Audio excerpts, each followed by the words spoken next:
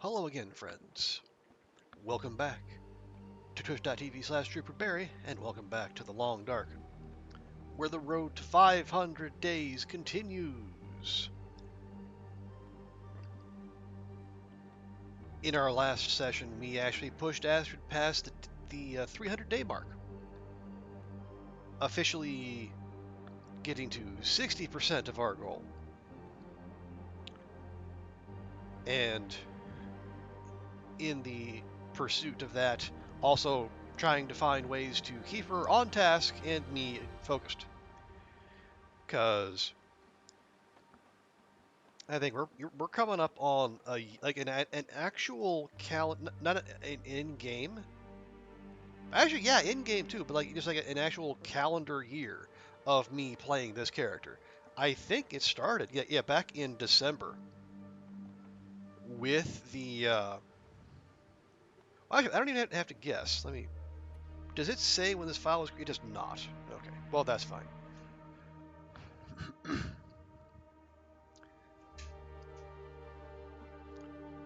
But yeah, if I didn't start this character immediately after the Great Wipening of December 2022, it wasn't long after.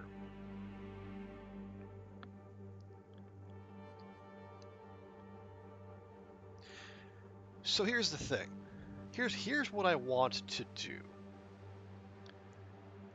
First things first, I'm going to just make up a quick, or we're gonna the focus, I guess, for the next little bit is gonna be finding Polaroids that we don't have, and then mapping all the Polaroids that we have. Also, hey Goofy, good to see ya. Hope the weekend's going well. Are you diligently doing all that homework that you're obviously meant to do? Being the diligent student that you are? But good to see you, Goofy. What was I? Oh, right, yes. Find all the Polaroids, map all the Polaroids. Oh yeah. And then while we're in Blackrock, which as you can see is where we are at the moment, um, I would also like to. I think someone mentioned it the last time we were in there. I guess there is a revolver variant within the prison itself. I think we checked one of the potential spawn locations, but we can go back and check again. I more than likely didn't give it as thorough a search as I probably should have.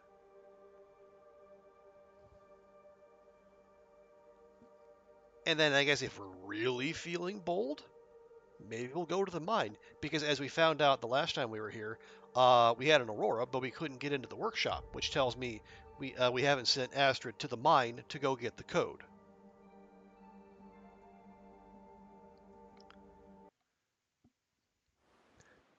Now that'll also put the entire dang run at risk because we know what can happen in there. Excuse me. But could also be useful. Okay. We've woken up. It is a little past noon. Oh, right. I was going to check our journal. Right. Here, Polaroids. We have 9 of 17. So we got Timberwolf Mountain, PV, Mystery Lake, Forlorn Muskeg, Mountain Town, HRV. I got one Black Rock. Drink almost anything about now. Astrid. Focus. That is very vague. It won't even say. That is Wolfshaw Overlook. That we know. We found that one on the way here, I believe. Okay. So before we head out, I am gonna actually. Ooh. Are we a little? No, we can't be light on food.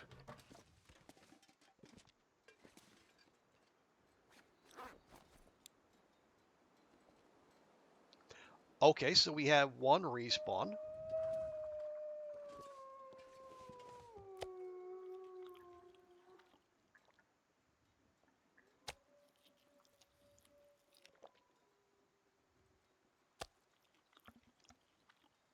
Come on.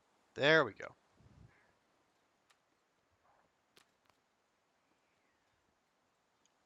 Okay, and again, we're hearing a Bun Bun get got, despite not being anywhere near it, which is still strange. It happened at the end of our previous long dark stream too. Um, I'm actually just going to leave that Wolfie alone for now. It will have to be dealt with, just not right this second.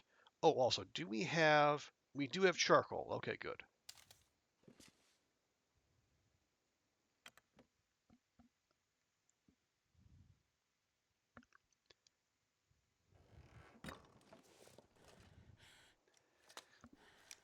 Yeah. Now, from what I could tell, like, at the end of the last stream, we were running about trying to find the place where, because I think there is a Vista location somewhere right around here, and it's by like those little electric towers. You're just trying to find out which one. I am almost certain it's this one.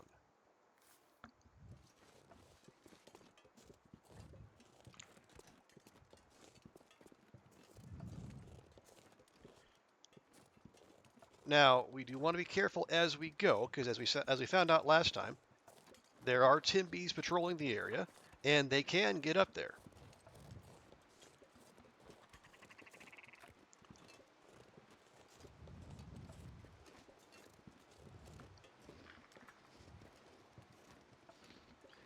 Yeah, it was a real pain, which is weird because it looks for all the world like this is the place it's supposed to be.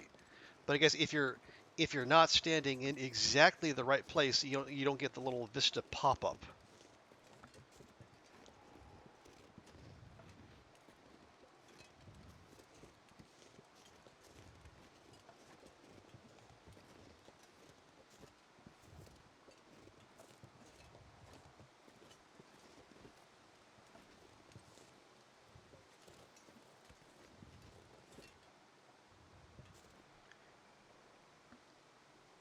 Yeah, 'cause let's make Astrid not look that conspicuous. Yeah, I think it's this one. Yeah, so it looks like it should be looking back at the prison with the power line off to your right.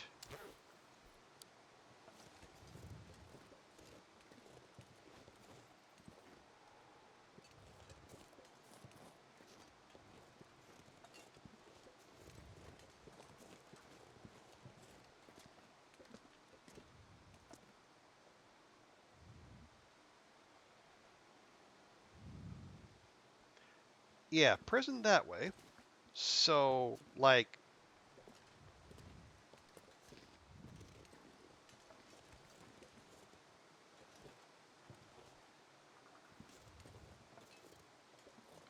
that? I don't. Mm.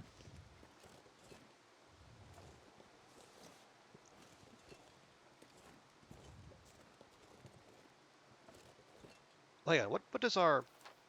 Yeah, yes. Okay, so the Vista, there should be reishi mushrooms and rose hips right by. Okay, well, well, hang on. I see rose hips, but I don't see reishi. So maybe this isn't it.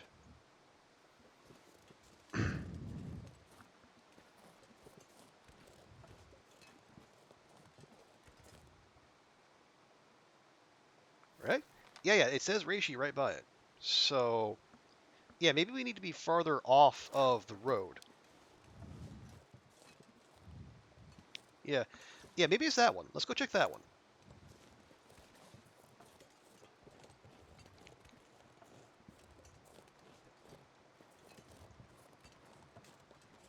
Although I don't see rose hips or reishi there, but we'll hop up close and we'll give it a look.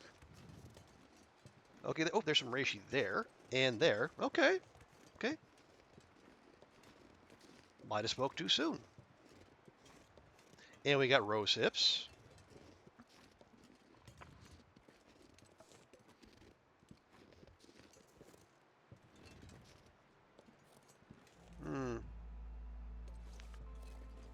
we need to go around this way. Oh, there's not... Is there a way up?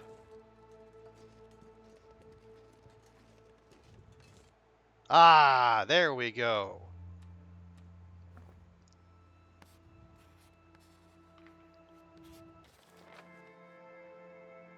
Although it didn't actually end up exposing that much. But you know what? Job done.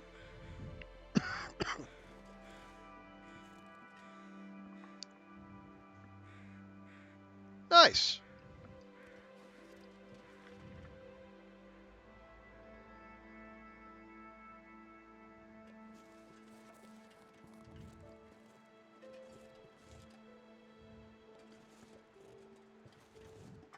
And yes, somehow the act of mapping actually convinced the weather to, you know, get itself together, which was, you know, that's lovely. I get the regional weather appreciates some good cartography.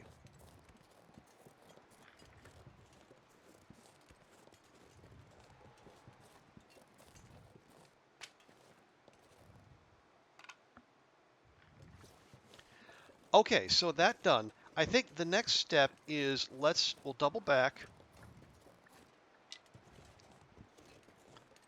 and yeah, we'll figure out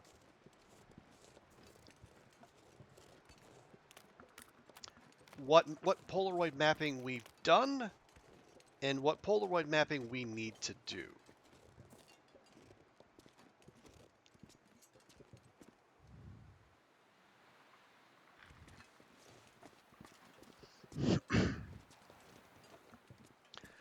Yesterday after convo, I went and bought Coke Zero. Okay, and because they don't have Cherry Coke as normal, only Cherry Coke Zero. Oh, okay. How did you find the Cherry Coke Zero then? Because I didn't know Cherry Coke Zero existed until I think it was like back, I want to say in 2014 or 2015. I was actually staying in Paris, and went to a Monoprix to load up on groceries, and I saw Cherry Coke Zero sitting there, you know, on the shelves, something I'd never laid eyes on, even in the U.S. It was fine. Okay, well, good.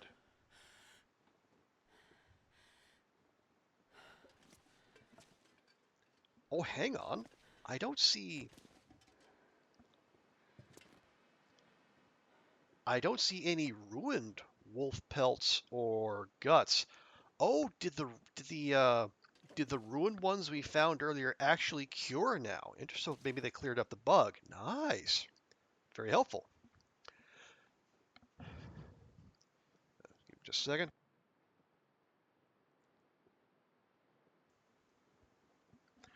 Not bad. Could taste the fake sugar thingy, but that was fine. Well, good. You know, fine is acceptable. Okay.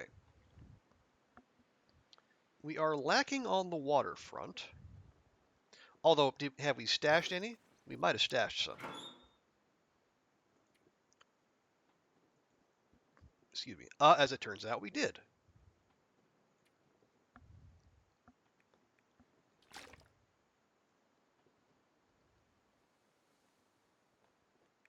And as it turns out, we have also stashed some food that wouldn't be remiss here.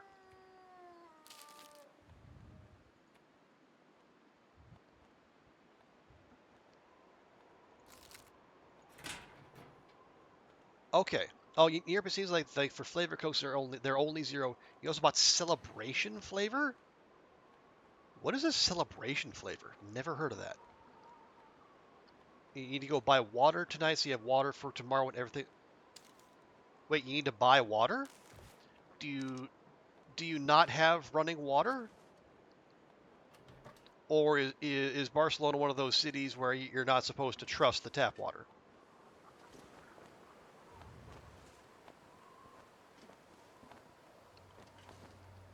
Drinking what? Yeah. Do you not? No one drinks the tap water. Okay. Well, I don't know. Never been to Spain, so I couldn't say.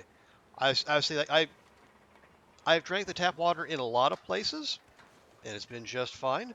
Although some places, yeah, you're definitely really not supposed to.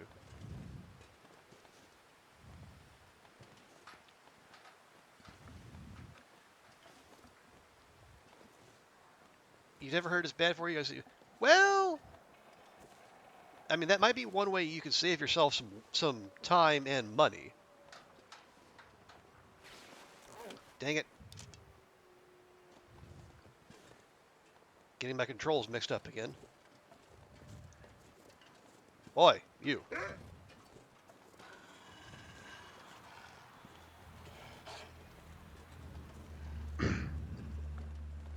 I'm gonna need you to like not be here.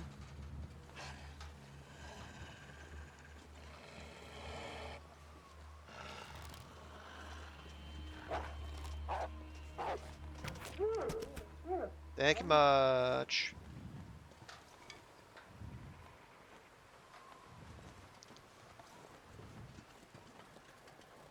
You never looked it up. You're just used to buying water. It's safe, but it tastes well.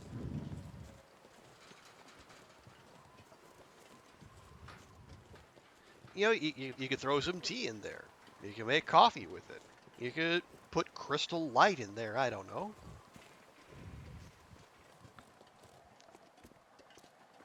But again, it feels like buying bottled water just seems it seems odd when there's an abundant supply in your taps. Well, no, coffee's not a replacement for water, but coffee could at least tone down the weird taste, perhaps. I mean, look, if you don't like the way it tastes, then fine. I mean, you do you. But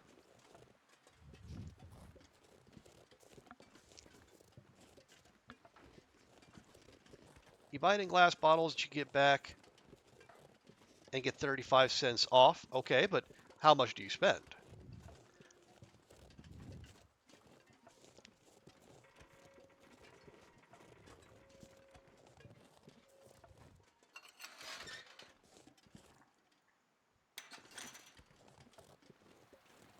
I mean, yeah, it's the glass bottles are better than buying like the putting it in big like getting plastic containers that are single use, but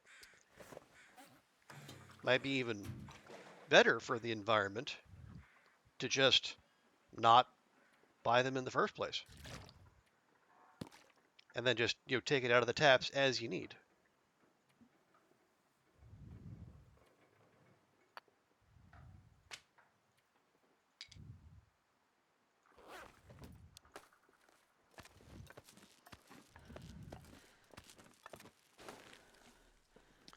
Okay, I wanted to go back up here and then just have another look.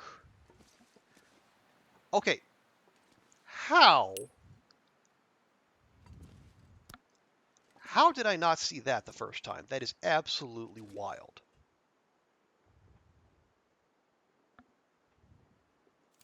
Thank you. We have the Warden's revolver, quick draw sidearm, out of place in the wilderness, but its short barrel and lightweight allow for a faster aiming action.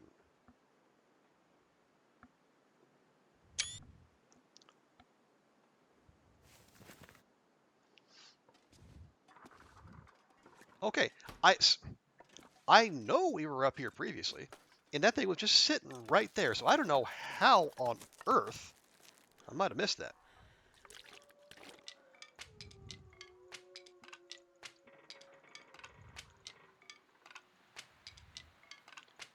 Gimme, gimme, gimme, gimme, gimme, gimme. Wonder if I can drop any of this gear. Were you here before they added the pistol variants? I I'm almost certain. Well, I was saying I know we were here after, but maybe I wasn't here, or maybe haven't been because we've been through Black Rock multiple times. Maybe I came through once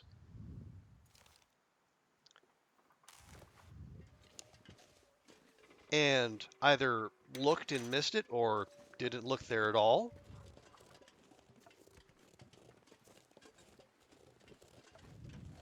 Because yeah, that is odd. Because it was not a particularly not a particularly good hiding spot, if I'm honest. Although clearly it still worked on me. But cool. Yeah. So what variants have we found? The rifle variants, we found Barb's rifle. That's the more durable but heavier one. And Vaughn's rifle, the one in the dam, that is lighter but less durable.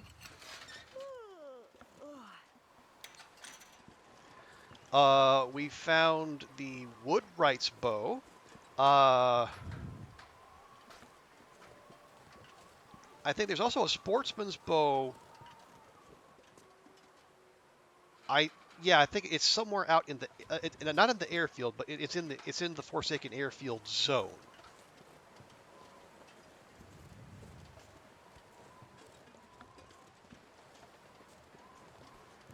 And then I guess there's one more rifle. There's a curator's rifle that's supposed to be somewhere in Ash Canyon, which we have not found.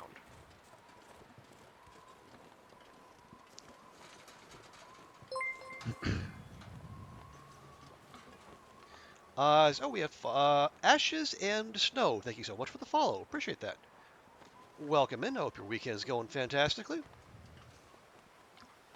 The crappy one, you die because you wouldn't kill you wouldn't kill a wolf with that thing. Oh, wait. So which one wouldn't you kill a wolf with?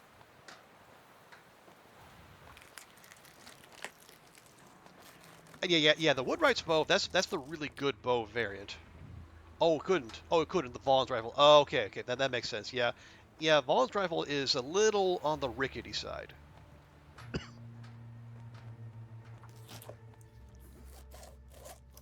I think I just left that one in the dam.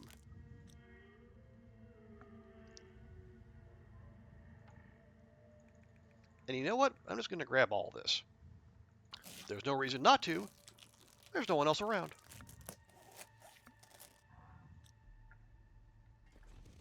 Ooh, wow, look at that smattering of feathers. Even if the crow's aim was more than a little off. Okay, and we're going to drop from the menu just to be on the safe side. The sun is setting. It's gonna get a lot colder soon. That is how it tends to work, Astrid. You're mad because you never do HRV and you're doing so well and died right before you got to the fire. Oh no! Like in a cave beside you fell into the fire. Oh, because of the stagger mechanic? Yeah, the stagger mechanic is not my favorite thing in the world, to put it mildly.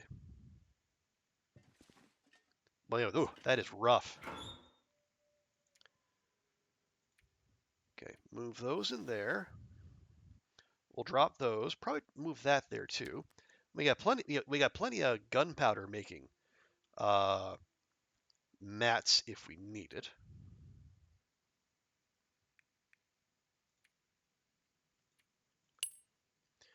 There we go. Okay, see that's about 1.5 kilograms. That's 1.25 kilograms. Looks to be a little lighter. Okay. Like I said, we'll come back for that.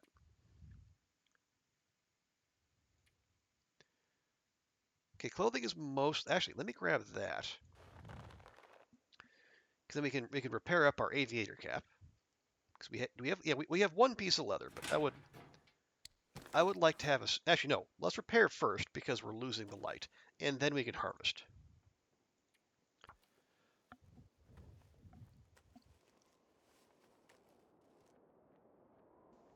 There we go. And then harvest that.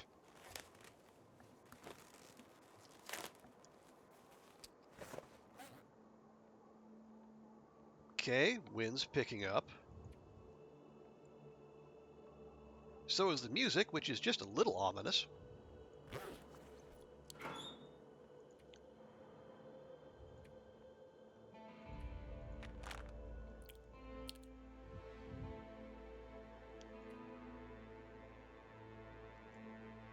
Okay, that'll do.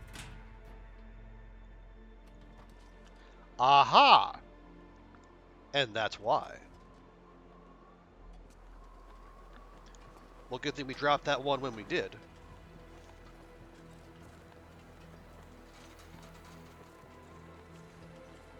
Actually, this might be a good time to bust this out. Now, it's still a little early because like the aurora signals don't kick in until like they take an hour, from what I remember.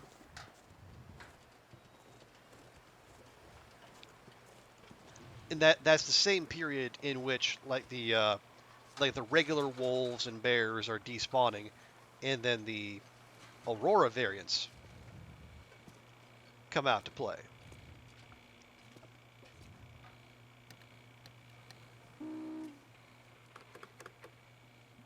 Okay, yes, so we definitely have not got the code. Well,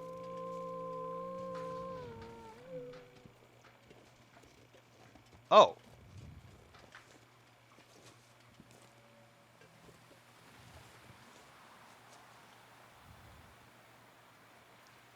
okay, so I guess there were wolfies back there. They just didn't make themselves known. All right, well, whatever.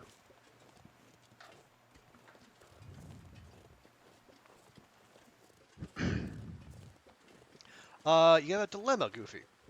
You're gonna make beef stew tonight, and do you think you should make all of it and put it down to eat like tomorrow, or should you make half and then just make when you want it? Um, hmm. How are you for storage? Okay, so if you make it all now, you have to find space in your fridge.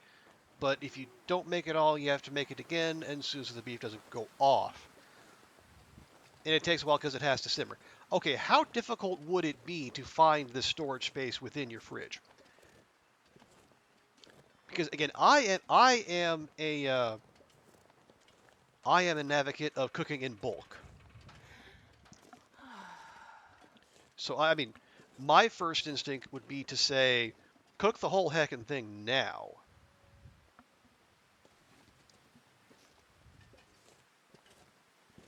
Ooh, love that backlit mountain. Look at that. Look at that. Game has no business being this pretty.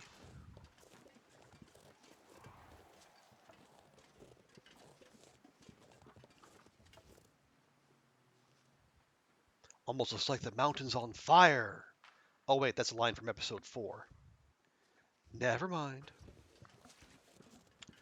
On a scale of 1 to 10, maybe a 5. Well, yeah, I guess, yeah, I guess if you haven't started cooking already, maybe look at the fridge first and see how you might be able to arrange things in such a way that you can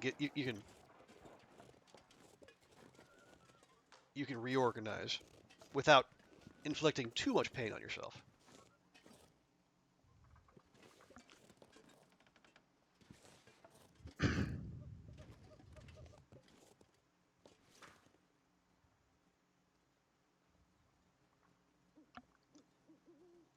You think it makes no sense to try and make it again because it's going to take a while, and you didn't buy a lot of beef, so there won't be that much left over. Yeah, I think go for it. Just make the whole thing now. Eat what however much you're going to eat, and then you'll have and yeah, there you go, and you can use the opportunity to do the cleaning out of the fridge that you've been putting off up till now. There you go. It's a win-win all around.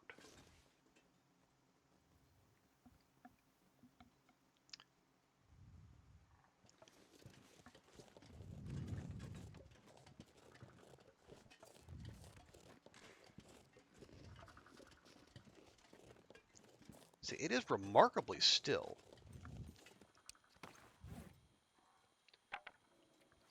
So there's actually be a good chance for us to take this meat here and cook it up.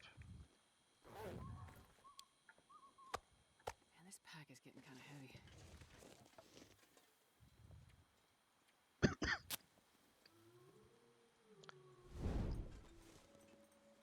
Hey, Zert, good to see you. Yeah, we are still in Blackrock. Um, our first task has been completed. We actually found the Polaroid, or the Vista spot rather, that was eluding us in the previous stream. Turned out I was focusing on the wrong tower.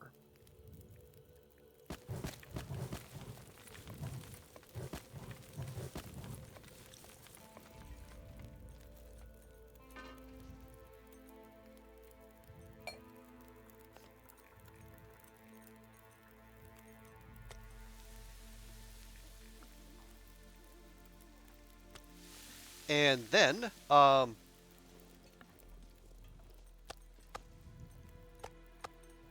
and then we went back into the. Well, Snow if hypothermia I can get started to going. go back into the prison with the aim of going to find the revolver variant that was supposed to be there. Turned out it was in that guardhouse that was climbable on a blue rope the whole time. So either I just didn't look that closely the last time I was there, or as Goofy posited, maybe I had the game had been updated since the last time I was there. So yeah, we have the warden's revolver, which looks to be lighter and a faster draw, but I guess it doesn't have. There's one set of sights it doesn't have. So I don't know, we'll have to take it out for a test spin at some point. Oh, you forgot the tomato paste. Oh no! You'll go get it later. All right, all right. Well, that works. Just make sure you don't inadvertently get a bunch of other stuff that's gonna crowd your freezer or your fridge or your pantry more so than it already is.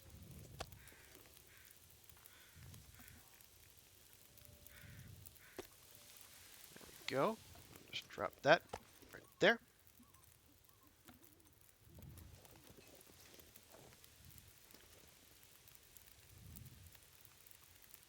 All I'm saying, Goofy, is don't go grocery shopping hungry. That's all I'm saying.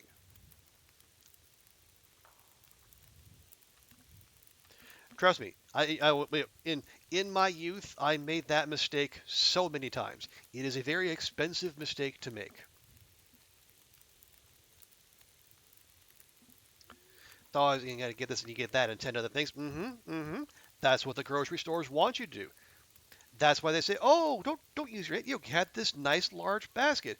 Oh, don't use that basket here. Use this nice convenient shopping cart. Ooh, look at all the space in that shopping cart.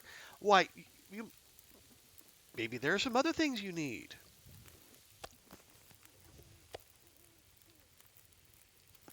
It's all a game. It's all a game designed to separate you from your money. Why do you think they put the milk and all the useful shit in the back? And you got to go through all the candy and the cereal and the chips and the whatnot to get there. It doesn't happen by chance. There are very highly paid consultants and very highly paid academics who have an explicit brief to figure out the best way to maximize revenue and foot traffic.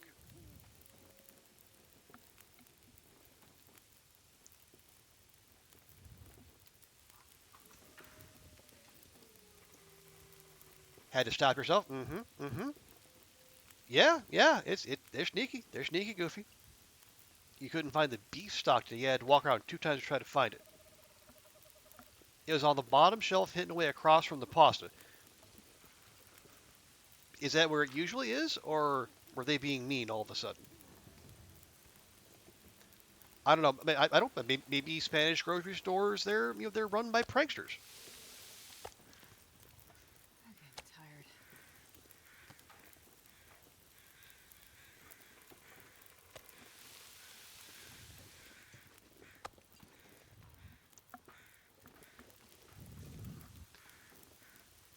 But all the crap you don't need, and it's unhealthy, it's right at eye level.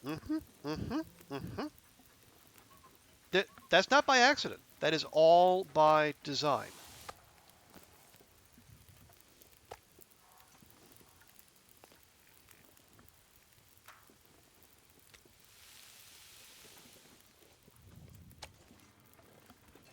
Never bought it there before, and their aisles are set out weird. Okay, okay. Well, that's fair. Yeah, if it's a new store, yeah, there's always some fumbling around while you're trying to get your bearings.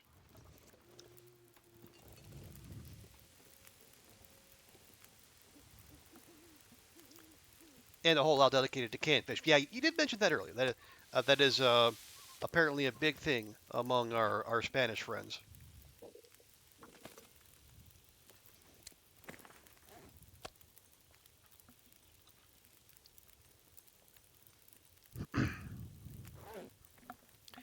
If you want to get the cheap stuff on the bottom shelf, yeah, usually, yeah, because that's where because I know even like the U.S. grocery stores, like the store brand stuff, the what is it like the Doctor Thunder or the various cereal knockoffs, those all almost always down on the bottom shelf.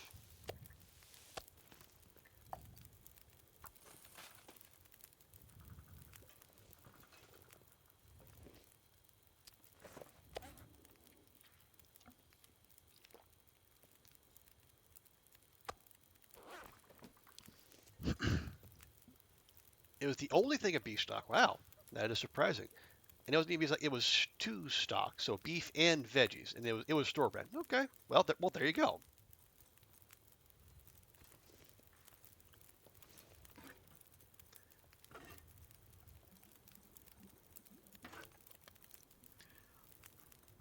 You like their store brands you get often? Well, cool. Yeah, it's and yeah, and that's if you do find companies that have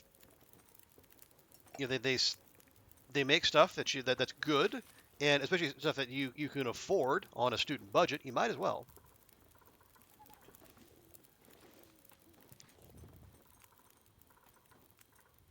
Okay, so that's all the wolf cooked up. Now we might as well get just a little bit more value out of this fire.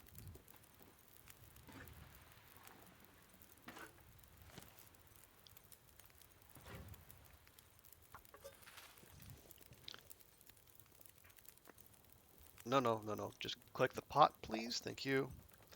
Okay, so we need. Ooh, ooh. Okay, I'm gonna put a stick on there, and that should do. Donde está la vacha? Where is the vacha? Oh, you almost asked him where it was. You're gonna point at the chicken stock aplenty and be like, la vacha. Donde está la vacha? Now, is la vacha, is that the Spanish or the Catalan?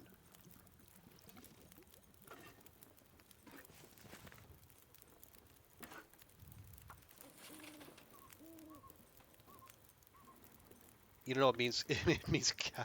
Okay, so in one of those two languages, it means cow. Okay, that's it. That's the important bit. As long as your point gets across. You're gonna go grocery shopping, but you said man do it later. Yeah, I was sorely tempted, Zert, but unfortunately I am working tomorrow, and as Sunday is my usual cooking day, I kind of had to force myself to go out today.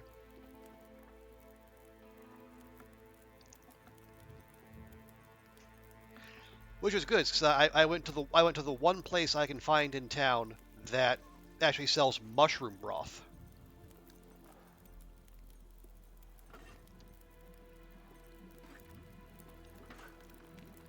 Because I'm looking at making some stroganoff, and my stroganoff is very heavy on the mushroom influence.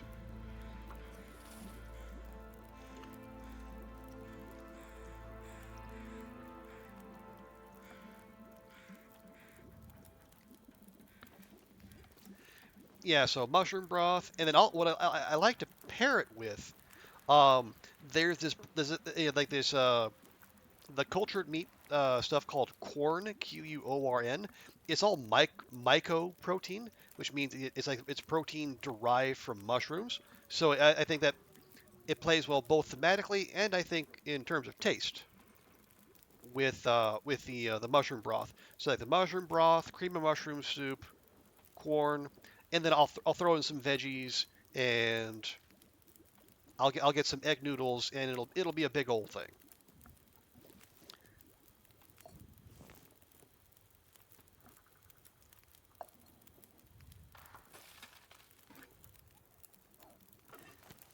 I'm so tired I could lay down right here.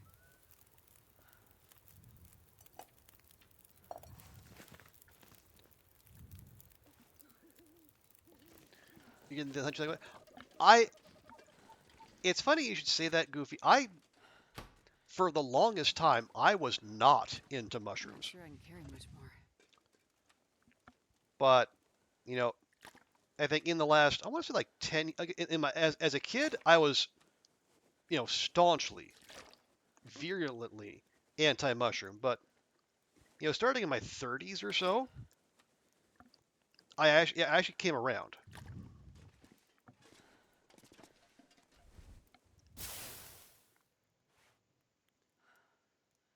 Okay, we'll go ahead and chop up there real quick. Is there cricket flour there? There might be.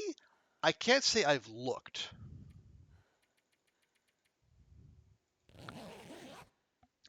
I am. I'm not vegetarian. I mean, I'm not shy about having meat, but I think what I am is excuse me. I do try to have at least one meat-free meal a day. Partly, well,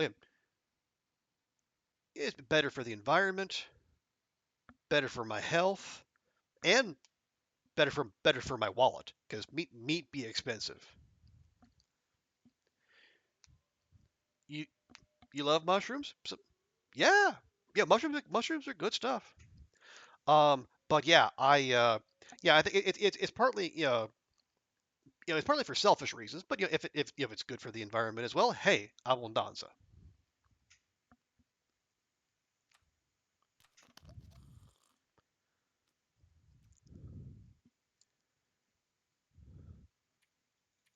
Okay, well make sure Astrid is nice and fully rested.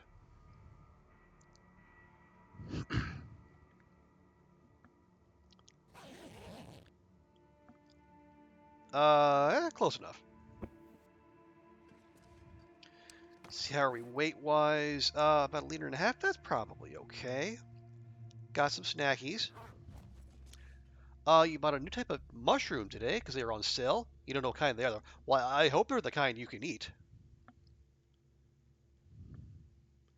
Okay, gonna check our Polaroid collection here.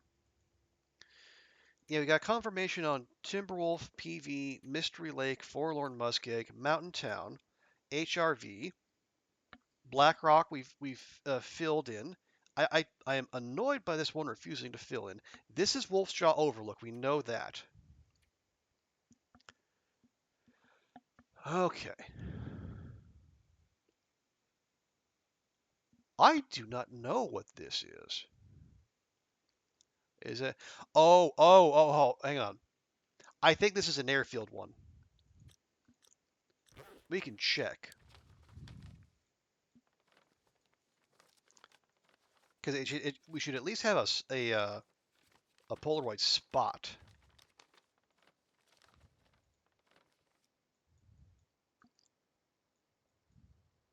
Yes. Yeah, there we go. Okay. Yeah, that's the cabin with the loose boards. Okay, so we know we don't have to worry about that one. Get some sautéed onion and mushroom at Applebee's was very good. Wow. Not the first place I'd think of for meat-free cuisine, but hey, awesome.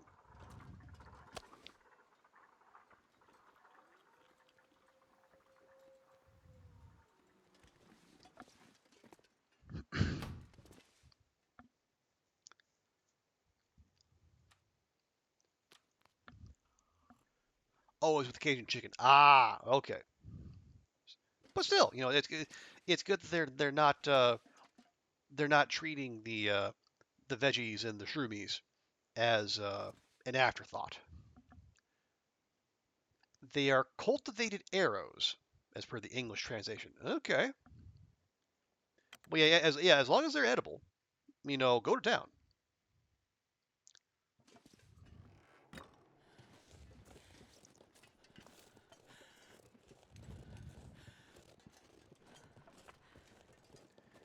Okay, why am I hearing wolves freaking out when I just set foot outside the door? Oh, it's probably timber wolves too, because they are still, quote unquote, working as intended.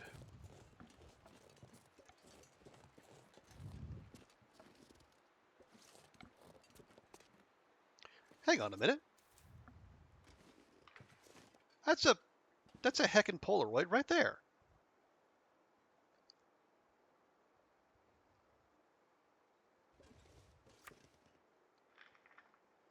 Okay, it's at Black Rock Vista location. Had a nice look at the Mule Bridge in the falls, but from the other side. What a climb. Oh. Oh.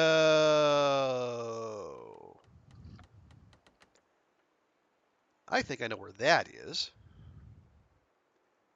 Yeah, that's the climb to the mine.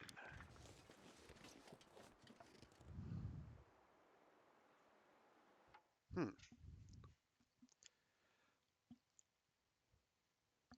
Also, the supermarket you go to is bad for your pockets. They always have sales. You get things you do need because it's on sale. Also, yeah, but it's I mean, yeah, definitely if you're on a student budget, look for sales.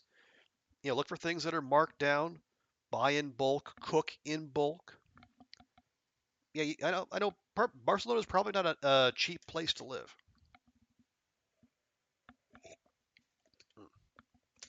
By the way, yeah, yeah. Okay, well, heck,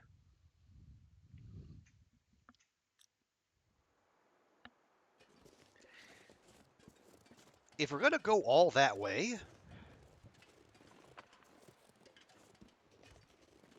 we might as well go to the mine too, I guess, right? Because we know what to expect. We know the gas is in there, and we know to drop almost everything we're carrying when we get there and stay as light and mobile as possible.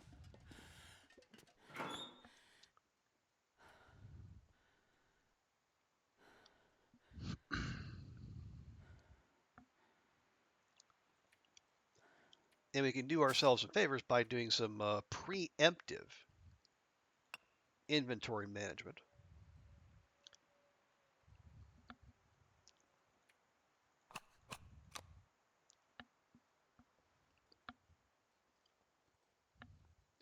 We will take the jerry can because even with the more efficient lantern, and some backup fuel would be good. We can probably chuck these torches as we go. That's fine. That's fine. Well, yeah, we're not going to be. Are we? Yeah, we should actually take some traveling food,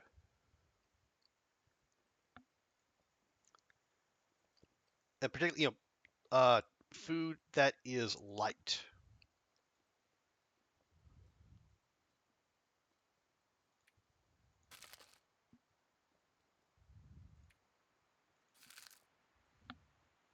Yeah, crackers are definitely good travel food. Now, the question is, do we need cooking oil and salt? Arguably, no. Actually, pretty easily. Arguably, no. Probably not going to be doing much cooking out there. Okay, so we got coffee and tea. We have made coffees. We got some snackies plus some cattails.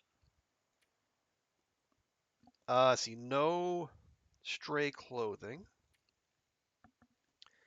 We have stems and go juices if we need, plus plenty of birch bark.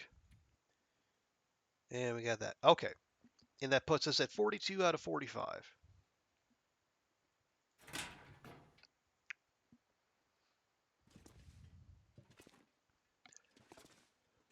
Using the revolver, opening a secret door be worth it? I'm thinking so. Okay, it's late in the day, but I think we should be all right.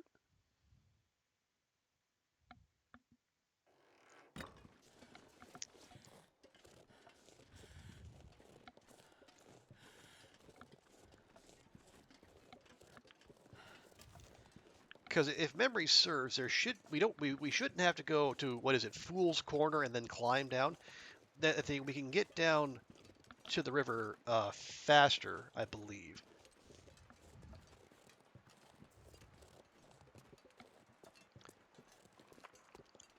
Especially if there's yeah, if we take that bridge, that's just down here a ways.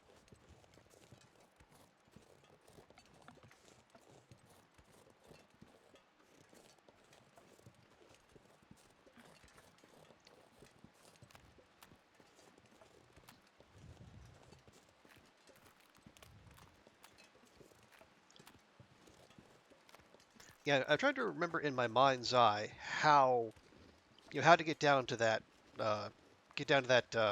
ravine, river. You get down to the waterway. That'll take us there.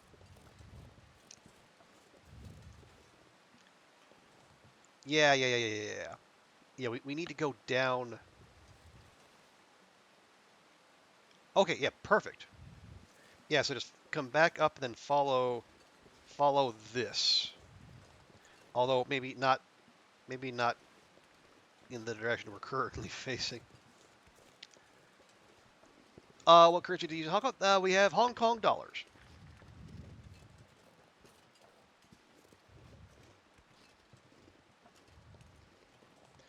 Hong Kong dollars, which are pegged to their value is pegged to the U.S. dollar, so generally pretty stable. The rough conversion, it's about there's more decimal places involved, but if you just want to do mental math, it's about call it about 8 Hong Kong dollars to 1 U.S. dollar.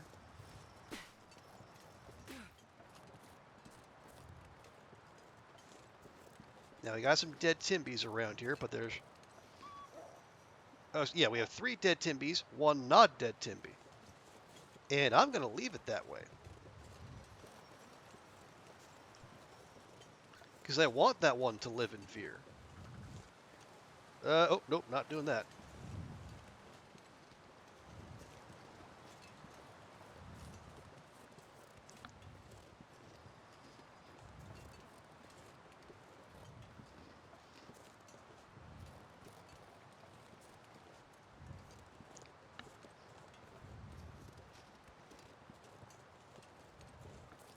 Okay, here's our little path. Yes. Oh no, this is the bridge.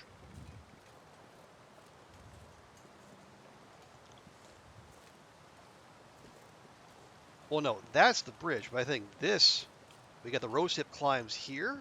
Yeah, yes, this is what we're looking for. And then, if my memory is correct, this will take us down to the bottom of that, or down to that basin, from which we do the double climb up to the mine.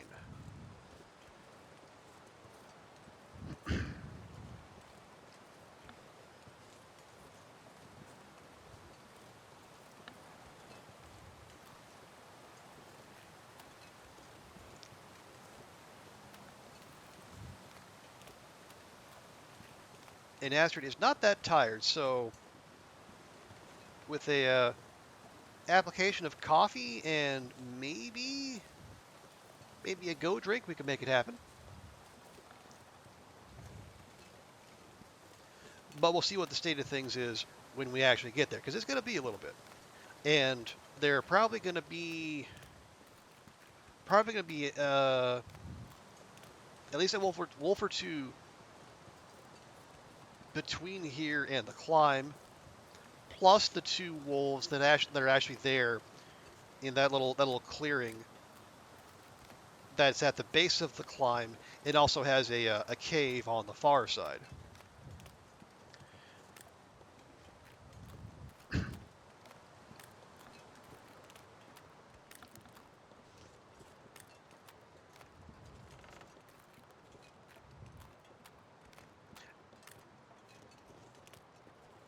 Yep, and saving go juices for just this kind of occasion. Now, oh, oh, bother. Also, what is... Oh, it's an improvised knife. How weird.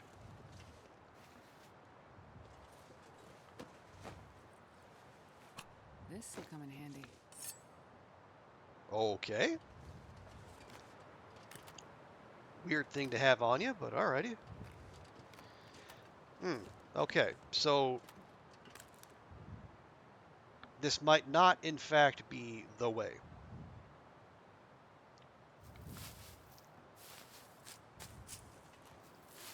You hold back every time you see energy drinks in the supermarket. Your heart can't handle it.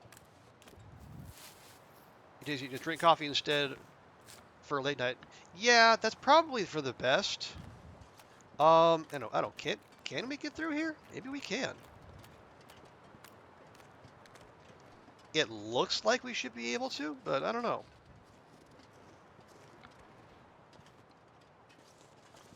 Uh, does not.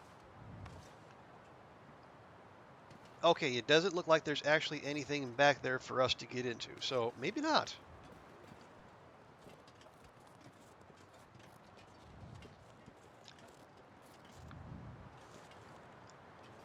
Again, this might have just been a place to find that particular Carl Bob. But yeah, I never got into energy drinks either, especially, like I said, there are alternatives, or you can just, I don't know, do work during the day and actually get some sleep. I know it's a wild idea, but people have been doing it for centuries, and they seem to be all right.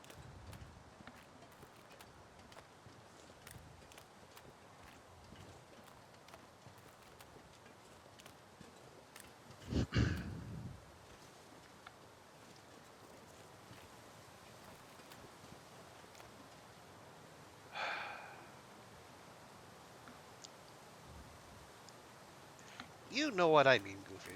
But you know, all you know what all-nighters are? All-nighters are a noob trap.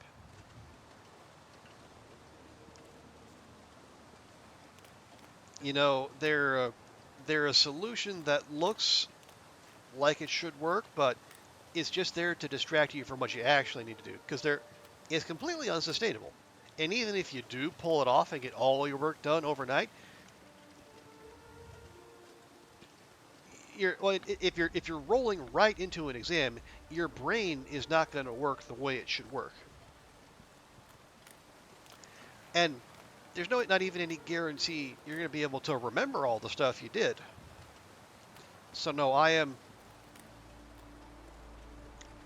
not on the side of all-nighters. You know, get some dang sleep, and then get good at scheduling. Also, hey Ruak, good to see you. How you doing? How's your Saturday going? Always planning to get some sleep before. Yeah, good, good. Yeah, even if it's not a full sleep, even a little sleep is better than none. My same philosophy. Like, if you've got a flight at a weird hour, do you get a little nap in, or do you stay up and try to power through? Don't try to power through. You're gonna be miserable. You're doing good. Got your main PC in working order. Nice. It was a faulty SSD in the end. Oh, okay. Been playing Cyberpunk all day. Well, there you go. I'm sure you have given it some rigorous testing. Well, I'm glad to hear you've got things sorted out. Yeah, that must have been frustrating to have that not doing what it needed to do.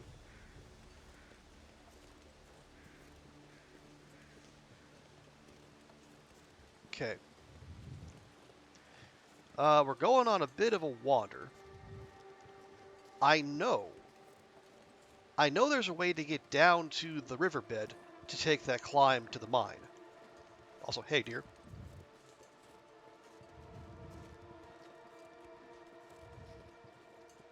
Or I guess maybe Fool's Corner is actually it, and that's where we need to go.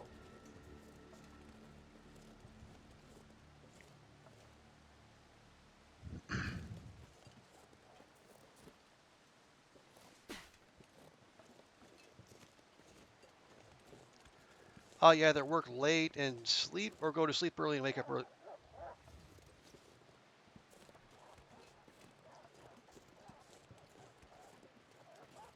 What? Okay, sounds like the Timbies got their hands on that dough. Yep, really.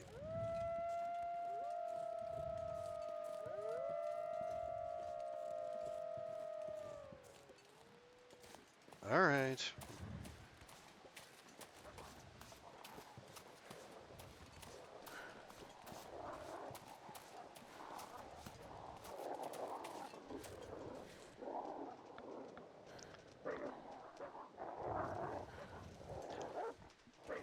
Okay.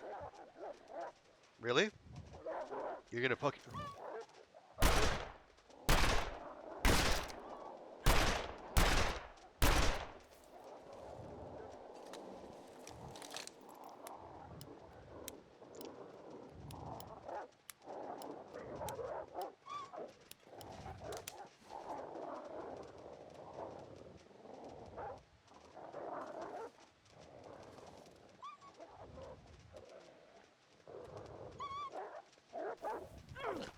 What? What the are you from fucking through the boards?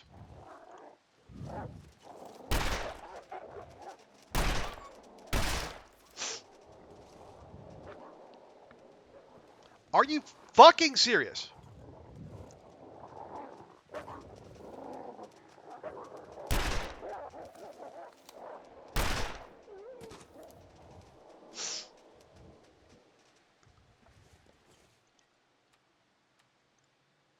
So apparently Timberwolves, which are functioning as intended, can defy the laws of physics and reach through boards now. Great game, Raphael. Love it.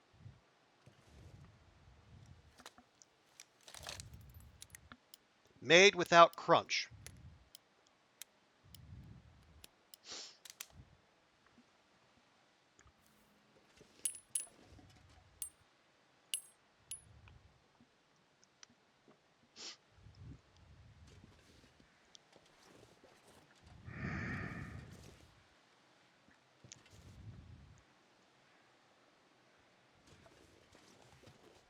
Okay, let's check. All right. Just the two bits of nibbling. Clothing check. Okay, the ear wrap takes the worst of it, as per usual.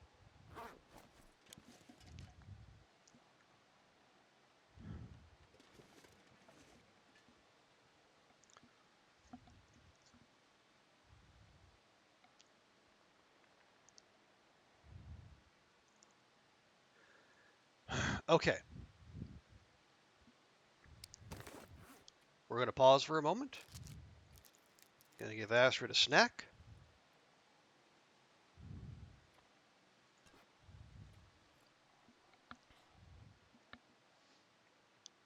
And we're going to see if we can kickstart that regen some.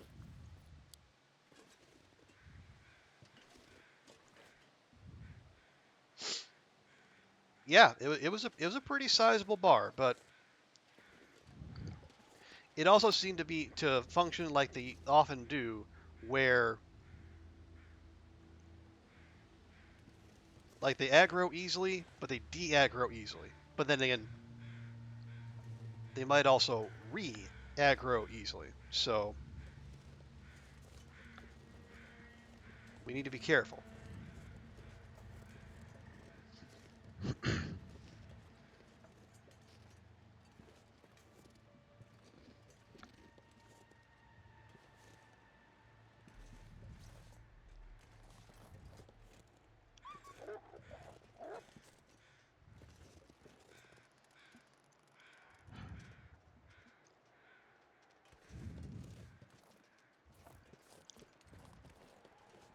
Okay, well, while they're scattering, let's move.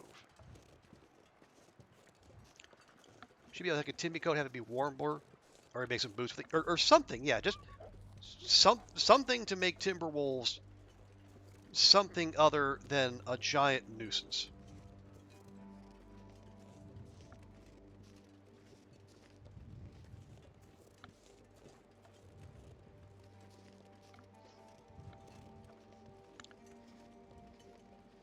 Is that a cave? That is a cave.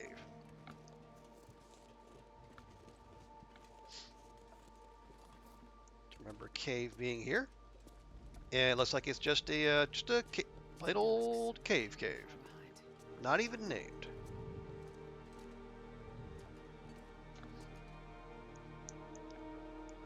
Okay, so what do I want to do?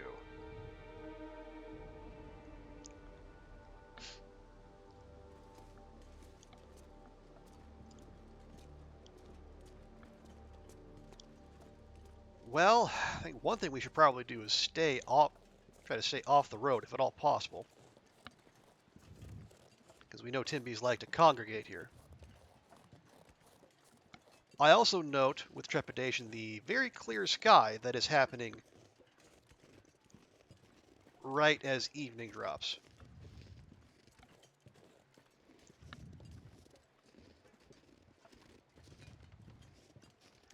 Which, again, in my paranoia, screams to me that there's an aurora on the way.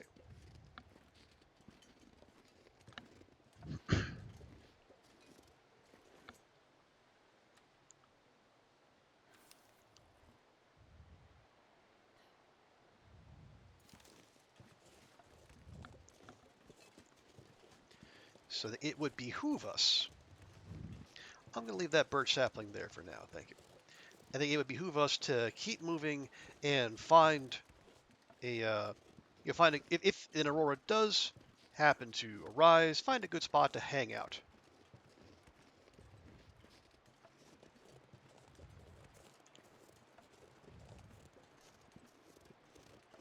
Are we for? Okay, it's fine.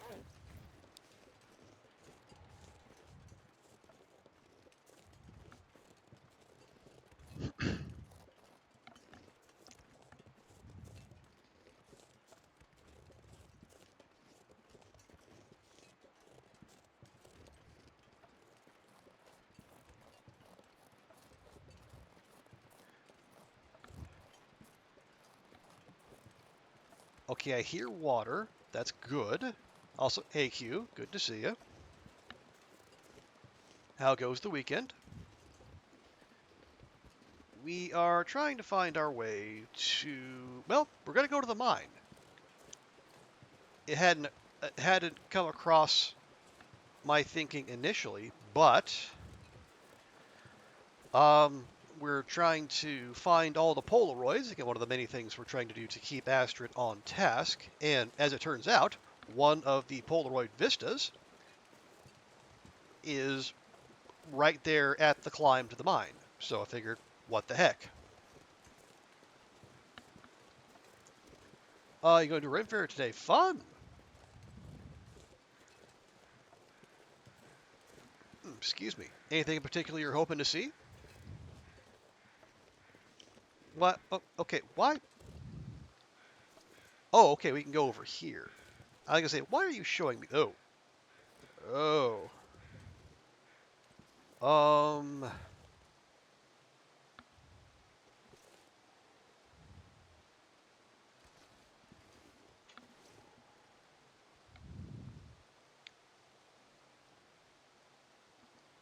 I don't know that I feel great about this.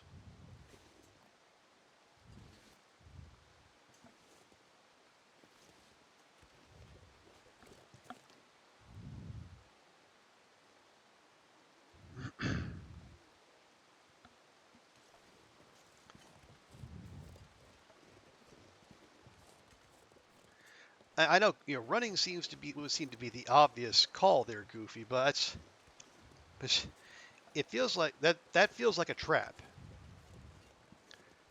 If it, and part of the reason I say that is because it looks like there's more places there to catch, you know, to hit and then come up short.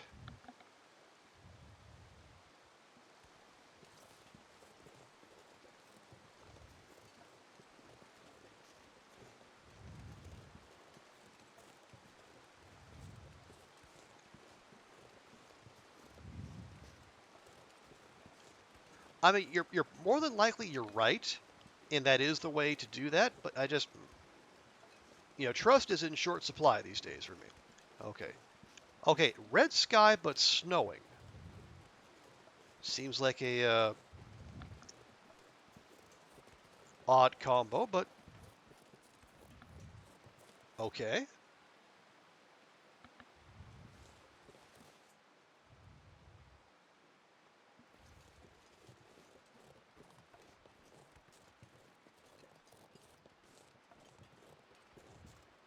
Okay, so much for the red sky.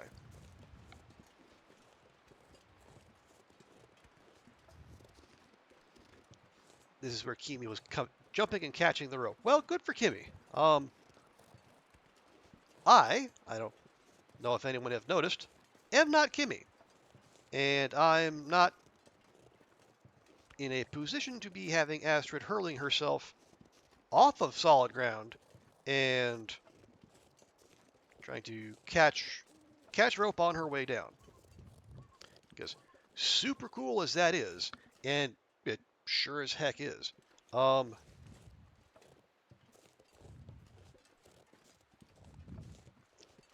it does not feel like the best use of our time.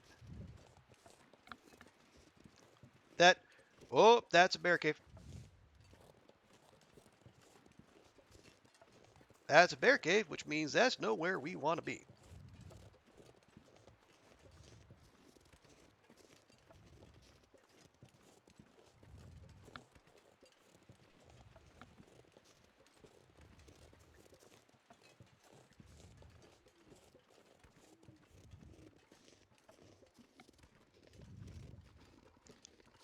You never tried? Yeah, that seems to be the sort of thing you would probably want to try, on a throwaway character. Or just, be Bash and have the laws of physics at your beck and call.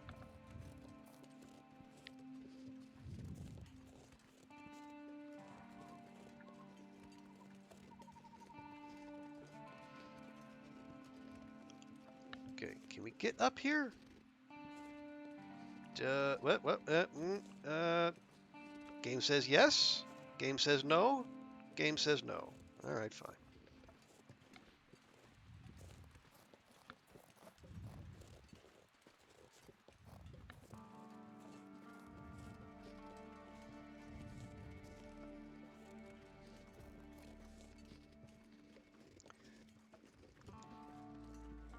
Okay. Not necessarily lost, Goofy. What I'm, what I'd like to do is, as a backup plan, we can get Astrid to the prepper cache that's at the end of this road.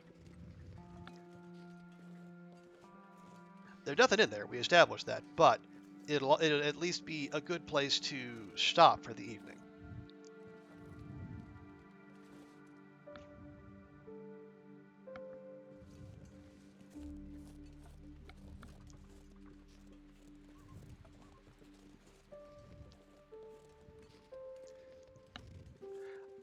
I'm making an extra effort to stay off the road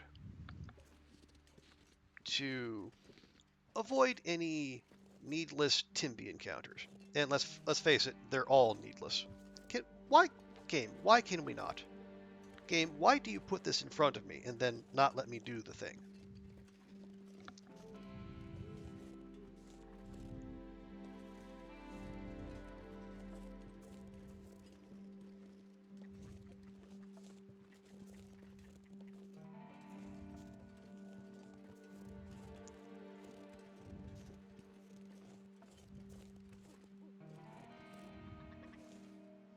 Yes, no chickens, I hear you.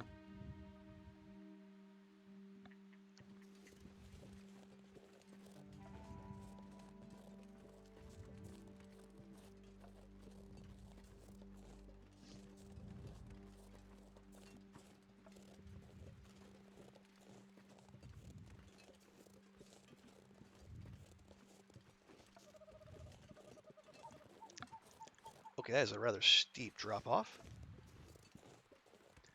I don't know that I'm necessarily into that.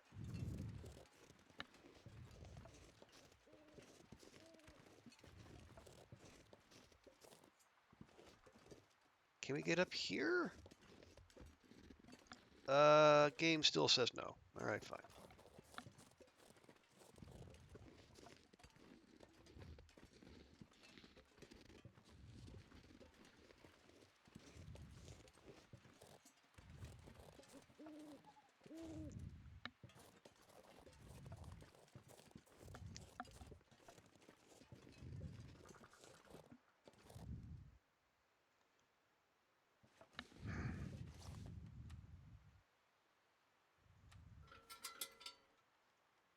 Actually, no. Hang on.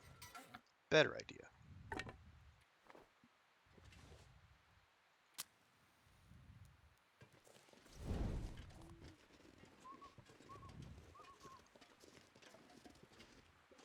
This way we can chain torches. They can see a little better and also lose a bit more weight out of Astrid's pack because we do have quite the torch collection.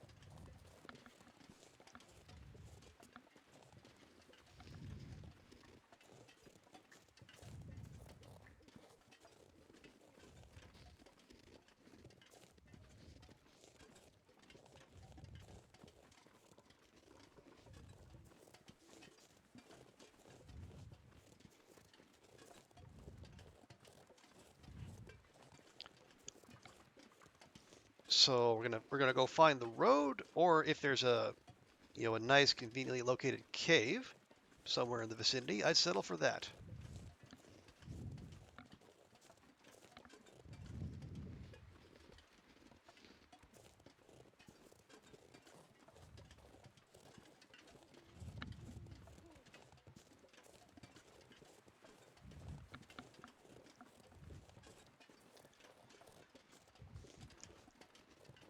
Because we have the sticks to build a snow shelter, but I don't think we have the cloth.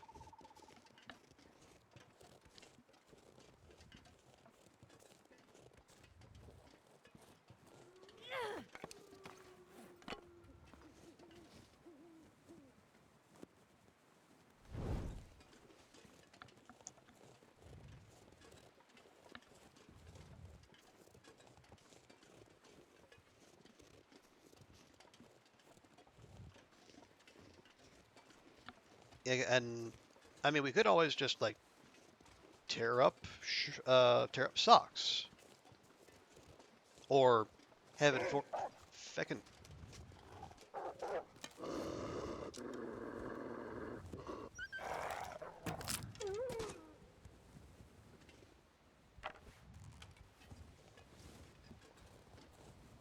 jump out on me, will you?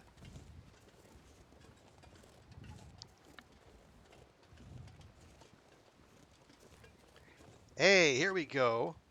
Oh, shell casings. Okay, well, clearly we've been here before. No, hang on. Is that?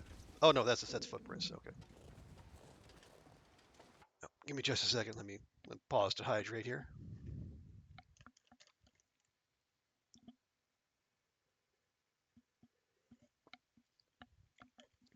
Okay. So here's what I'm thinking. We didn't intend to come this way, but since we're here, what we can do, we can take the climb down.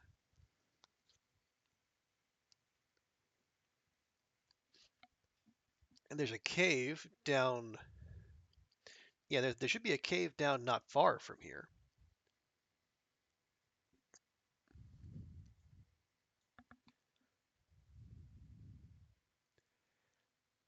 and then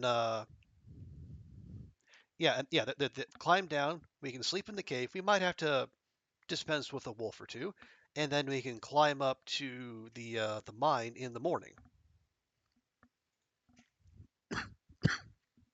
Excuse me.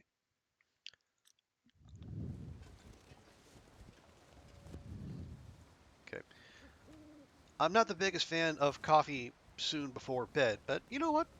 I think needs must. So Astrid's earned it. Plus, we'll put on our crampons.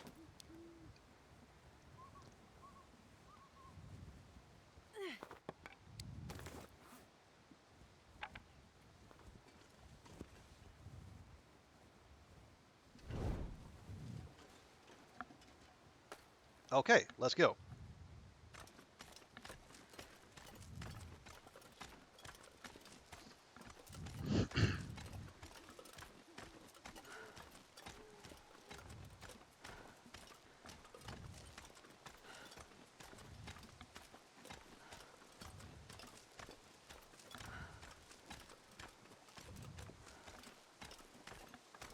Okay. You're gonna lurk, sir? No worries. Appreciate the lurk. And appreciate you lurking as well, Q.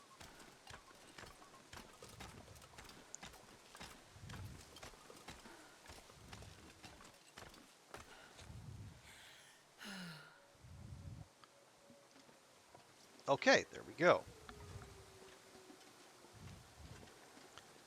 We got a log bridge down to the other side. Appreciate if our torch would stay lit.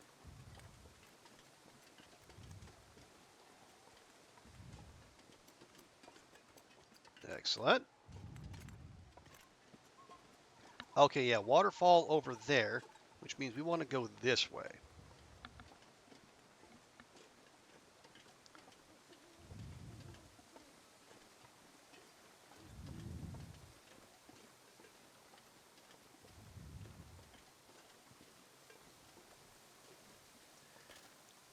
And walking directly into the wind, because of course we are. Okay, we stop and look. Okay. That's a one-way trip, but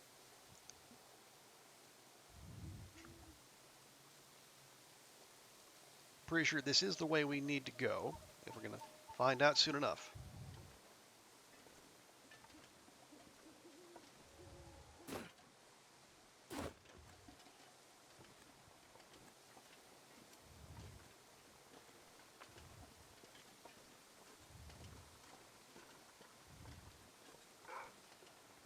Mm-hmm.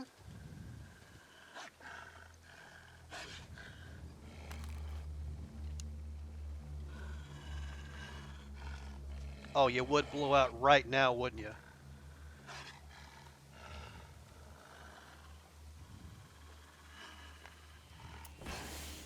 Nice try, game. Nice try.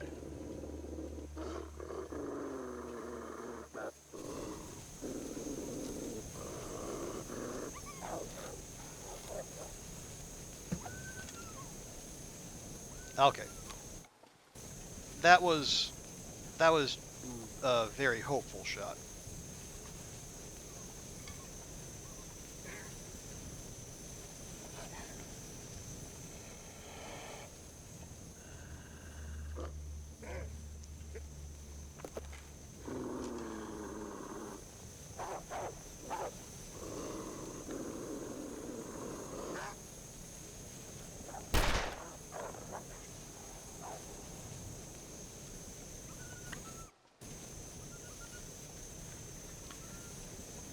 Yeah, this is definitely where we need to be. Because I remember those two making my life absolutely miserable. Grab that steak, feather. Ooh, free flare, lovely.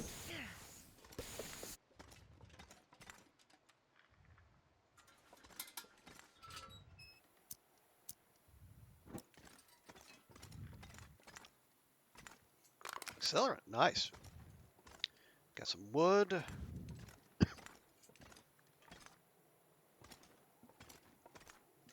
Got coal, good.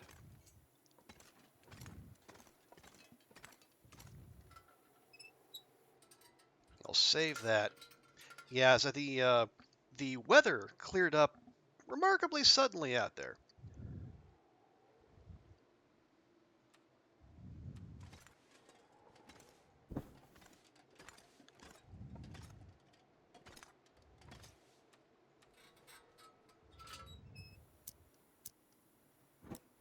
Okay, yeah.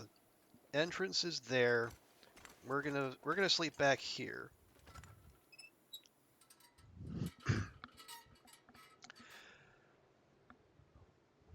Yeah, it's definitely warm enough back here. But we'll be no, we need a full sleep because it's gonna be a rough climb in the morning.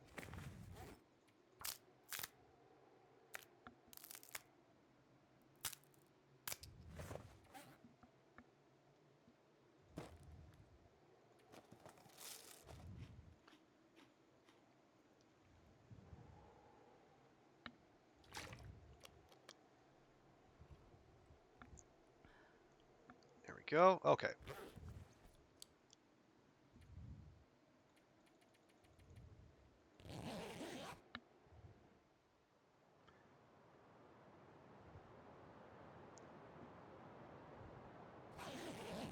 Let me guess, we wake up to a blizzard. We don't. Just wind. Lovely.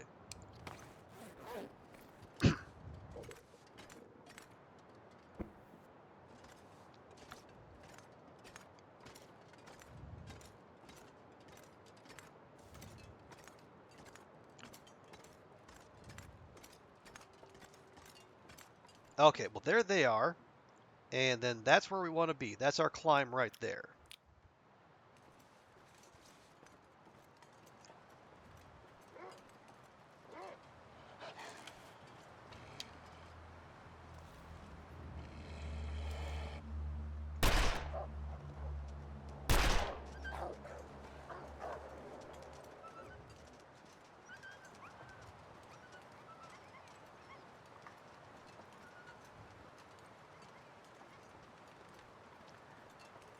Yeah, not really interested in a tussle right before climbing. Although apparently they are.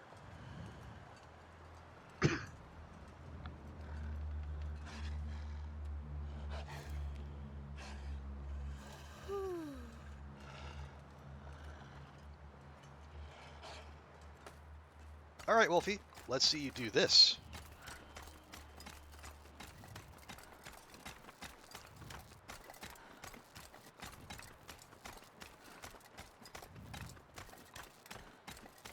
Oh, what's the matter? Where's your bark bark? Where's your growling? Where's your hunter instinct now? I thought you were committed to this hunt. You jackass.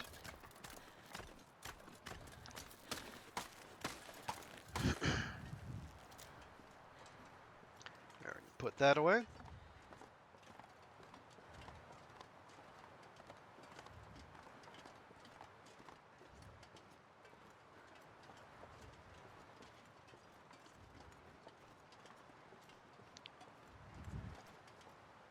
And then real quick, we'll chase that energy drink with some coffee.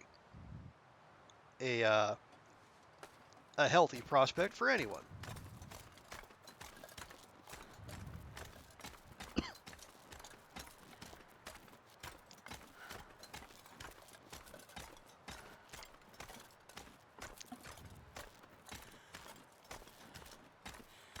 Come on, you got this, Astrid.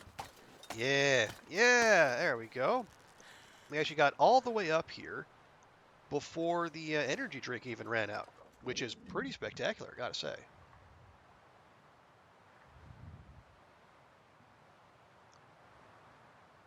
Now,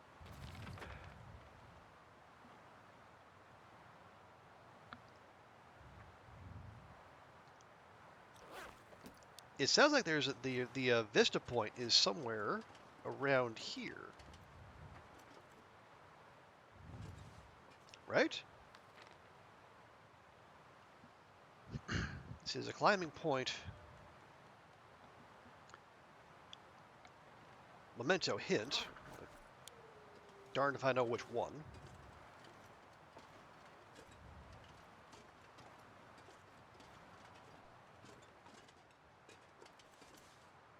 Mm. So tired. Oh wow, okay, and so there suddenly there goes all of our energy. Well, hang on, let's just look.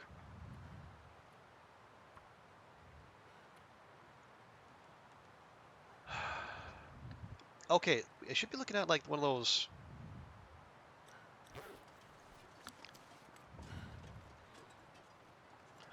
Or no, it's like.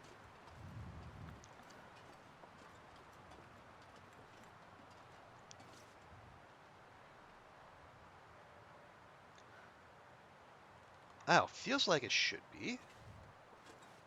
Or maybe it's. Hang on.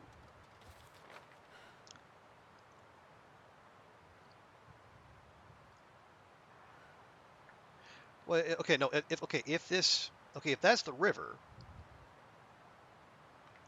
I guess we should be able to see a climbing point across the way.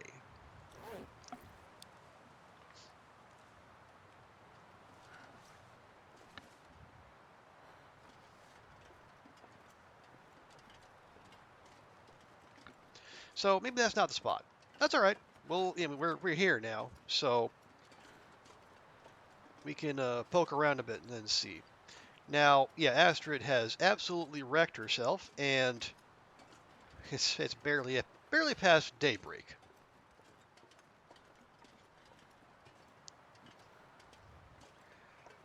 But there should be a cave right around here somewhere. Maybe up there, or maybe even in here. Yeah, almost like the devs knew people were going to take that climb and be absolutely shattered afterward.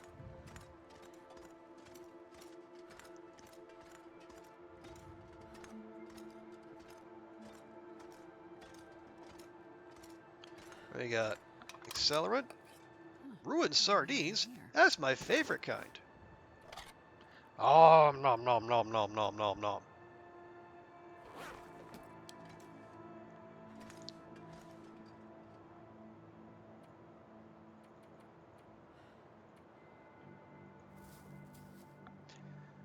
Okay, so we'll let Astrid recover from her exertions.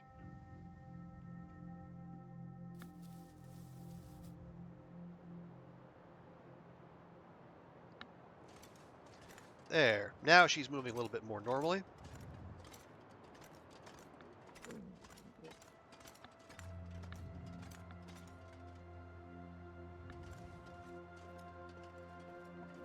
Excuse me.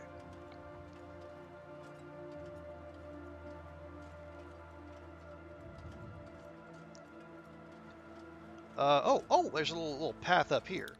Maybe that's what we're looking for.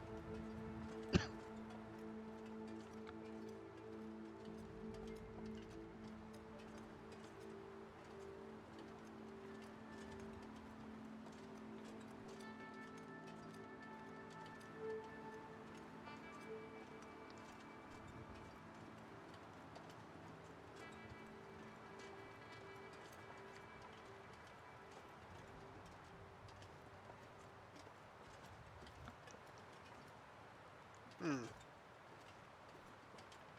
Oh, wait.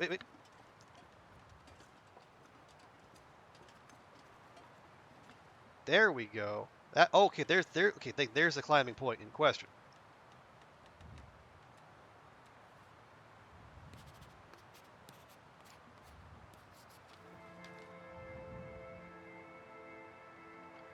Wow, that did not a whole heck of a lot.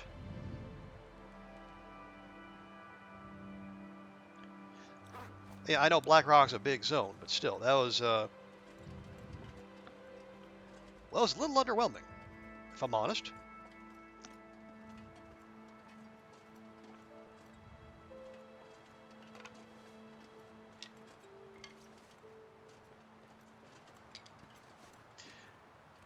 But that's fine. Again, we got what we well no, we got the thing we initially came for.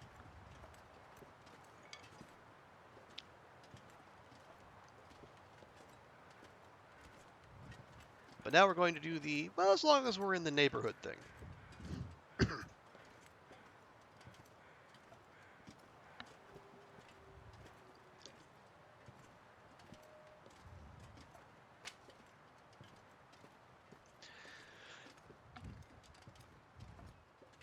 So here's what I'm thinking. Yeah, we'll go. Yeah, we'll go to the mine. We'll dump. Well, we'll dump pretty much everything there right near the entrance.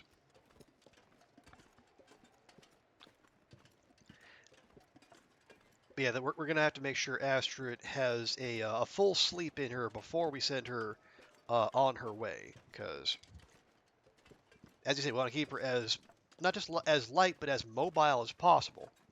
And so she's going to need to be able to sprint upon command.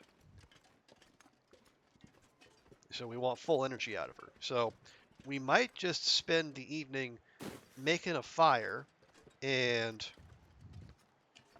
making up some water too, because we are a little low on that. That guy who drank his own pee doesn't seem so crazy right now. Astrid, again, that will never not sound crazy. Please stop.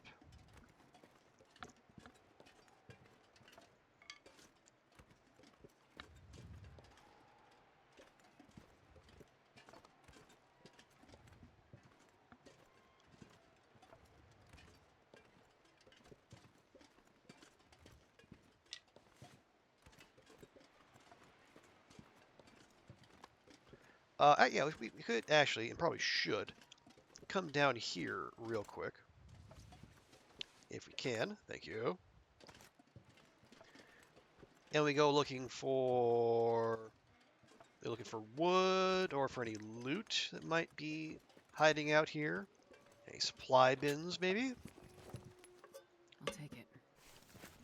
Okay, bandage. I was actually in need of one of those. Hooray! Need to repeat it a few more times to sound... Well, she can repeat it to herself as many times as she likes. It's not going to work on me. And I would hope it's not going to work on anyone in the audience. Oh, pry bar. Interesting. Bun Bun. Hello, Bun Bun. I wonder if I can drop any of this gear.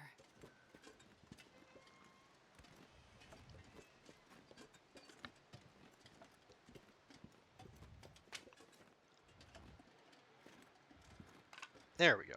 Okay. So, yeah, I think between the sticks and the coal, we should be good for a nice toasty fire.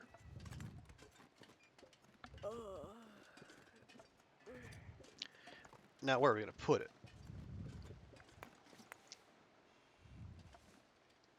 Yeah, the wind is coming directly at us, so could tuck it away right here, maybe. Yes, let's do that. Do we have a mag lens? We do have a mag lens. It sure seems like mag lens weather. Let's try it out. Yes, love it.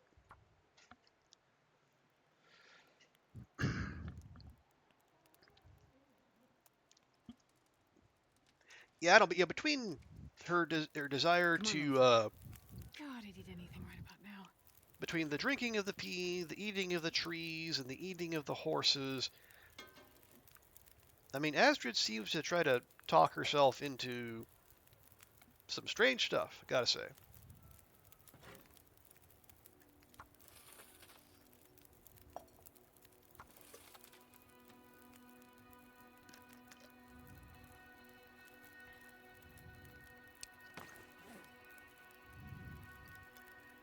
Let's see, what else can I feed you, Astrid? And we got some candy bar. And got beef jerky. Obviously, it's gonna dry you out even more, but we're working on that. Just relax.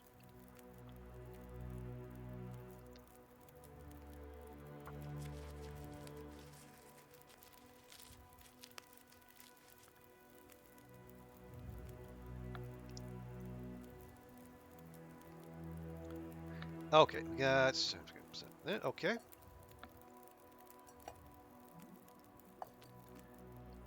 There we go. And that should be good to go as well. Yes. See, how many of those do we have? I got one left. Okay. Real quick, like, I'm going to make a couple more birch bark tea, just to replace the ones we used after the encounter with the Timbies.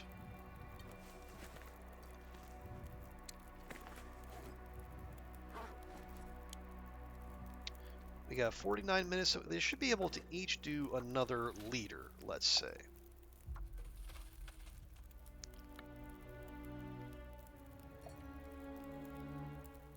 Yeah, there we go. Man,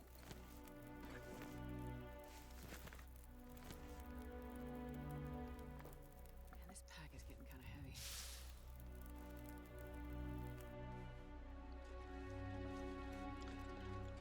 Okay, so now let's pop into the mine and we can do a little bit of preliminary looting.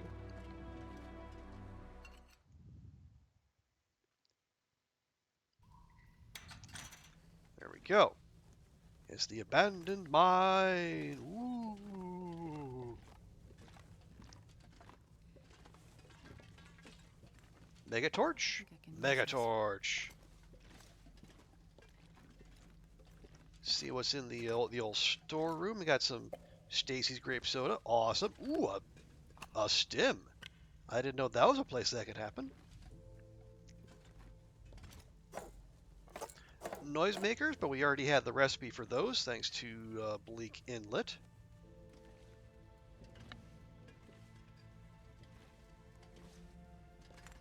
And a troll can. Thank you, game. Very game of you. I'm going to grab the coal and we're going to deposit it in a central location. It will definitely not be making the trip with us.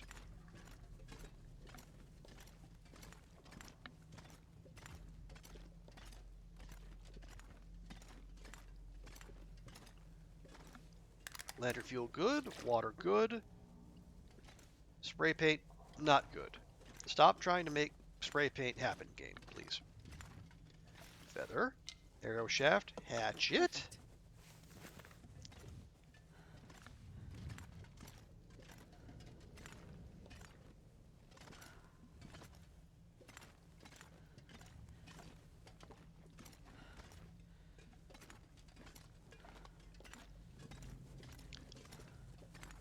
I can barely walk with this much gear. Okay, just making absolutely sure we haven't missed anything. Think we're okay there.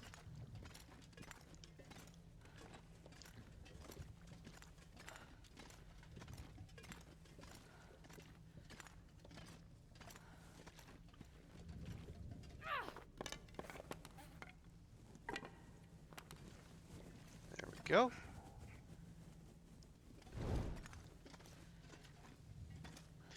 Yeah, we'll go up to the entrance to the elevator. But obviously we're not going to do anything with that, at least now.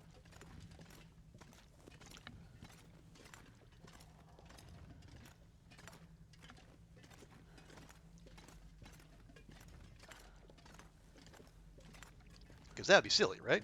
I mean, at this point, when episode 4 first came out, sure, folks, story mode, folks were overloaded, everyone was new to the zone. But at this point, I'd like to think people are aware that if you're going to come in here and then go deep and can get the code, rolling heavy, such as we are, is not the way to go.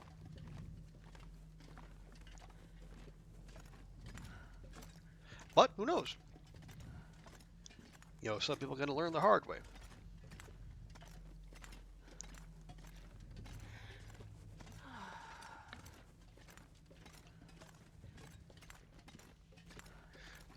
Okay, yeah, elevator in here. Right where we expected. I'll go ahead and leave that coal there. We don't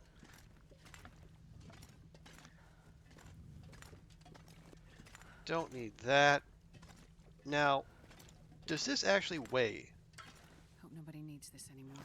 it does weigh a kilogram. Okay, so we have to factor that into our planning because it is rather essential to our survival efforts.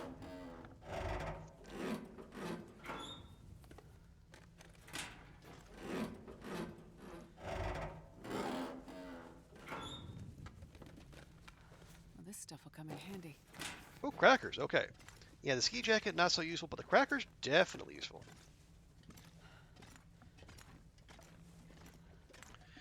Okay, yeah. We'll go ahead and double back.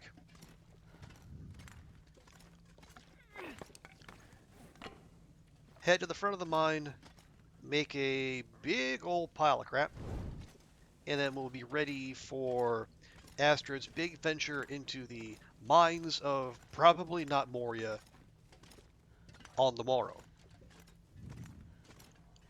I say probably not, but I think I think if you do read the lore around the mine, it does sound like, I guess in this case, Briar House. If this is a Briar House mine, they might well have dug too deep and too greedily. In this case, instead of unleashing a Balrog, they unleashed a whole mess of toxic gas.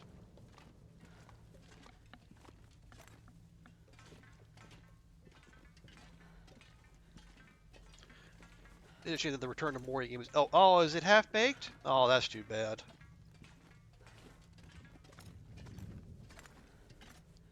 Wait, what did it end up being like a rush job or something? Because it sounds like there's a lot of those out there these days, even from studios who I am normally supportive of.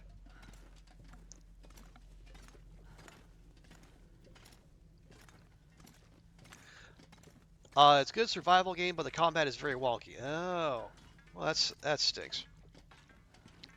And it rushed. Yeah, because like that was rushed. It sounds like that comically bad King Kong game was also a big rush job.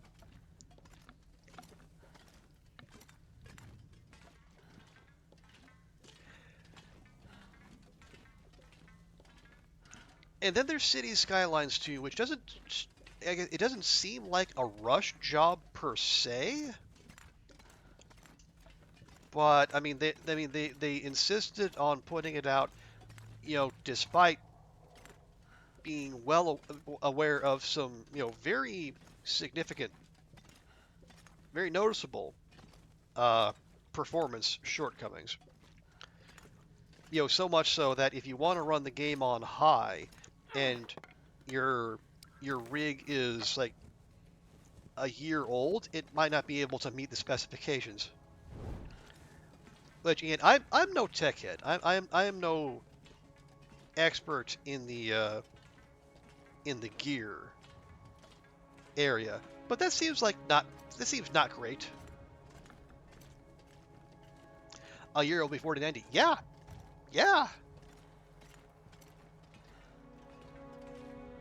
Now, of course, the sensible thing to do would be to turn down the graphics, which would make sense. And it's a city builder. It's not it's not like you don't want a visual tour de force like an Elden Ring or what have you. But even so, I mean,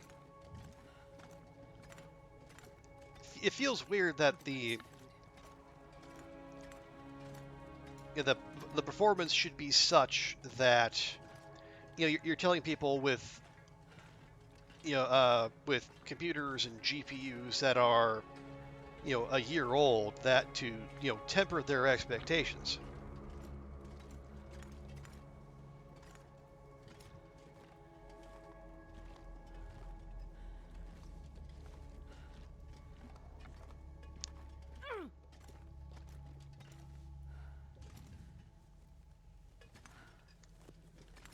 Now, did that stop me from pre-ordering City Skylines 2? No. Should it have? Maybe, but no, I went and did it because I'm just that much of a sucker. Victoria 3 didn't put me off Paradox and its business model, but maybe getting burned twice in a row.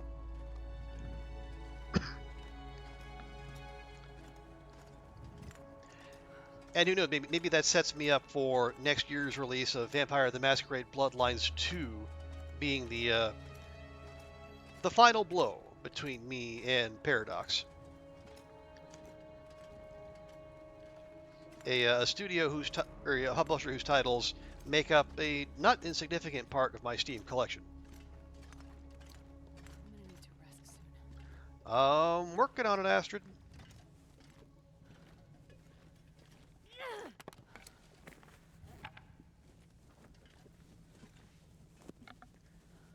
These types get to account for future specs as they'll be played for years to come. Oh yeah, especially City Skylines. There was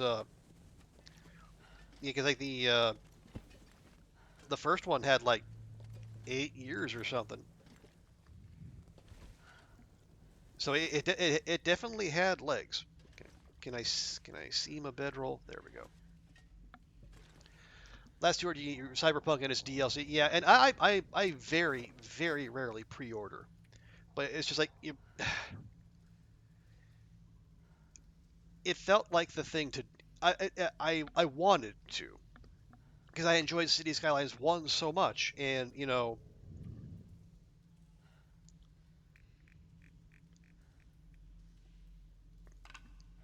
was it Victoria was it was like it was what I want. I was specifically in search of a grand strategy game that de-emphasized war, and Victoria was going to be it. Of course, I wanted to jump on that.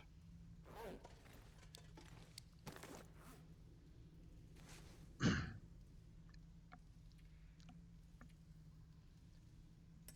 drop that, drop that. Although honestly, we can drop pretty much all the things. Yeah, those. I'll keep the ammo and the shell or the casings on just because it'd be a massive pain to pick them up. Same as the arrows.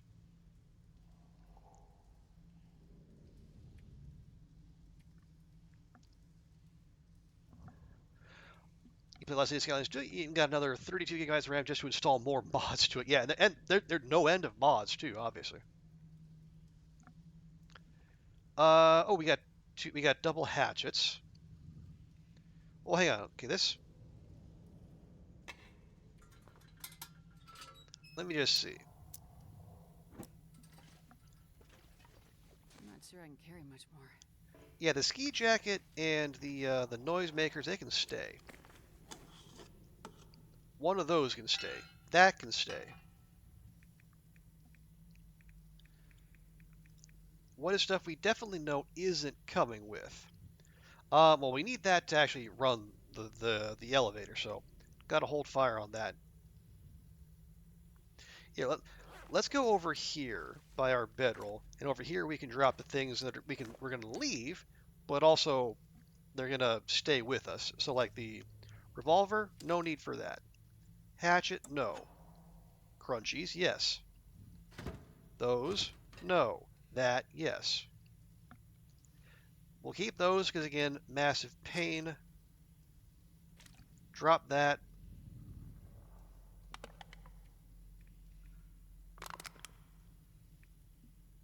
Not gonna need the bow or the flare gun. There's no sketchies in here, far as I remember.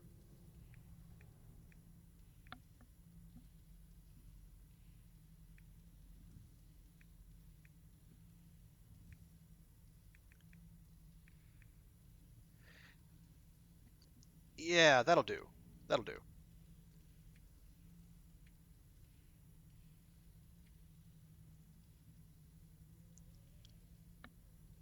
Yeah, because when Astrid is fully rested up, she's going to have another 10 kilograms of carrying capacity, so she'll be fine. Oh, we can probably drop some water too, but we'll drop some water in the morning.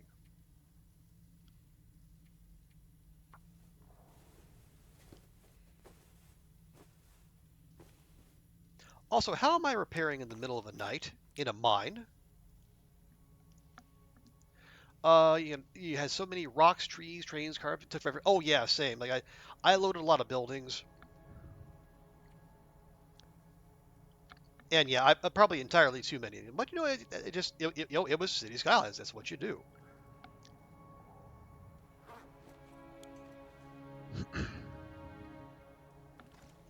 I hate joking. Hello, good to see you. Race you to 500 days, you're on 250. Well, we're on 303 at the moment.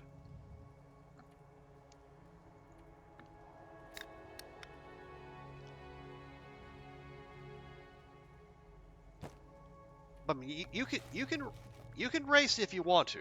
I I'm trying not to. I'm trying to keep my speedrunning sensibilities and our long range survival sensibilities. Got to keep a firm dividing line between the two, because if they start polluting each other, both are going to suffer.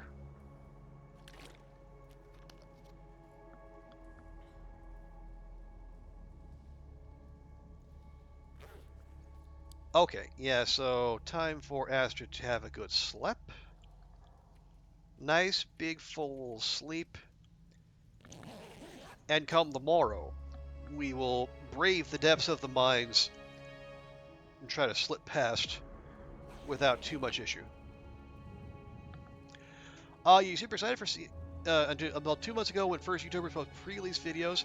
If you know what to look for, it was obvious the game was not really 2 months away. Well, yeah, but it was coming out in 2 months anyway, right?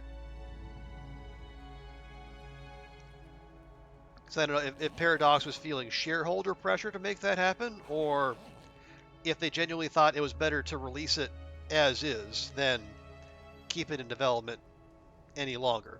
I don't know. You know, they're reaping what they sowed now.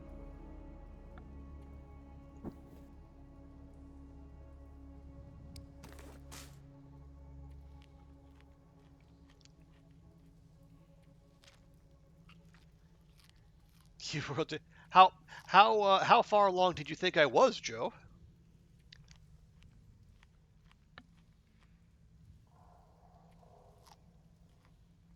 I mean, no, no harm, no foul. Okay, okay, we'll drop a couple liters there. Now, yes, nice and zippy.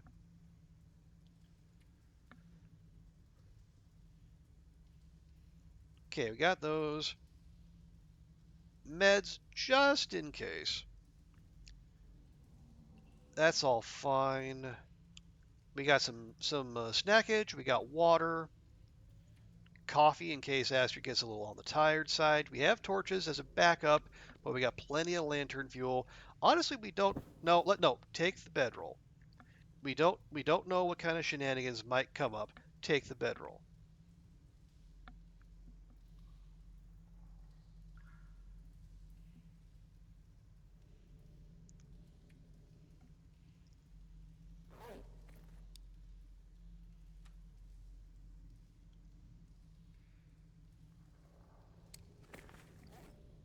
No, we should use this so we have some torches for the way back.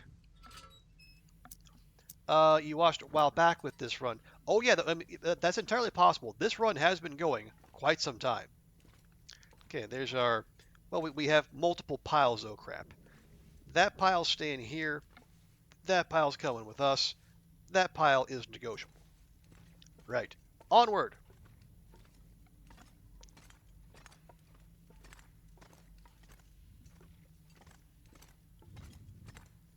Yeah, I was saying at the start of the stream, it's been pushing a year with this character.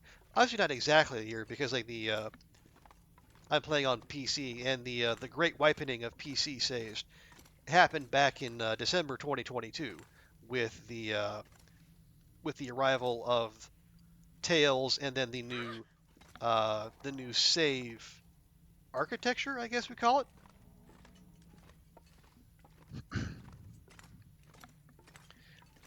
Which forced us all to start over and lose our many beloved runs. But you know what? A fresh start is good every so often. Is that okay? No, that's ruined. We're gonna leave that. You did about 10 hours today, then. Okay. Uh, yeah, 10 hours sesh. That's a lot. It's a lot of long darkening. So how are you doing, Joe, with keeping yourself on task and focused? What kind of short and intermediate goals have you set for yourself while you're pursuing 500 days? The whole reason we're in BlackRock is we're looking for, I said, like those little mid-range goals. It's like we found all the prepper caches and all the recipes, so now we're getting all the Polaroids.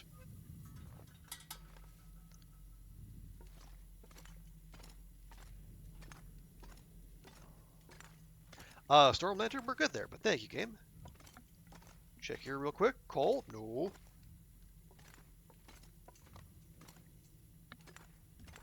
Your task is moving everything you found to the dam. What what difficulty are you playing on? Because that could potentially be a lot of stuff.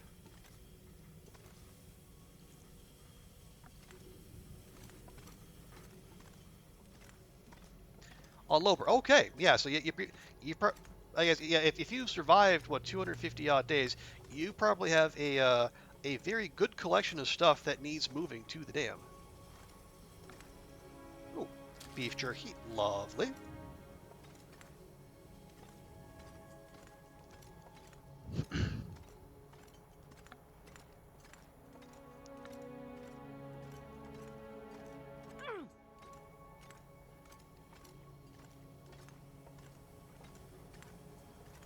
Ooh, no, nope, can't reach through the bars there. Nope, that would be cheating.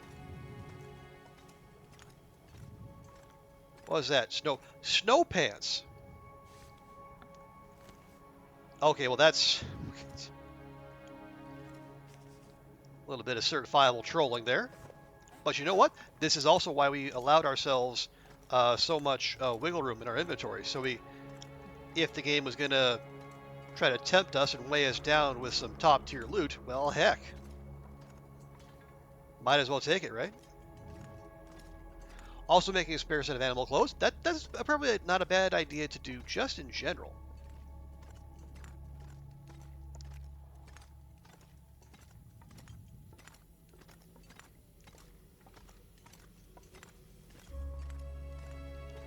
What do we got here? Another go drink. Nice.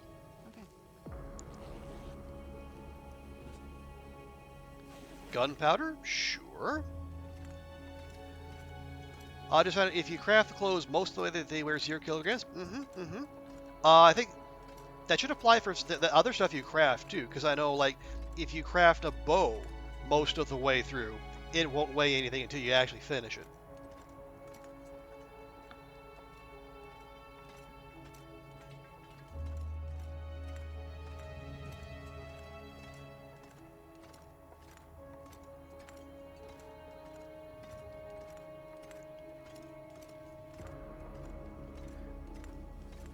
Okay, so that was a worthwhile little side jag.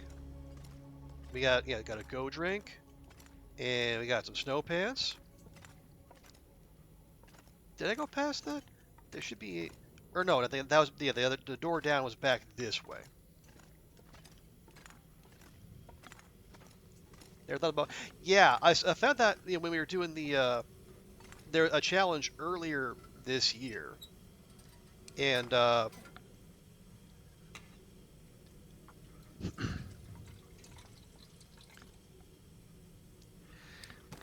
one of LD's challenges, and if you make a bow only part way, it'll it'll do the same thing like it does with the clothes, and they won't weigh anything.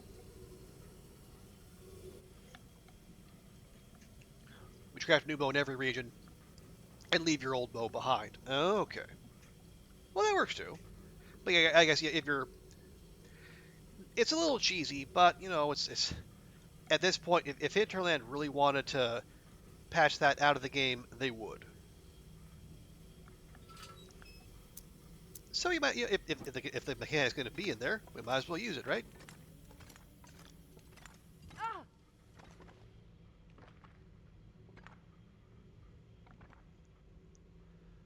Okay, you got to crouch here.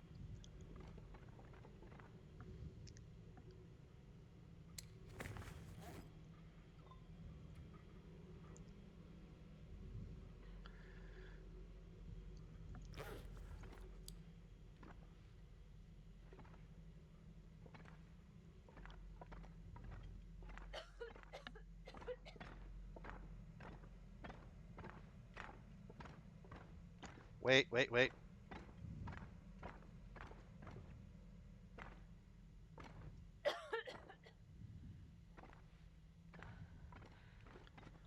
Okay, I thought I saw a place in there to turn off the gas. Did I? Okay, let's go back and look.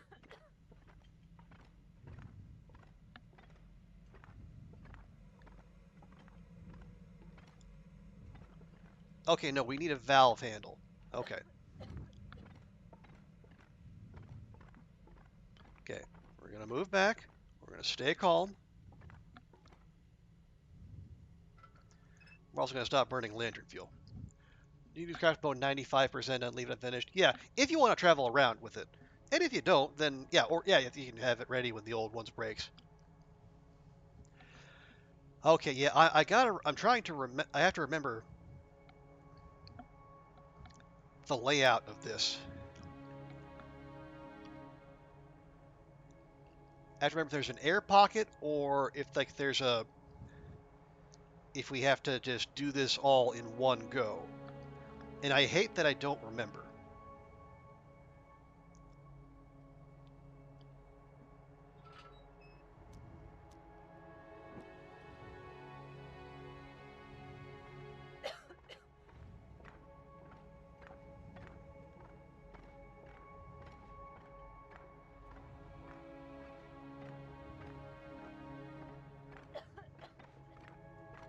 Ah, there we go. Air pocket. Nice. Is there anything back here? Nope. Just a whole bunch of water. Although, not as much water as I thought, considering it only like got part of the socks and the boots wet. But yeah, it doesn't look like there's any. Well, yeah, okay. Nothing of note back there, but still, appreciate that little air pocket. Okay. Sprint bar back.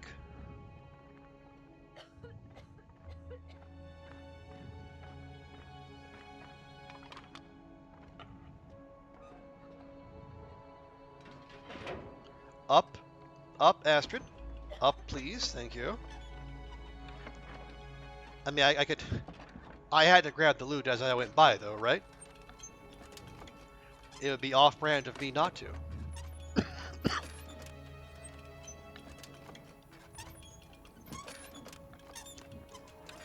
Okay, I gotta remember, stop here.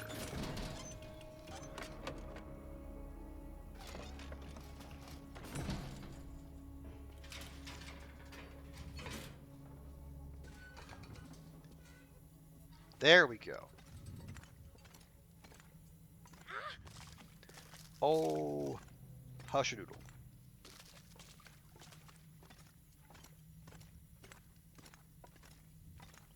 Okay. Milk, lovely. Granola, tinder plug, you can keep that.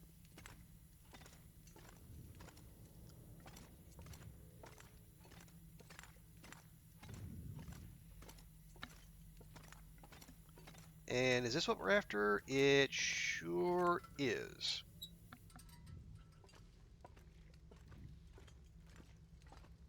Now, what? Oh, hang on. I guess we should. Maybe we should keep this up just in case. Just so we don't miss any loot of import. Is that?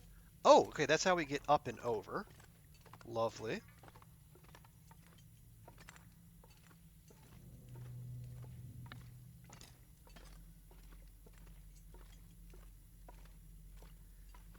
And back here we got a little nap station, including another mega torch. Climbing socks. Lovely. Hey, maple syrup. We can use that. Go 3, 4, 4, 5. 3, 4, 4, 5.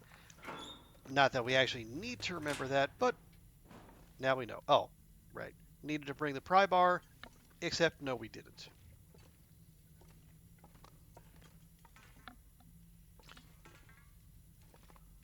Okay. Oh, geez, another stim I'll take it. and a bandage. Fantastic. And there should be gunpowder down here, I believe. Yes, there is.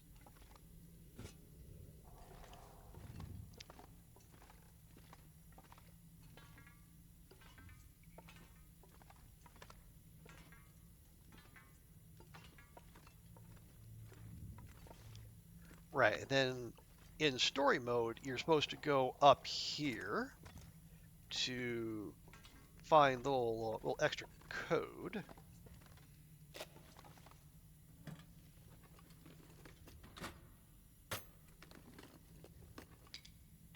Nope. Yeah, it's supposed to look across there, and then Will says something like "aha," as though he has it figured out, but the player doesn't. Okay, yeah, the exit is that way. What?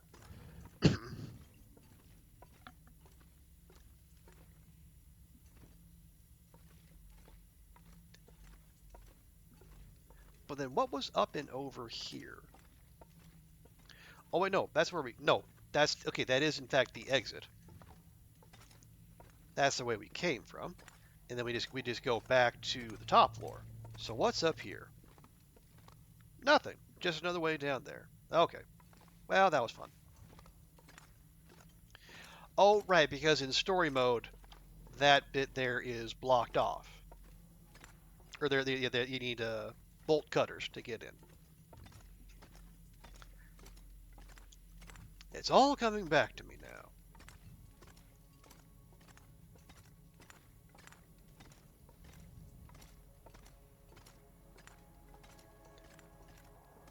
Okay, well, there we go. Code acquired, mind braved.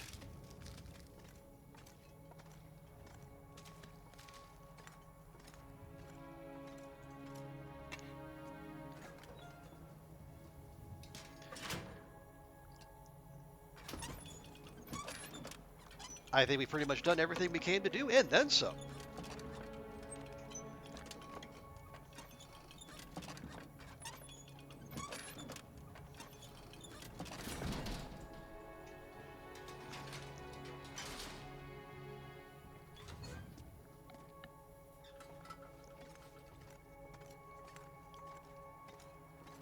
Yeah, and it is high noon, which is an excellent time to get the heck out.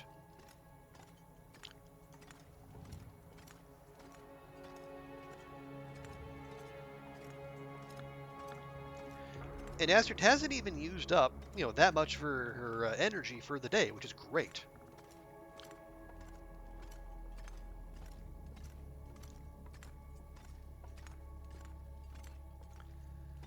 Although now my question becomes, how do we hang out in Blackrock long enough to catch another Aurora, and then actually open the door? Because who knows how long that could take.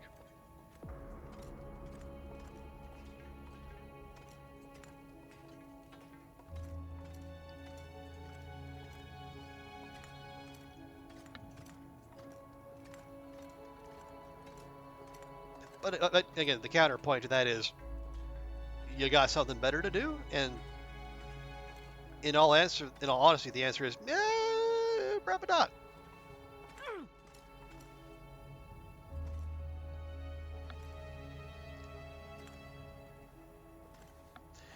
You haven't been to Blackrock or Bleak Lower yet. Okay. Well, I will say, Joe, one of the things,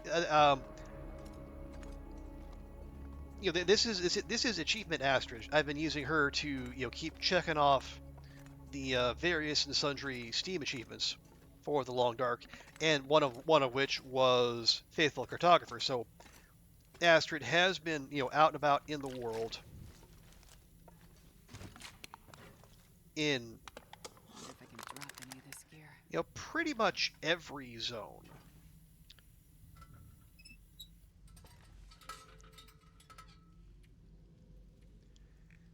Yeah, because we've been like Mystery Lake, PV.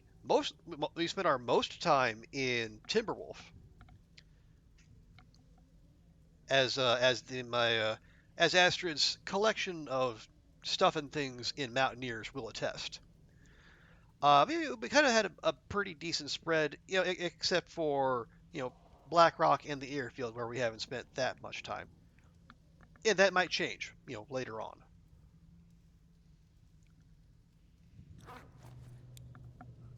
But yeah, I've been trying to go to every region.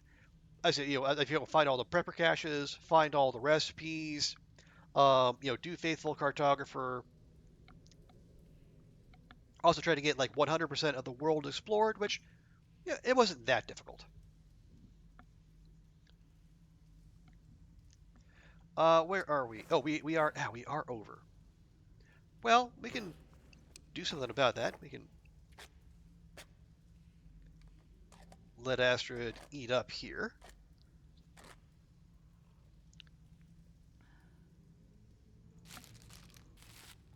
And then have those. Maybe even have that. I would like to keep that maple syrup for future cooking purposes. Do you think we'll be able to make stuffed animals for decoration? Oh, like taxidermy? Has Hinterland said anything about taxidermying? I'm not sure. I wouldn't be against the idea. I'm not sure. I can't say I've heard that much about it.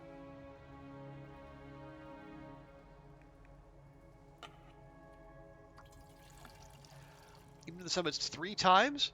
We got the hacksaw at first, and then took it second, then found the Polaroid, had to go back. That's kind of what I... excuse me. Kind of what I did. I went up the first time. I had the hacksaw, but I neglected to map up there. And it turned out there is a, as you said, there's a Polaroid vista up there. So I ended up making, I've made 2 trips to the summit. Oh, right. Well, we don't need that. That can just hang out here.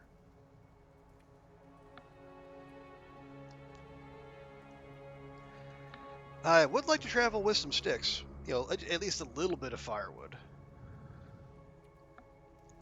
Oh, right, we have extra clothing too, don't we? Oh, we have climbing socks and snow pants, which honestly is pretty good. I would much rather bring those back with us than leave them here.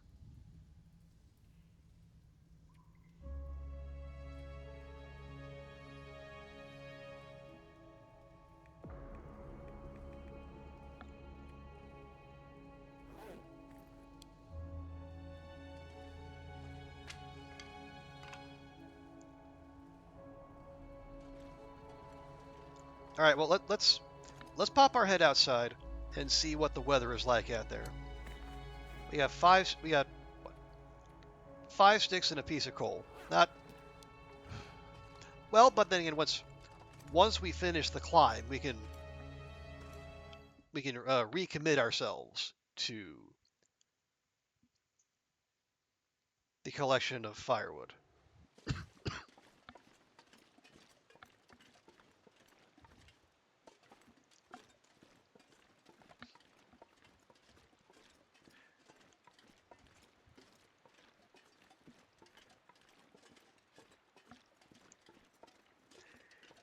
Yeah, and if it wasn't for the ever-present Timothy threat, I wouldn't mind hanging out in Blackrock for a little while longer. Just to get that Aurora, pop that open, and honestly, we have the gunsmithing skill.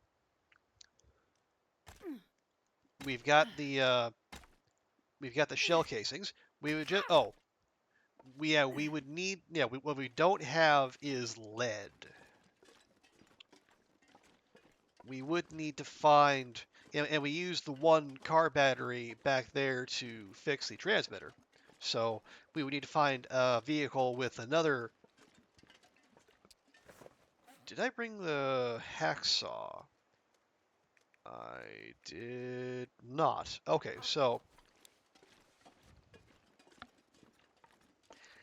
I guess there is either we find a hacksaw or we find scrap lead somewhere, or else well, no, actually, no, it wouldn't be a complete waste of time, because even if we couldn't make ammunition, there is still the milling machine.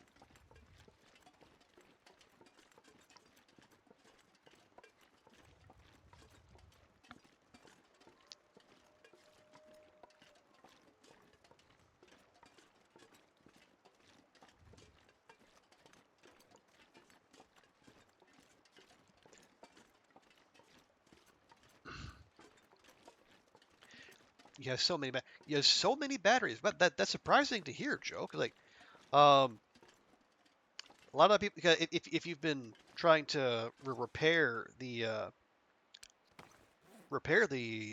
transmitters for Tails, like a lot of the loper players I've heard, they've been saying that finding batteries has been like the biggest hassle.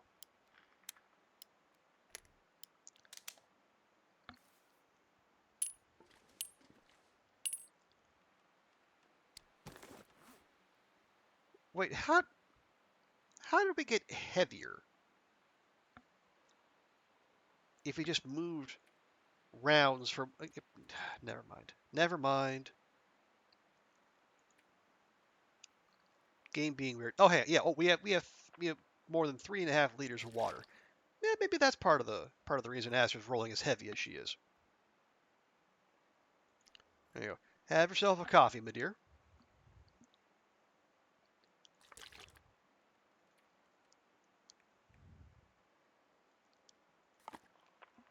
There we go. That'll do.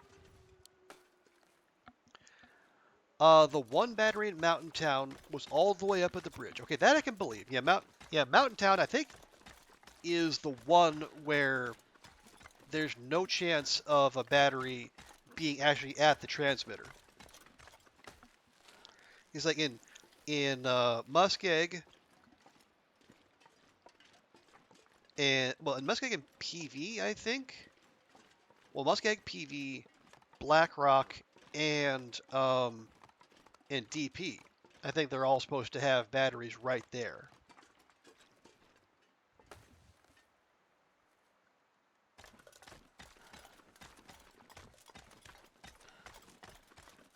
But you found two now. Oh, okay.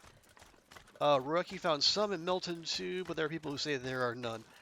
I can believe that, and it doesn't sound like it's foolproof because I've had people. I think that like the battery in PV is supposed to spawn at Signal Hill, but I've had people have it not happen for them there, and then they've combed the entire region and found a whole lot of nothing. And they had to go to like Keeper's Pass or something to find a battery.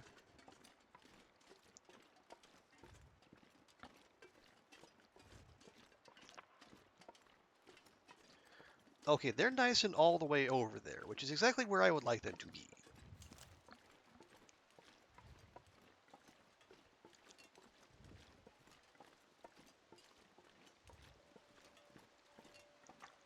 We're just going to wander this way and see if I can remember which little out of the way, offshoot path is the one thing that actually takes you out of this ravine and up onto regular ground level.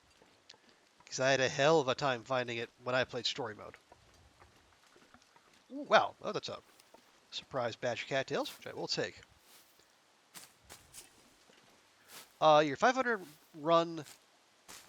day run there was no battery in mountain, and you couldn't find one in PV either. Wow, that's got to be frustrating. Took you ages to do tail, but you did find batteries eventually, though, I assume.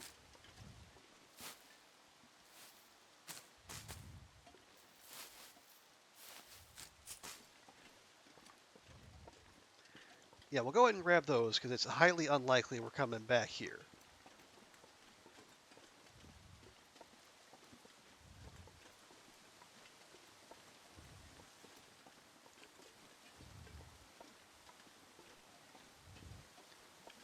Just because they're from other regions. Yeah.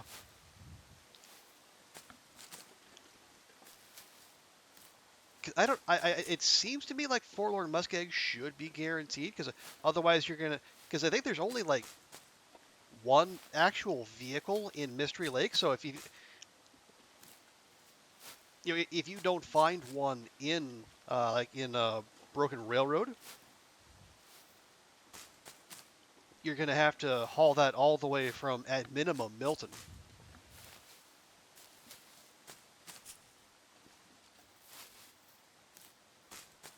And if you're getting from Milton to Forlorn, to Forlorn Muskeg, that's going to be either some very strategic climbing or some very patient goading.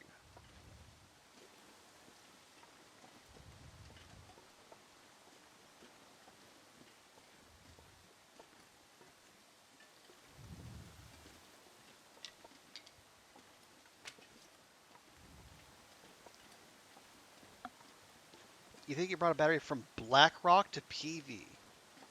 I can believe that, actually. Yeah, because if you strike out on batteries in PV, there's not. I think there's like a small number of vehicles in Keeper's Pass South, but otherwise, yeah, you're basically destined for BlackRock or Tri-Coastal? Question mark.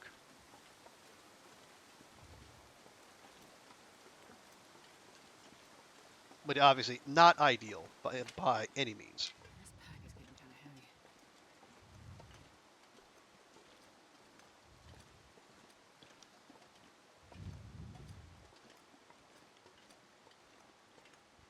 of heavy. Wait, is that how heavy are we? A kilogram. How many sticks do we have? 13. Okay, we can work with that.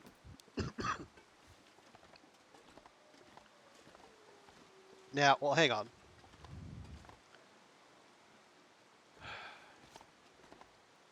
Ugh, that's a climb, by God.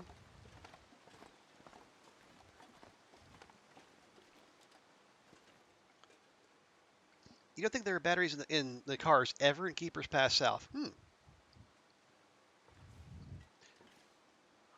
I'm not sure. Yeah, that could be. I can't say one way or another.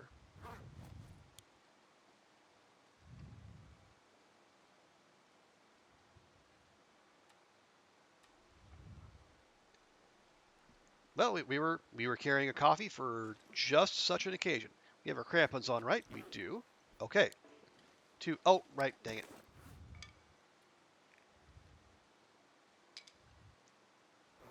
Now.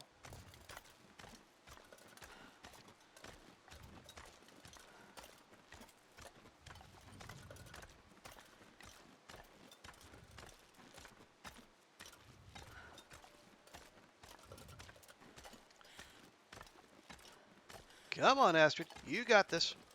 Just get yourself right up over the ridge, just like so. That a girl. Good job.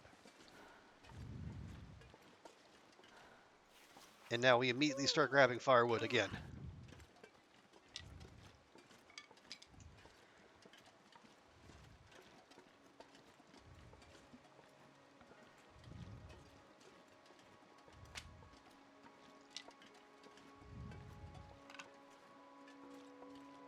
I'm not sure I can carry much more.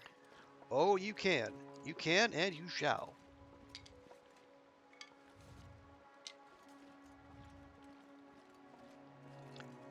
Okay, I see power lines. That's a good thing. I even see the... Okay. I think I know exactly where we are. Yep. Perfect. That's almost exactly... Oh, hang on. What are... Okay, no, those appear to be deer. That's fine then. I'll allow it.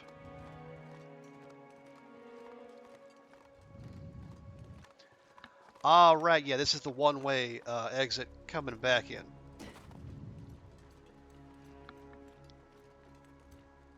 Right about... Yeah, that is the one-way there. Again, unless Bash or someone has figured out a way to wriggle up there and just make us all look like absolute fools again.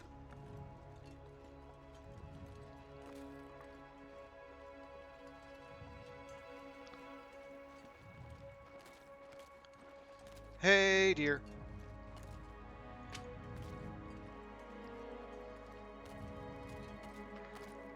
Can't decide if you're getting sick or just tired and dehydrated. Well, I left my medical degree in my other pants, but seems to me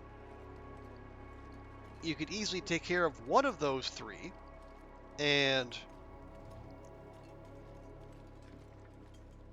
give yourself a little hydration.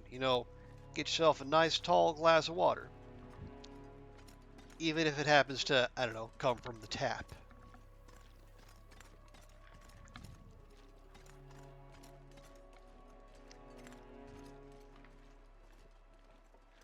But yeah, dehydrated, have a nice drink.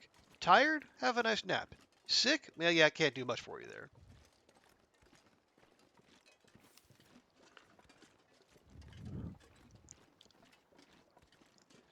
You are drinking water right now. Good. I'm glad to hear that, Goofy.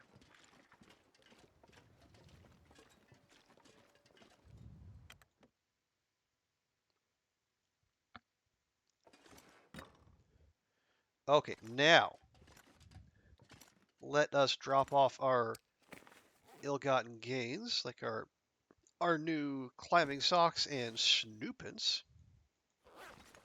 Wonder if I can drop any of this gear. Oh, I saw green. I saw green. Don't tease me like this game. Yes, there we go.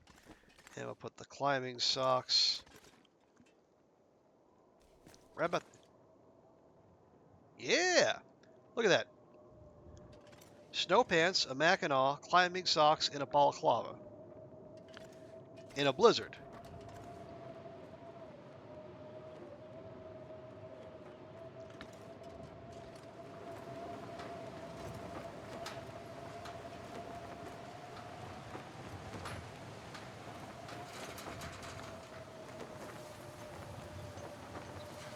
Well, hang on. Let's. Oh, hang on. Give me just a second here. I feel a coughing fit coming on. I'm still getting over something. Give me just a second.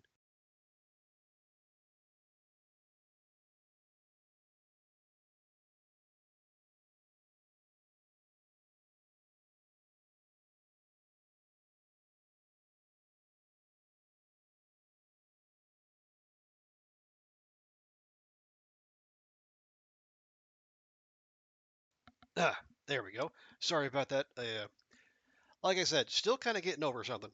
I get most of the symptoms are gone, but yeah, it's yeah, the throat is still giving me a lot of trouble. Mm, right, but yeah, as I said, a little hydration, get some good sleep, and we'll make it work. As I am, I think as I said during yesterday's stream, I am much better than I was at this point last week. So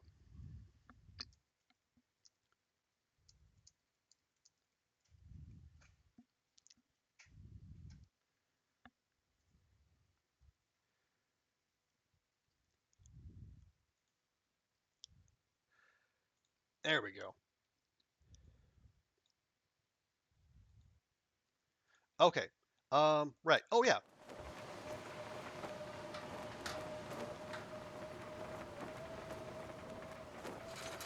What was I? I was here for. Oh right. Yeah, yeah, yeah. So last time we were in this position, um, what was it? Oh, right. Okay, I remember now. What I was gonna. Yeah.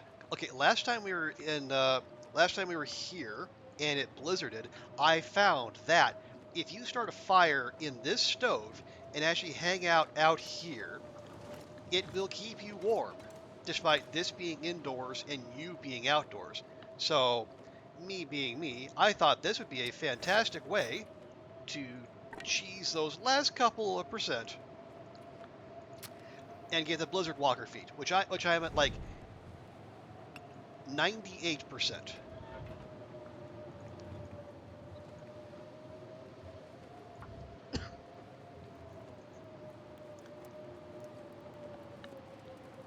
And of course, me being the absolute cheeseball that I am,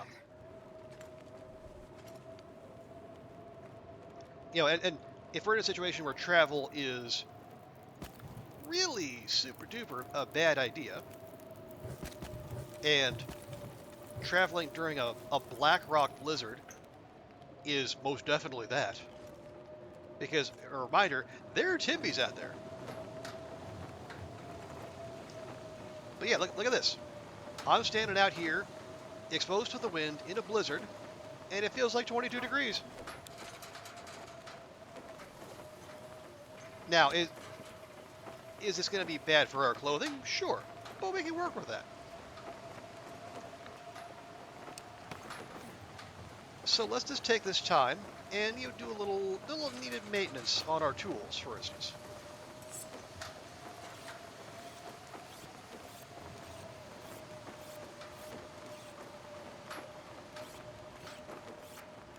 Now, do I recommend this as a normal course of action? Absolutely not. This is a terrible idea.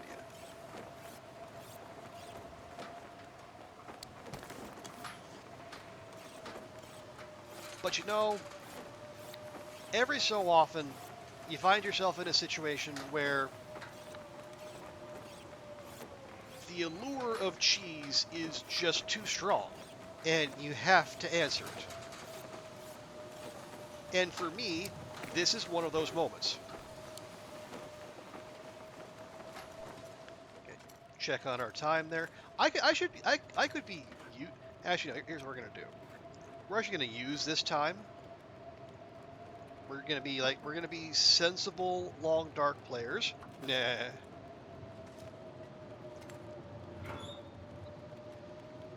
And then use that time to. We're gonna put it to good use. I will say one of those. Thank you.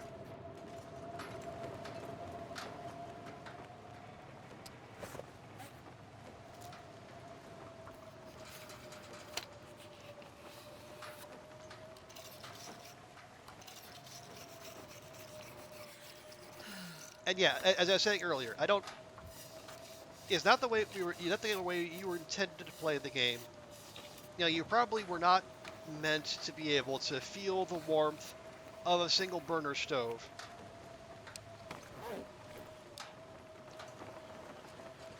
Outdoors through a nice thick wind, a nice thick wall of concrete. But you know what? You probably weren't meant to have timber wolves be able to take chunks out of you, through a wall either. And yet we've had that happen to us this stream. So as far as I'm concerned, this this doesn't even make us easy. This gets us on the road to being even.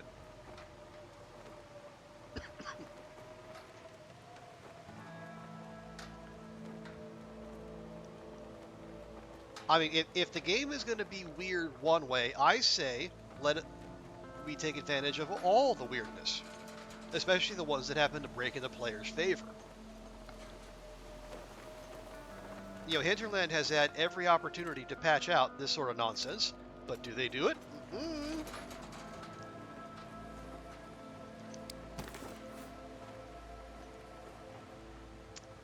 Okay, so what else can we get up to while we're out here? Fixing up clothing. There's probably not much point in that, just because it's going to get more worn down.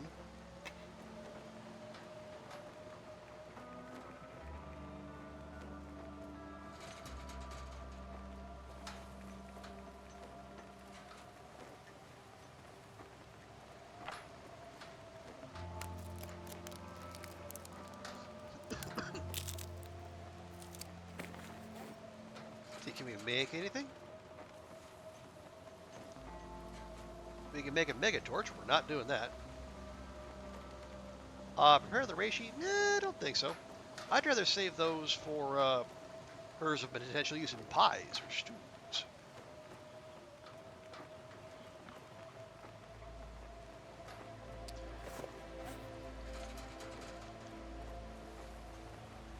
Well, actually, I say that, but oh, hang on, that takes 54 minutes. How much time do we have on our fire? We're gonna take that. We're gonna make another 2 liters. That's got an hour and a half. Perfect. Okay. I said I wasn't gonna, but I will actually repair these because they need it. Also, we're losing the light. So.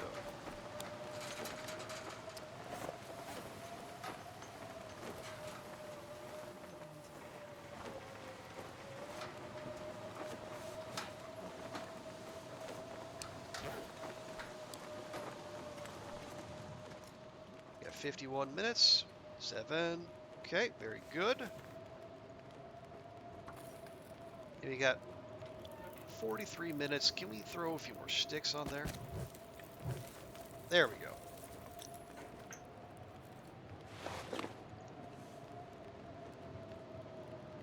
Oh, okay. If things are frozen. Oh, right, because...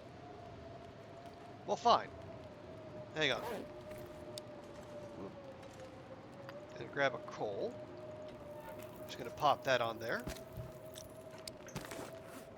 Okay. Drop that. That. That. That.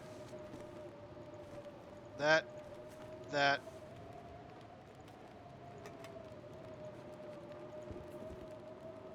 And that. There. We'll let them do their thing.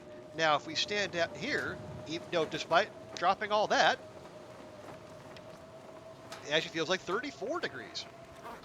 It's a balmy summer day for Astrid here. Astrid's a bit wet. Well, what? I can't imagine why that would be the case, Goofy. I mean, I have done nothing but take absolutely flawless care of Astrid. You know, all of her needs and all of her wants. You know, I mean,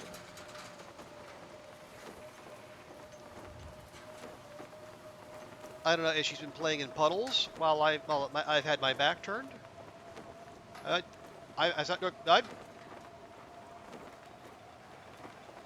don't see how. I don't see why we wouldn't be out.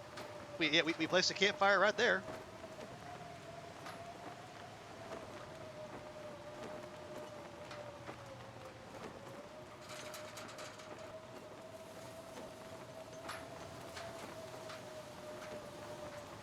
I don't know why it wouldn't. While standing, well, I mean, yep, yep, we can. I mean, it gives us the option to do so. I guess the ground is too uneven for us to do so here. But yeah, I will say, Rurak, we have done this cheese before.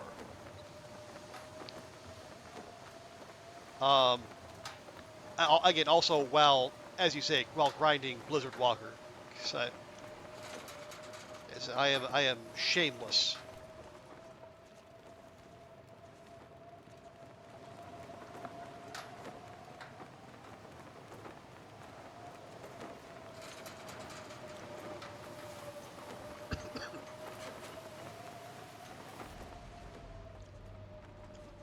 Gonna lurk while fixing a stick. Ooh, have fun with that, Rurak. Yes, go for it.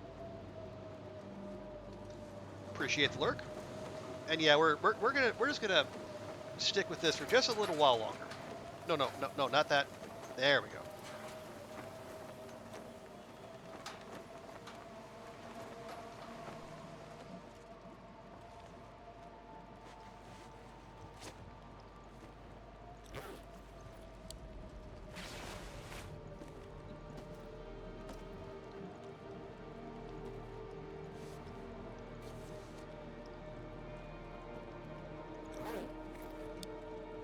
Alright. Either the blizzard ends or Astrid gets her feet. Or the fire runs out. One of the two. How much? Okay, well, the blizzard ended. Well, boo.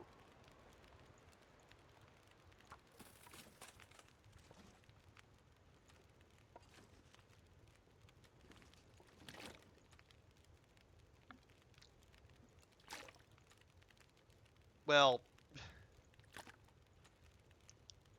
now it's just not fun anymore. Now I got Astrid standing out there in her bare feet and her underwear for no reason whatsoever. And who needs that? All right, fine. Fine. Jeez.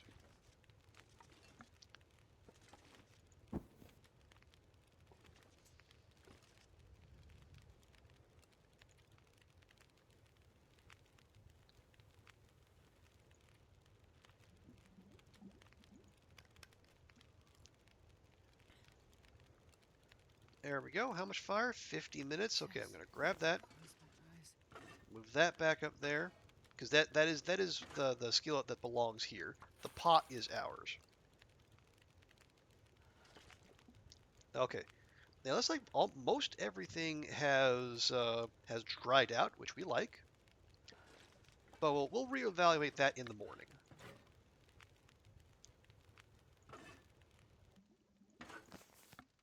There we go.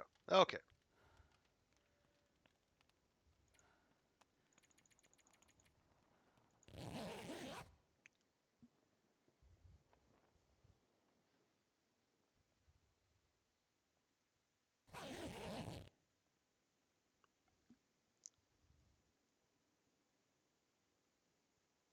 Okay. Yeah, just at daybreak, which is lovely.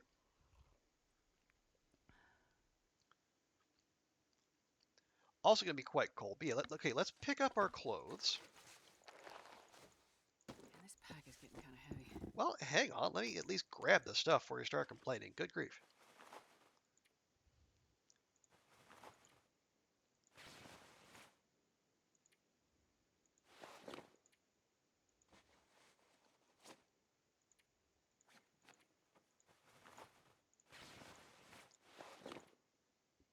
Excuse me.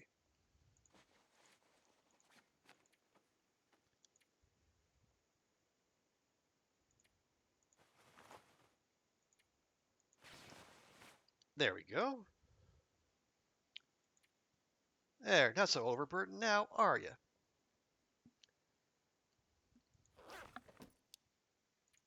But you could use it just a little bit more sleep. Yeah, I think, as far as I can tell, we have done... Well...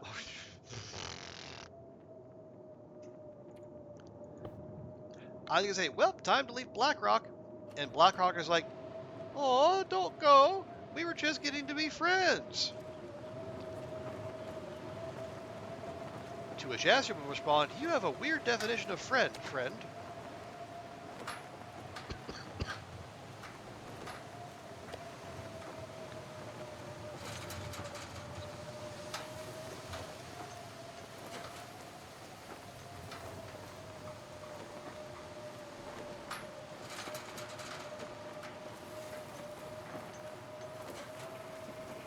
So, I mean, do we just do all that over again?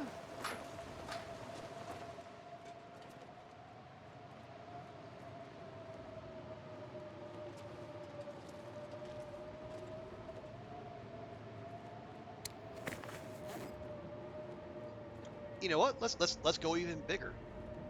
How little clothing does Astrid need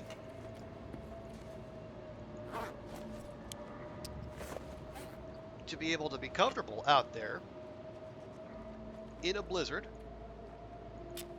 when there's also a nice toasty fire going just on the other side of the wall? Let's find out.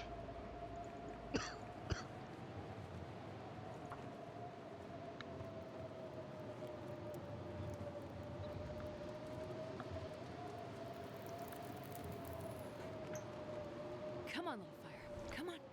I mean, it did, Astrid. It came on, but while you were in the midst of saying that, even.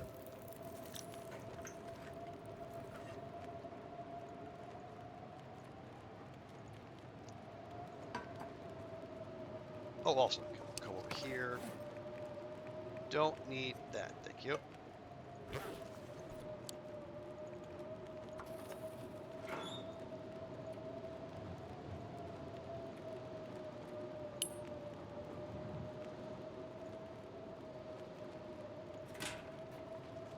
Okay, let's see. And it turns out the answer is none. Astrid needs none clothes to feel warm. Now, admittedly, at this point, she is protected from the wind. The blizzard is coming from behind her. We'll see how long that lasts.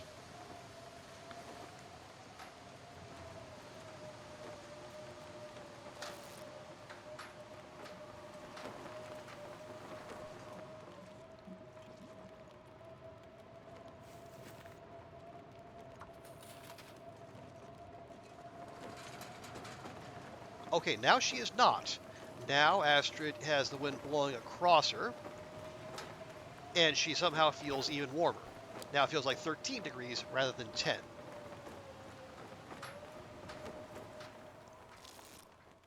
Okay, well, and now the blizzard has stopped, which ruins all the fun. All right, game, fine. I'm not sure I can carry much more. You're no fun anymore.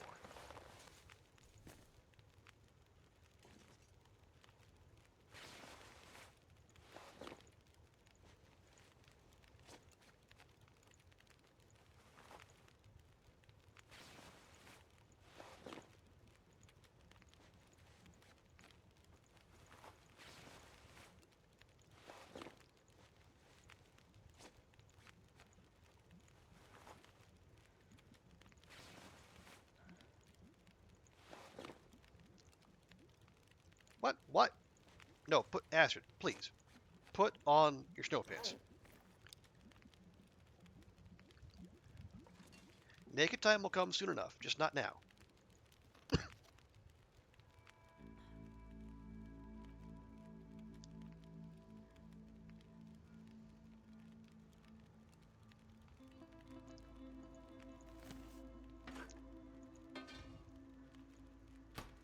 Actually, let me give you guys a little bit more of that wolf steak.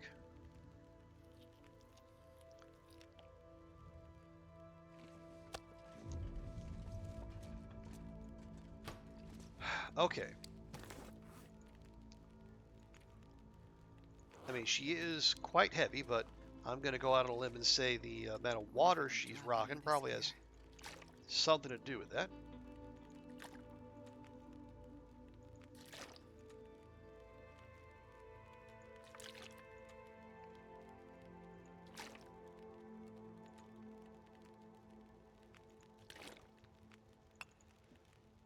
Okay, there we go. All right, it's about 3:30 in the afternoon, Astrid's time. Did we pick up everything? I think we did. We did ditch a whole bunch of water, as per plan.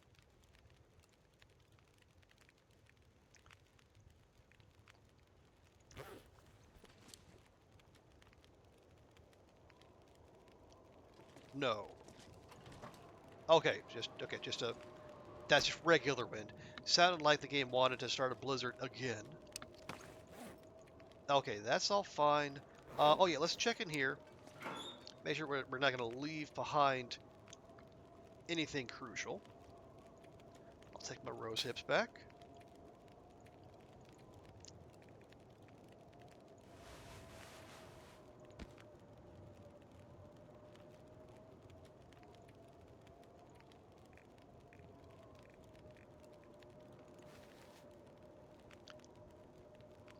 There we go. So we got those. Take those. Did the cleaning kit? I think I put the cleaning kit back. We did. Good. Don't need to walk around with gunpowder. Um, did I leave a hacksaw? I can't even remember. That'll stay here. And the noisemakers can stay here.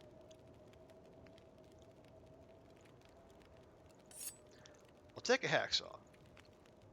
Oh right, also take our cooking stuffs.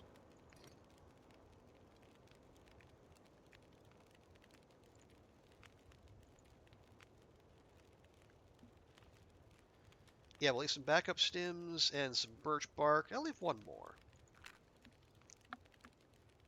Because we did find a couple when we were out and about, so we actually be leaving with more stems than we came into Black Rock with, which is something.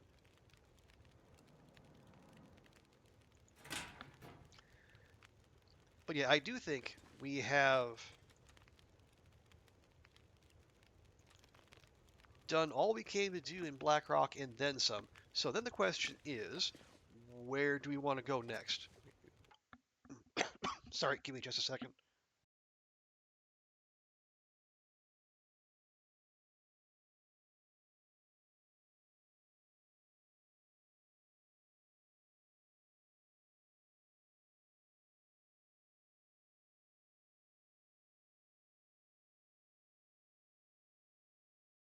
There we go.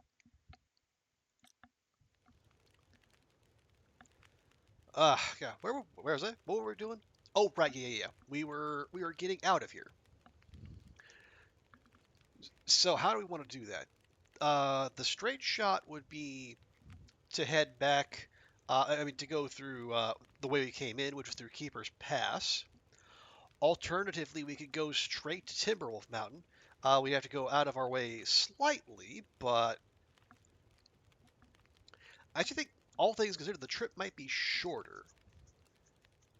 Yeah. So we can go back to. It's on the way to Bricklayers, and if it's too late while we're there, or if the Timbies get a hold of us, we can always hang out there.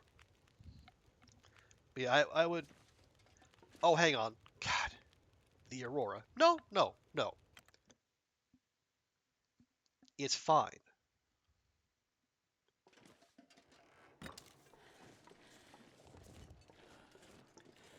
because they did say we don't have any lead to make new rounds. The milling machine is there, but our gear is in good enough shape where we don't need to make that a priority.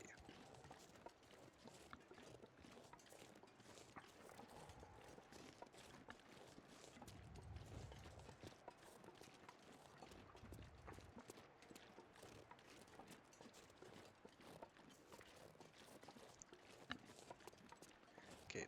Still no moose over there. If there was a moose over there, that might change my mind, because that's a potential moose spawn out there on that little marsh. But yeah, as it is, I think we're good. I think we would be best served moving on.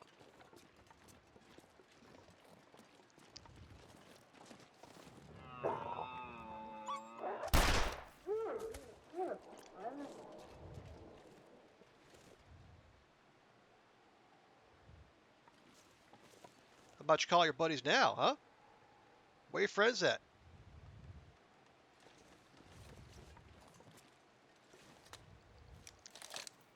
I know, not.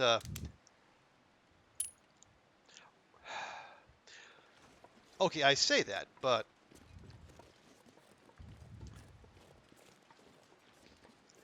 I wonder if that Timby was the last survivor of that pack we met up with here. Because when we first made our way to the mine, there was that one we encountered out here who spooked and ran.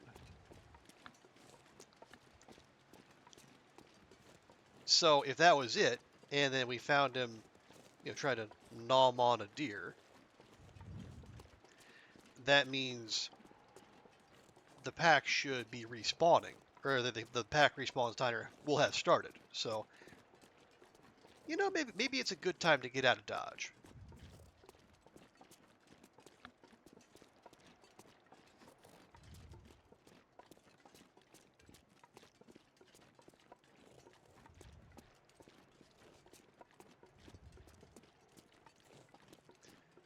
Yeah, so that was when we initially came to the prison. That was one pack, and then we ran into another pack.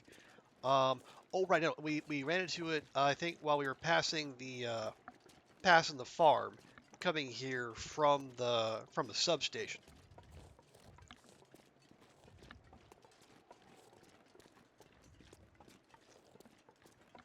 Now, if we were gonna go through Keeper's Pass, that would be a concern. But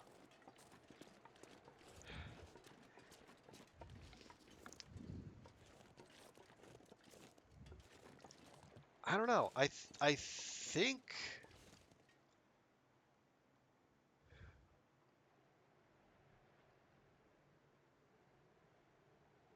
Keeper's Pass be longer but safer, whereas going through Timberwolf. Oh yeah, Timberwolf also would put us in the vicinity of a couple bears as we're making our way back to Mountaineers. But you know what? No, screw it. I said we're going to Mountaineers. We're going to Mountaineers.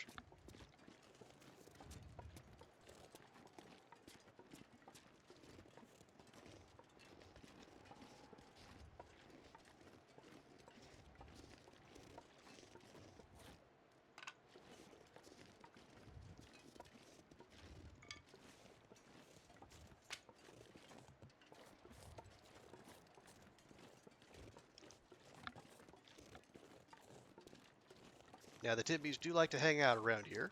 It's a road, of course they do. That is a plan, Goofy. I think we're going to go back to Timberwolf Mountain, and then...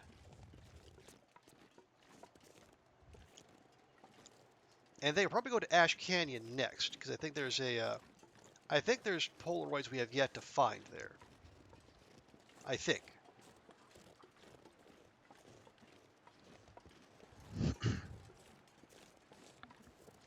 Oh, but also, there is there's the, the Curator's Rifle.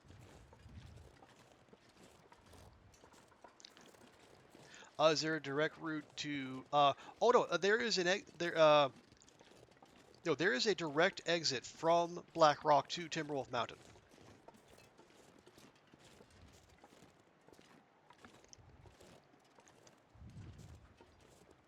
I think that it is the other exit. Yeah, there's only two exits out of this zone.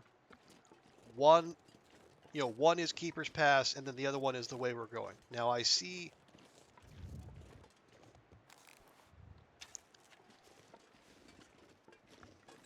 There's a Timby right up there patrolling the road.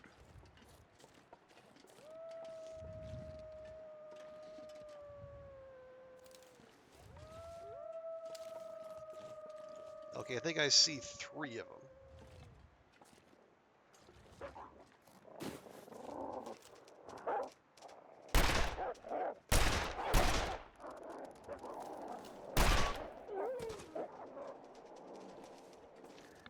Now I see two of them.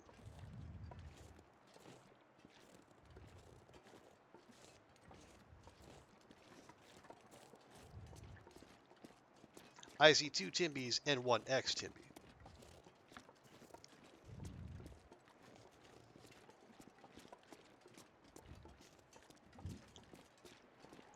But rather than hang about, we're just going to keep moving. You just had to go to the supermarket. Now the wind is freezing. Oh no! Is it actually turning to fall?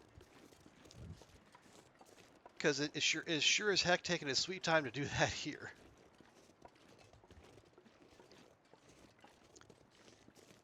I mean, it's like it is like the end of October and we're still having 30-degree days. It is infuriating.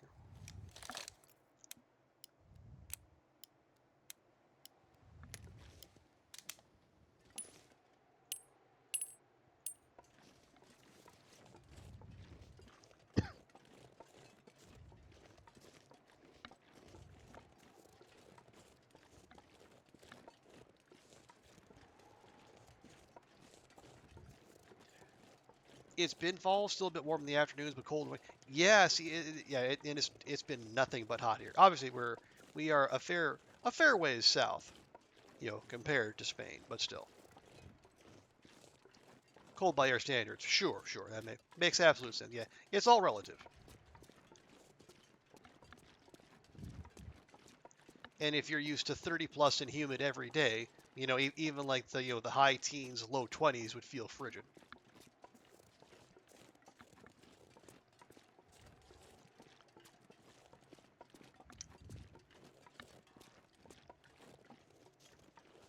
Oh yeah, and Goofy, you asked. When you're coming off the road here, and you see there's one of those mine signs, and you see that parked car up there, and then back there's a trailer. If you veer off the road, you want to come up this little slope here, and then there's a rose hip climb. This is the other exit out of Black Rock.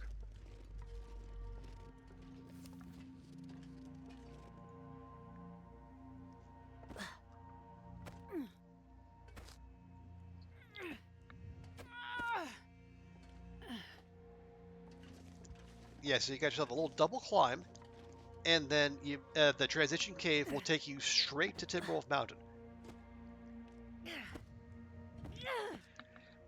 Now, where we're going to pop out is actually it's a ways. It's a little bit of a hoof away from Mountaineers. If you're looking straight out of the door from Mountaineers, You see that you know that little river that works its way up the up the slope. It goes back through a big stone arch. If you keep following that way, following it back that way, you'll get close to where we're gonna be.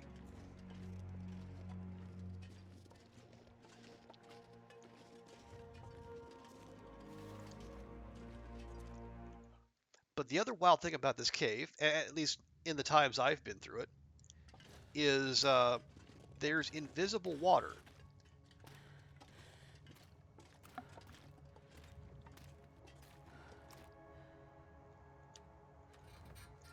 There are parts where you can hear water flowing, and your character will react as though they have stepped in water, but there's no sign of water anywhere.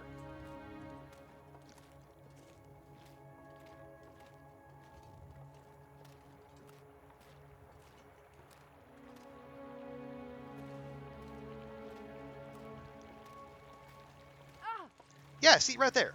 Right there. And look, she's soaked. Her feet are soaked, but do you see any water? You can hear water.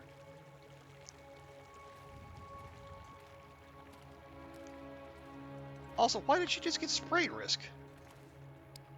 Her... Oh, because her clothing got heavy because it got wet.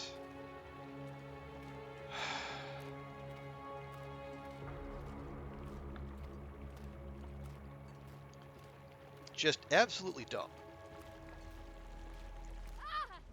And see, there, again. Now her socks and shoes are fully wet. And there's not... And everything is, at least visually, completely dry.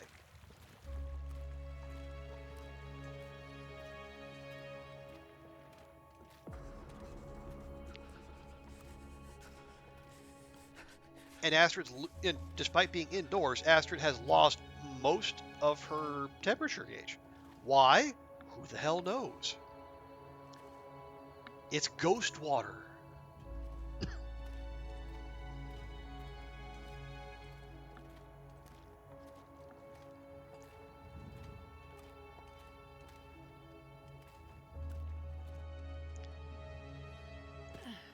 No, it's just see, you see tomato paste. You see every other tomato product, then paste. Oh no!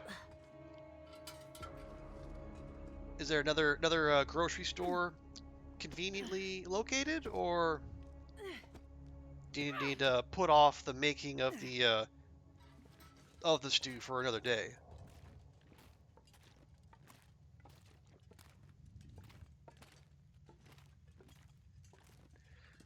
Or I guess there are.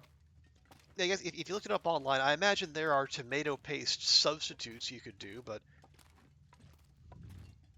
if you really absolutely want to cook today, and I guess if you really want to eat today, that's probably going to have to happen.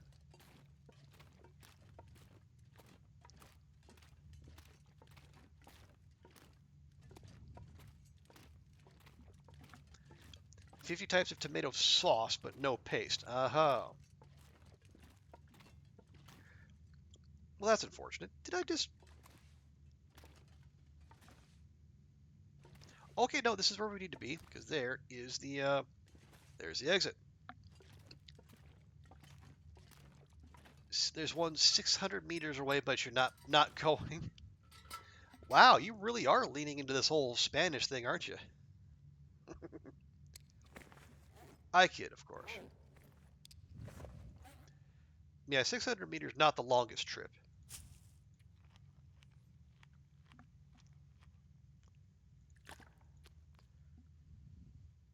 But no, I mean, you obviously have other things planned, and rightly so.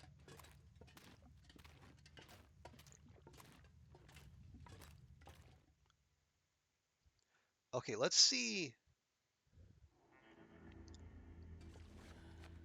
Yeah, we're okay. Sundown is coming, but we're warm, so we have that going for us.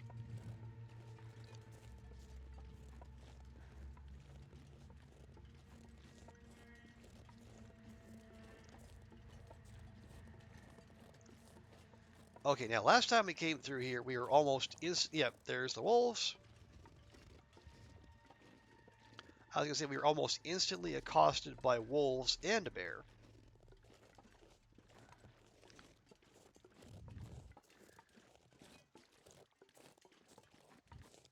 Let's see if we can avoid that. Although last time we tried to avoid it and they found us anyway. You're just tired, and that's perfectly fine. That is a entirely valid excuse. Uh, just as good a reason as any.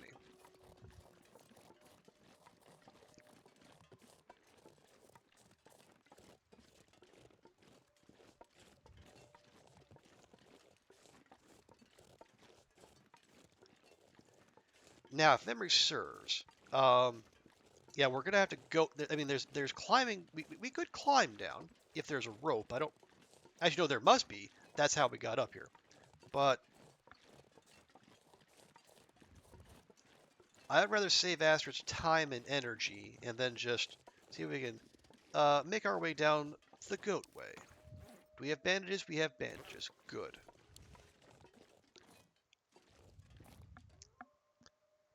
Make sure there's no unfriendlies down there waiting for us.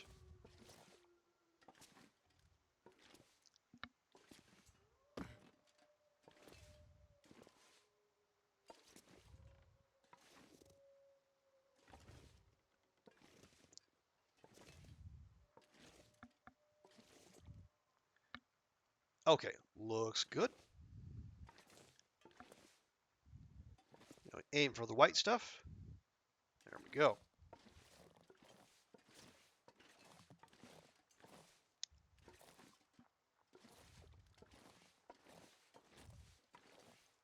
And up. Yes, well done, Astrid.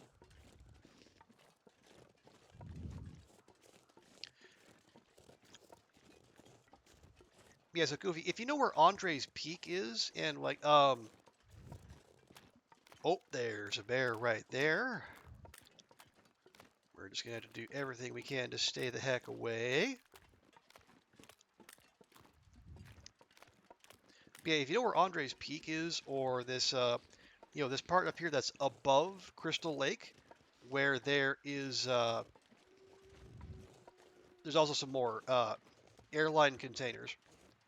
Yeah, so this is where we just go to down from the upper level. Oh, you found it! Nice. It was hiding. Aha! It wasn't hiding on the bottom shelf, was it?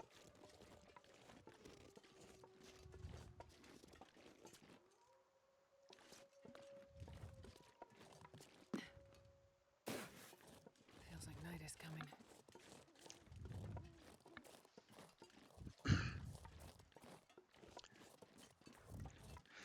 They only have one type, and it's a big pack. But yeah, the only one. Okay, well then, time to embrace cooking in bulk,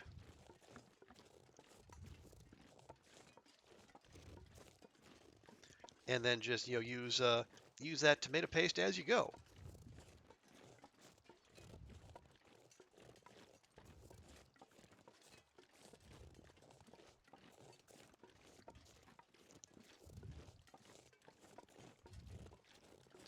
But good, I'm glad you found it. Now you don't have to sweat having to do substitutes or just not cook at all. Now, what did you say it was like? Was it beef stew you're gonna be making? Beef and vegetable, or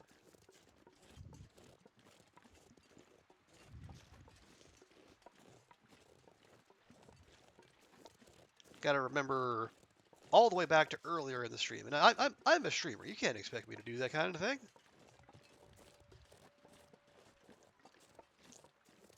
You promised you looked. It was in between two sauces and in a box, not a tube. Okay. You see the tube is in the box. Well, here's hoping. Otherwise, that could be some false advertising.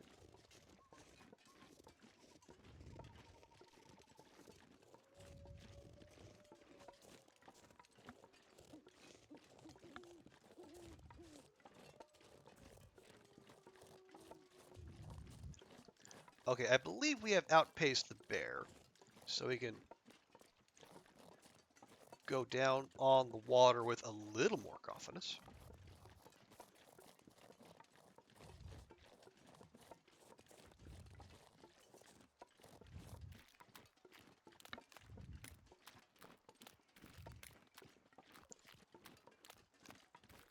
Yeah. So as I was saying, Goofy, this is if you're looking out from Mountaineer side, this is the river that goes out the opposite side and then up the slope. So if you follow that back and then climb up to that next level, go in that back corner, that is how you get directly from Timberwolf Mountain to Blackrock.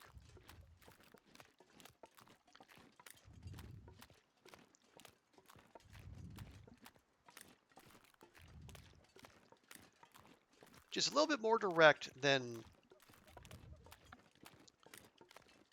taking the long way around through PV and the two Keepers Pass regions. You're making beef bourguignon. Ooh, nice.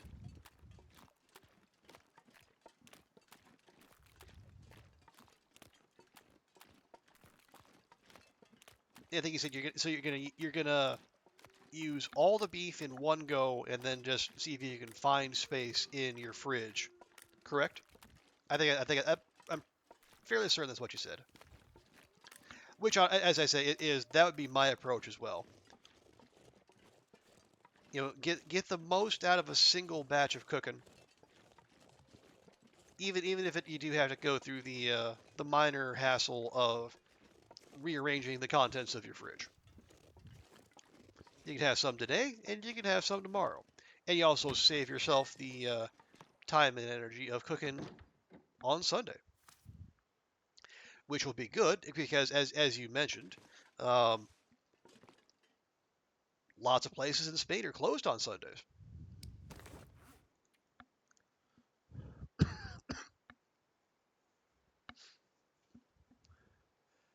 Okay, so we're back.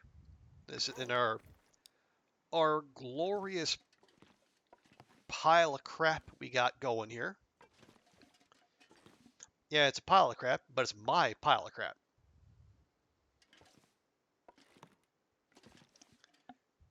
Usually find it, and you'll have space from using this stuff. Exactly. There you go. Yeah. So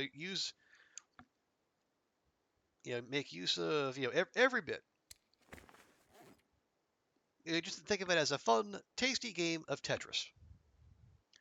Okay, our clothing from that one Timby seems to be mostly okay. Bedroll, I think the bedroll's okay. Maybe it took a minor hit, but I think that was mostly a health Timby, and we have shrugged that off since. Although, what do we need to repair? We need 2 cloth and the 5 ptarmigan down we happen to have on us.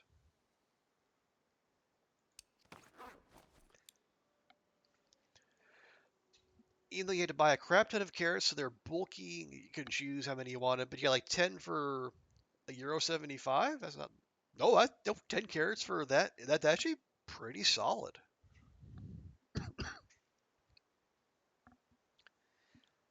Yeah, I certainly couldn't complain. Okay. Have we? Is that cooked? That is cooked. Okay.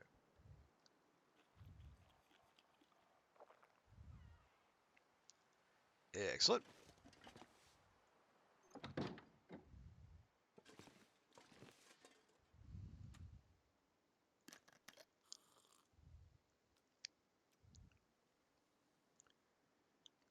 Like I say, it's a little early to put Astrid to bed, but there's not a whole heck of a lot else for her to do just now.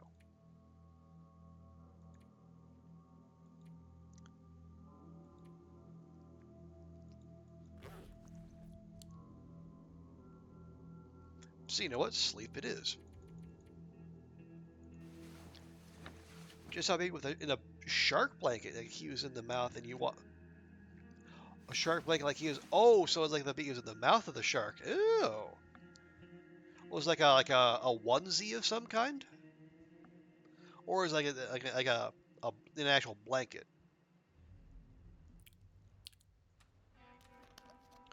I'm not sure I've heard of anything like that. It sounds nifty though.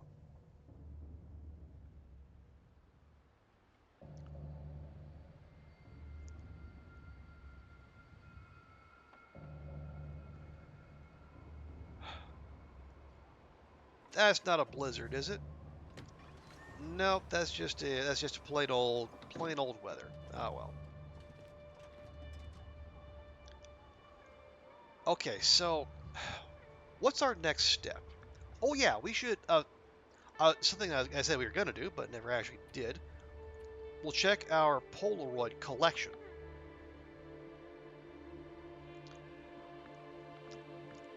Okay, we got one for Timberwolf. Okay, it's not the highest peak, but we have the sweetest view of Crystal Lake you found up there. Okay, so that was probably Andre's peak. We got Pleasant Valley. That's Signal Hill.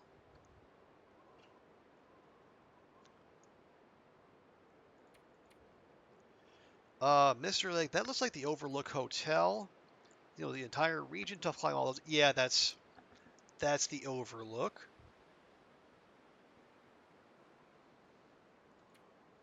So you got Mountain Town. Oh yeah, that'll be that's the radio tower.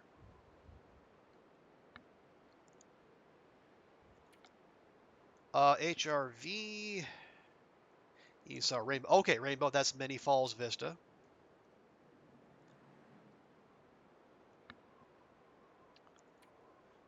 Black Rock we just did. Um, what a shot! Can't believe we got up there. I think that's in the airfield. But if it's just saying Great Bear Island Vista location, it means we haven't. Yeah, so that's probably the airfield because we have that on the map. That's Wolf's Jaw Overlook. Yeah, unless you live in the falls, but from the other side. Right. Yeah. So that's that. So I think we found 10. I think we've mapped 8. We got Wolfjaw and the mystery one there to take care of yet.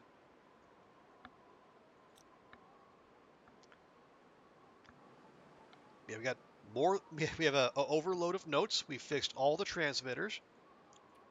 We got all the recipes.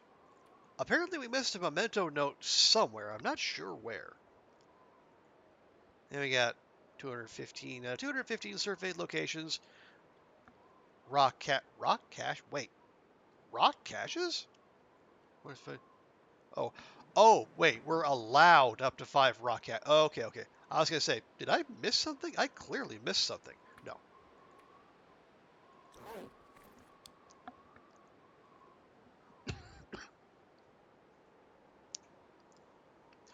Although that is a curious limitation.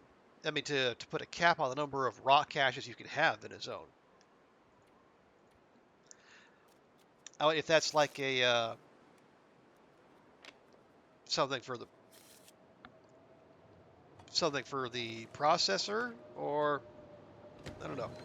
Okay, see now this is a blizzard.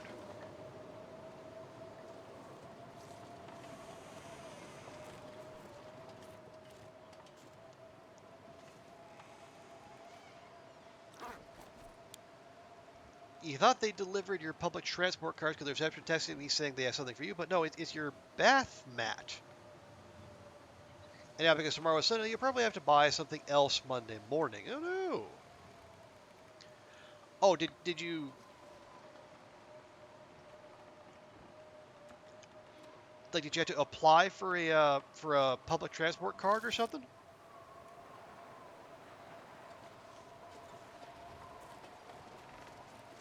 God, Like, freezing. is that not something you just get? Oh, the one you were using expires today. Oh, I see. Well, that stinks. It expires on a Saturday too. And again, as we have established, no one's open Sunday.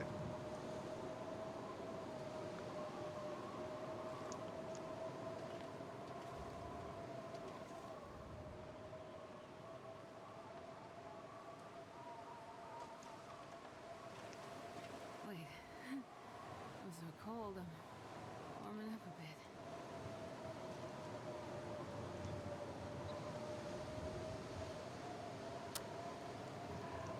You're getting the Jove Tihove, which for people under 30, which you have to order online and get a physical card. Oh, I see.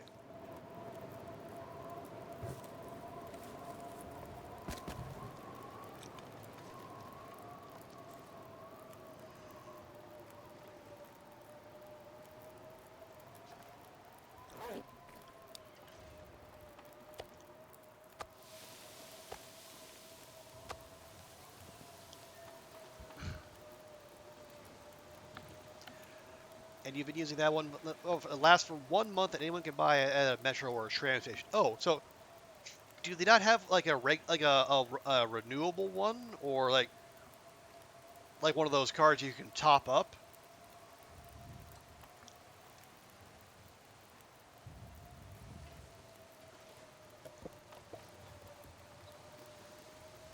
I mean, I imagine you've looked for that. Oh, that's what you're getting in the mail soon. Nice. Okay.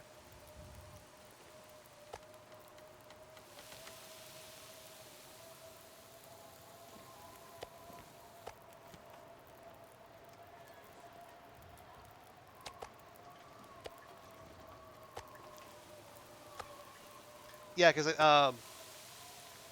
when I was in, Japan, Spain, not necessarily analogous, but when I was there, like that was having one that you can just top up as you go, rather than having to keep getting new cards. That's just way more convenient. And I guess, and it also helped that there were places that would that would accept them, like for you just use them for like payments. You go to like 7-Eleven, you can pay for your sandwich and your Coke Plus with your Suica card or your Pasmo. The one you've been using is 20 euros a month, and anyone can get it. The one you're getting is 40 for 3, and you can do every 3. Okay, that's better because you needed it to get to school. You've been putting off ordering the one because you had to wait. Okay, okay, sure, yeah, but it does seem like yeah, because I was gonna say my school really nudged us to get that, but as I said, like that's Japan and Spain, different systems. But it was just that kind of digital payment, because I think you just tap and go, whether it's at the you know at the station or at a shop. It's just super convenient. But it also obviously makes it real easy to spend money you might not necessarily intend to.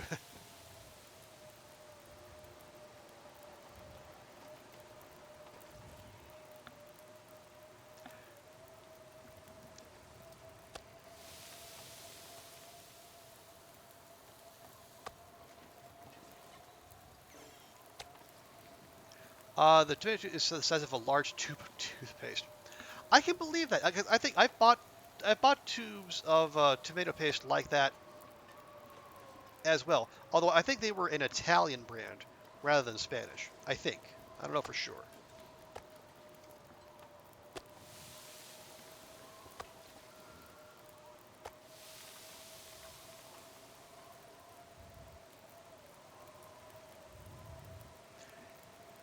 Oh, it is Italian. Okay.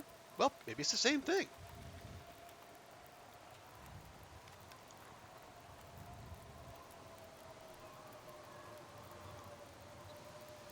Is it one of those ones where they have that the little foil, uh, the foil freshness seal over the actual tube, and then you gotta you can't just peel it off. You gotta cut,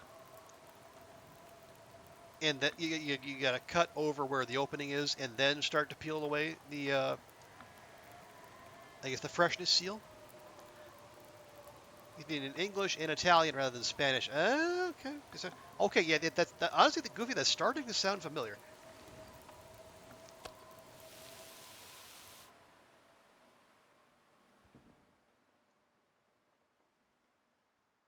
Oh, bother.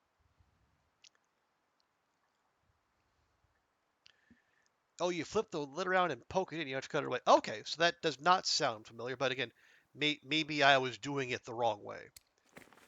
It wouldn't be the first time that happened.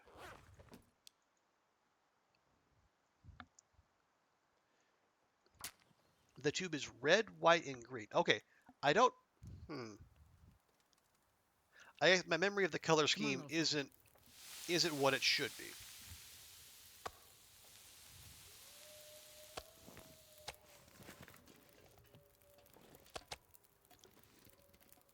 Okay, there we go. Well, hang on. Can I?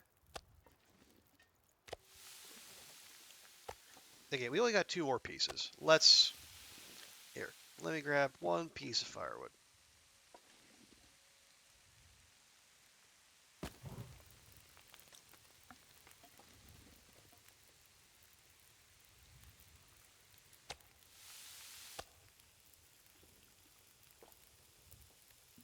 There we go. Let me drop you there. And make yourself some water.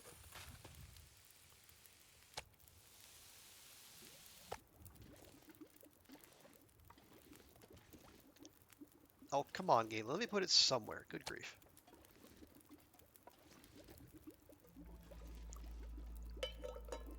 There we go. Maybe different than Italian makes. Oh yeah, I mean they're Italian, right? You know, if it's essential to making pasta, odds are there's probably a bunch of Italian companies in that market.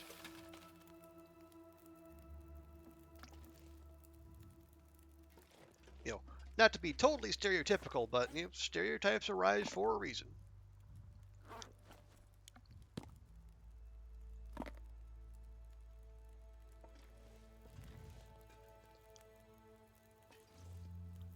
Okay, there we go. Now we don't have to deal with any more unsightly piles of uncooked meat sitting out here. It's all good. Or at least it's all cooked. Doesn't exactly look good, doesn't it? Yeah, meat shouldn't necessarily be green. But if you're Iron Gut Astrid over here, it doesn't matter.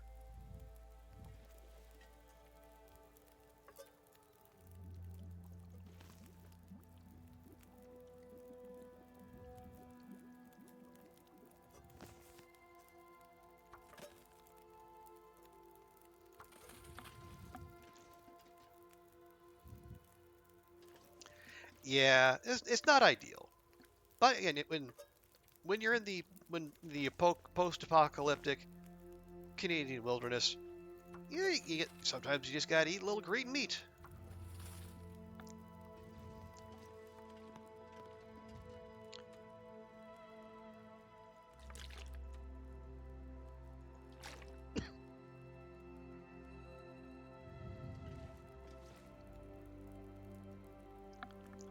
Oh right, we can also make ourselves another couple arrows because we did pick up that arrow shaft from the mine, and we have a couple. Actually, do we have any arrow? No, we do not.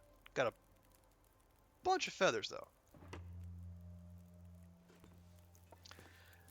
But we should probably make sure the water doesn't boil off as we're making yet another arrow.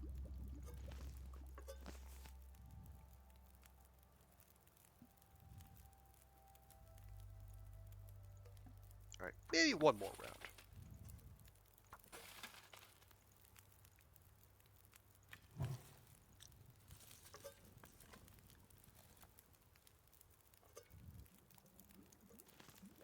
There we go. That'll do.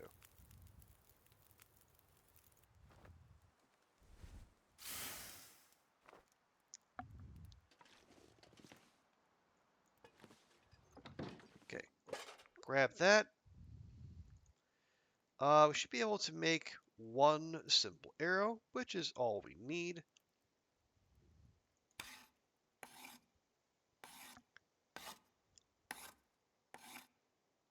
There we go.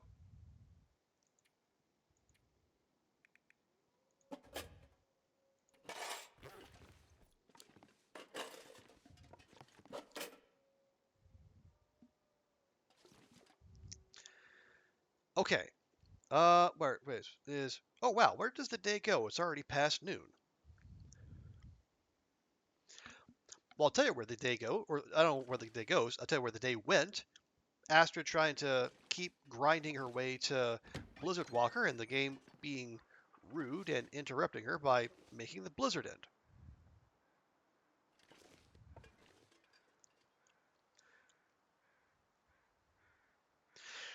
Okay, so next.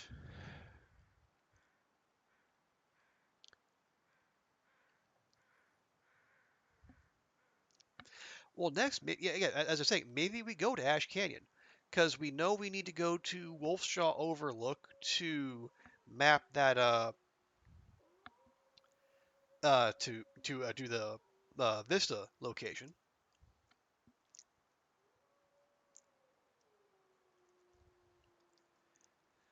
And I guess we could also go looking for the curator's rifle. Uh, oh, oh, that's a thing we could do. Um, I am reminded that the what do they call it? The hunter revolver is the one that only spawns in prepper caches,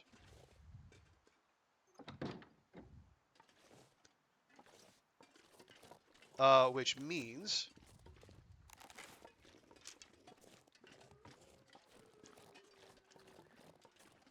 where this zone is one of the three places where it could spawn.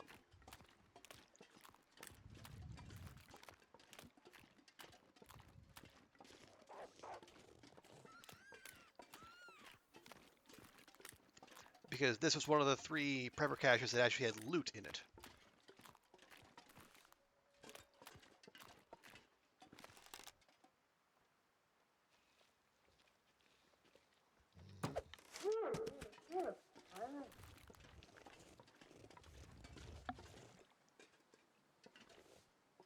Picking on bun buns again, huh?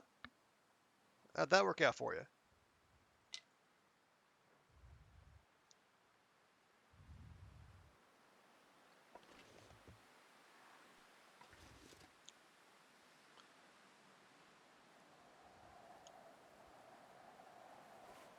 I mean, do we need more guts and hides? No. Am I going to take them? Hell yeah.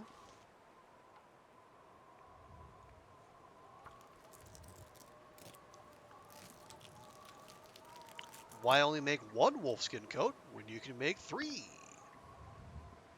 Or, I suppose, have ample repair materials for when the inevitable process of attrition and entropy wears away the wolf coat you took such pains to make.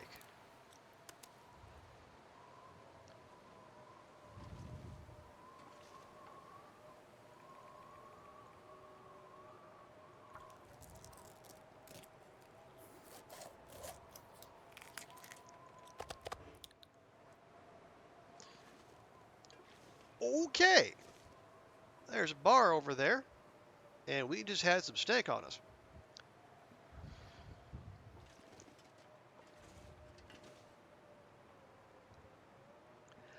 I was going to harvest up that rabbit, but maybe we would do well to either wait a bit or alternatively just leave it there and then come back when Bear Friend has more distance from us. I think I can use this.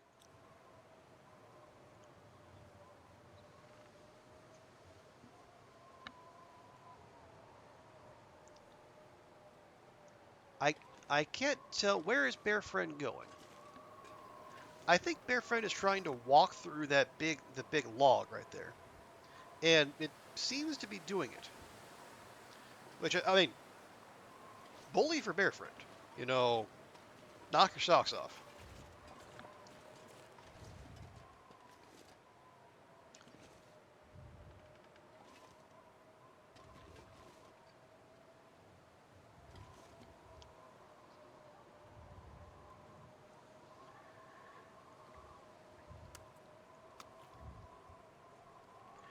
Yeah, so we're gonna have 1, 2, 3, 4, 5. No, we're gonna have a whole mess of smelly things on us as we go, because each gut and each piece of meat are gonna count as one.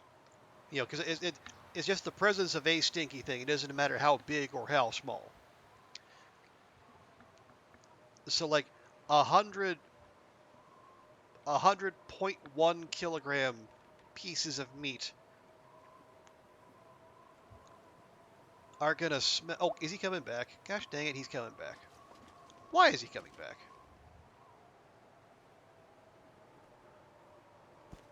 This pack is getting kind of heavy.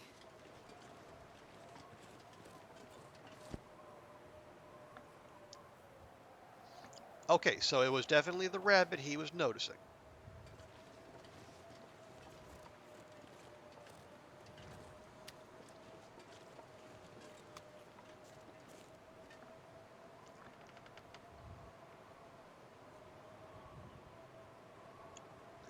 No, yeah, he only likes Astrid for her snacks.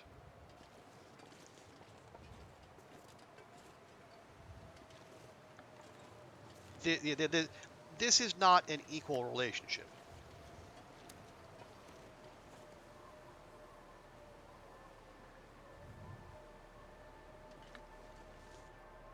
He doesn't see Astrid for her mind or her accomplishments. No, she's just a piece of meat.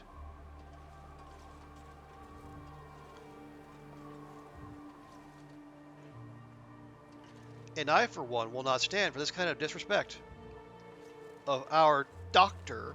Astrid Greenwood.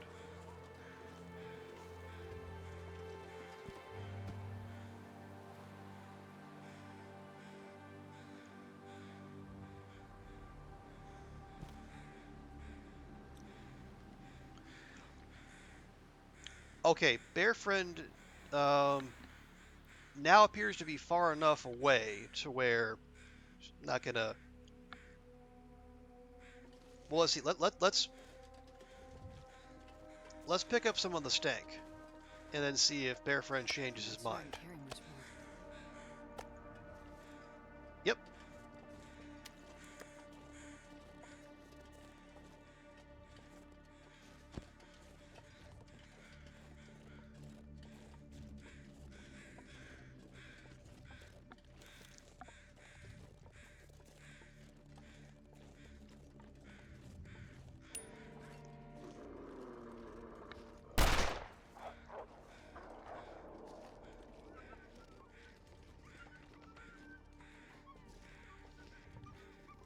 I'm not sure why it was growling from all the way over there, but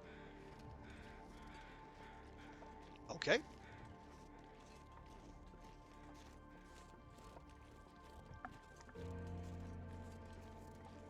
Yeah, not the wise. Feckin'.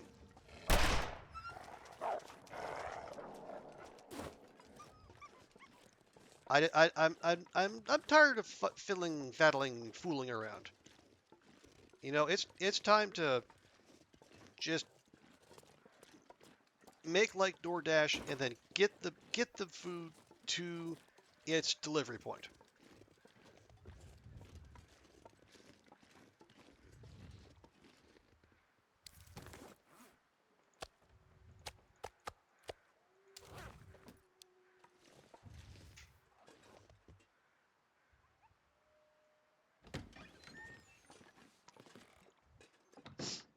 Okay, there we go.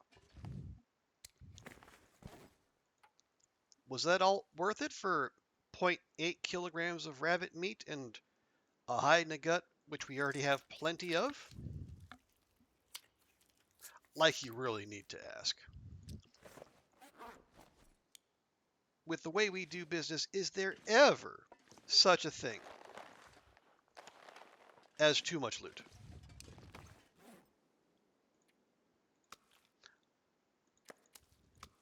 I dare say no. Okay, we'll come over here, drop the rabbit skin. I wonder if I can drop any of this gear. Okay, not the best place to drop that. There we go. That's better.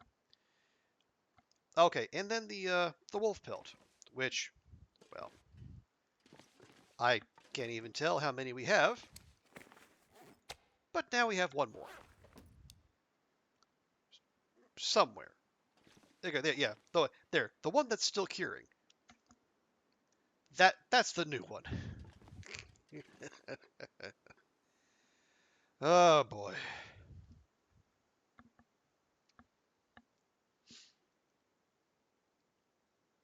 And was all that worth putting Astrid's booty on the line? You damn right it is.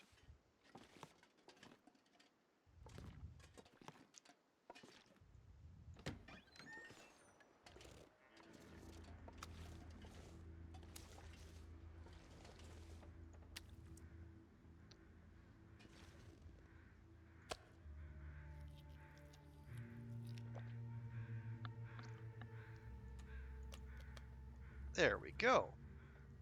Good stuff. Good stuff.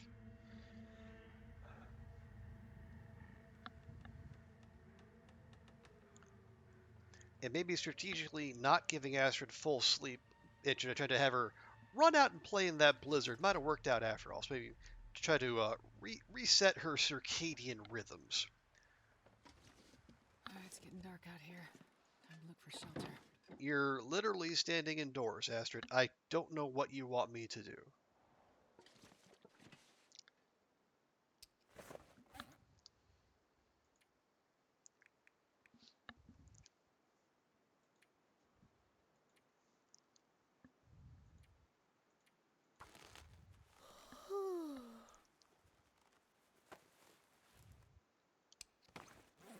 Okay, was that our last piece of leather? It was, unless we stashed some away here. And we did not, surprisingly enough. Oh well. I'm sure there's going to be leather floating around somewhere out in the world.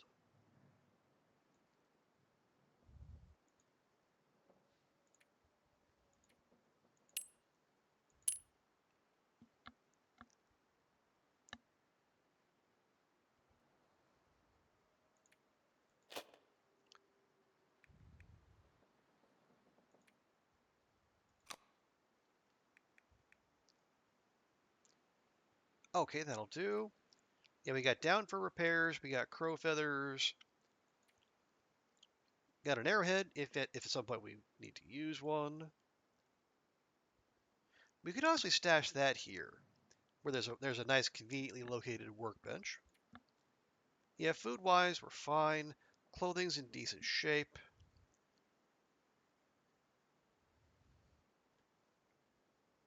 Ample meds.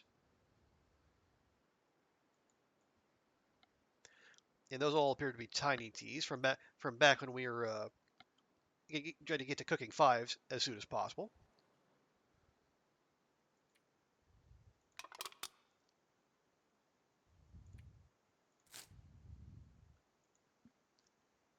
Okay, that should do.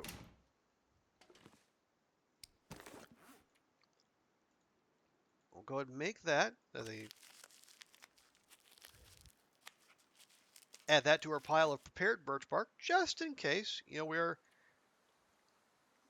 are being quite cautious, but then again, it is a run worth being cautious over.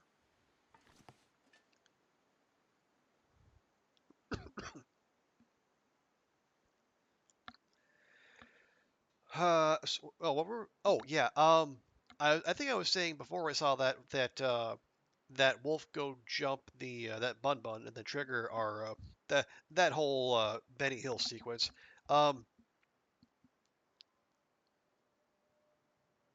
would it be worth it as long as we're in the zone to go to the prepper cache, which we know where it is, and see if see if that revolver is there? Because we pretty well cleaned it out.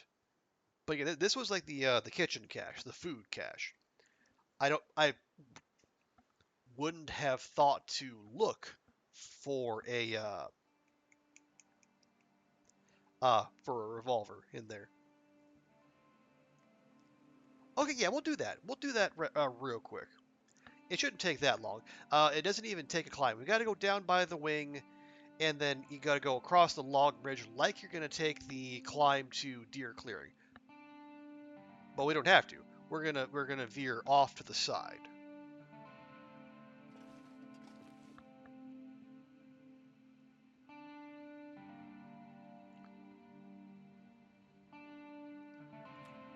Okay. Go and top up Astrid's thirst right before bed.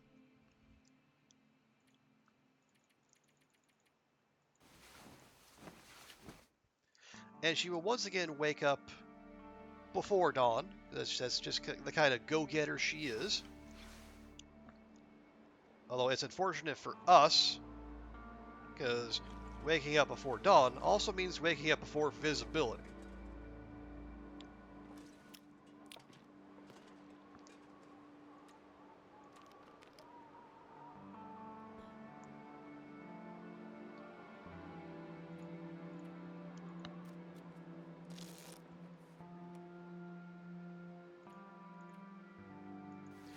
So let's see if we can at least get the sun up so we can see what we're doing.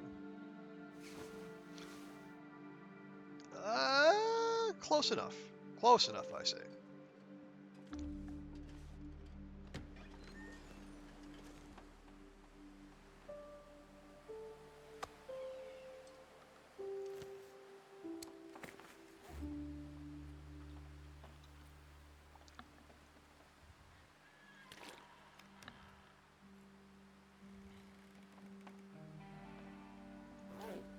Okay. Oh, yeah, whoa, ooh, jeez. Oh, jeez. I mean, it is, Astrid. It's also heckin' cold. What does it feel like? It's negative 14? Okay. Maybe we let the day, find its feet first. Also, name pending. Hello, hello. Good to see ya. Hope your weekend's going well. A lot of just, yes. As, enjoy my pile of crap. You can tell we've hung out here for a while. It's mountaineers. There's only so many storage solutions. Once that's full, you got like what 5 kilograms there, and then you just gotta use the floor. We got our meat locker out here. That's left over from when we were doing living off the land, where you can only have only calories you harvest from nature for 20 days, I think. So we just left all of our old world food here and never came back for it.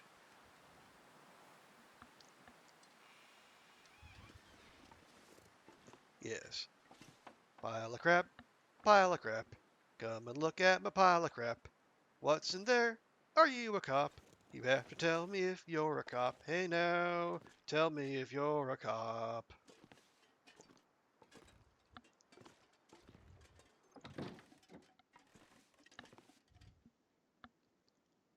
You definitely like to live like that? Well, I mean, yeah. I gotta say, how long have we spent here?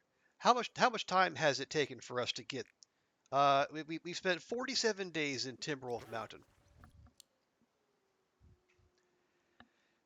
Yeah, and most of this stuff we found or we schlepped down from the summit or we brought in from another zone. Probably from Ash Canyon.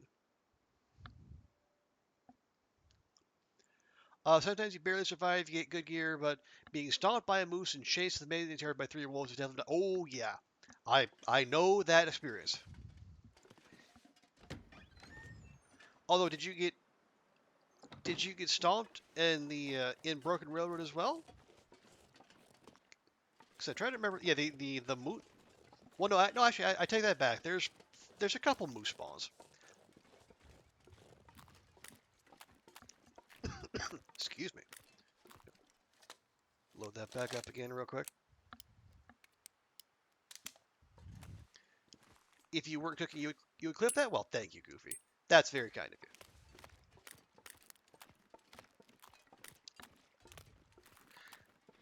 But yeah, the maintenance yard is definitely a rough neighborhood. it's part of the reason why, if at all possible, I prefer if I'm gonna like have a forward operating base somewhere in Broken Railroad, I would almost rather have it at the hunting lodge. Yeah, it's more out of the way, but obviously there's only 2 wolves out in front, and if the moose is out there, well, then you got a buffet.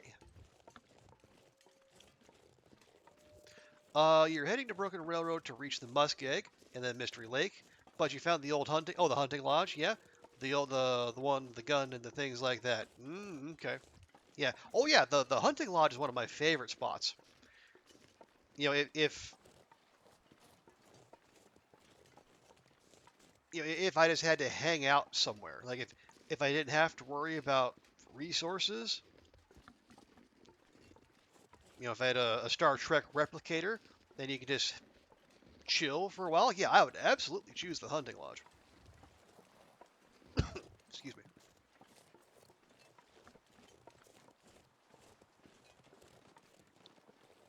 Ah, that's who's making those footsteps.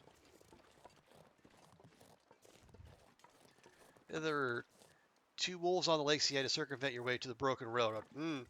Oh yeah, there's always 2 wolves out there, chasing down the local buns and just making your life generally miserable.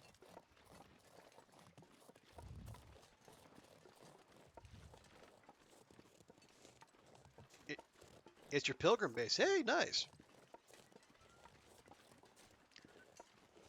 Okay, what?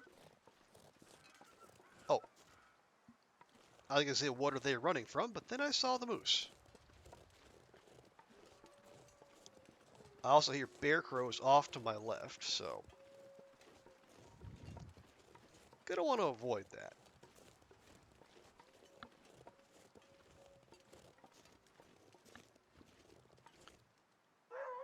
Yeah, doggo, doggo, mooso.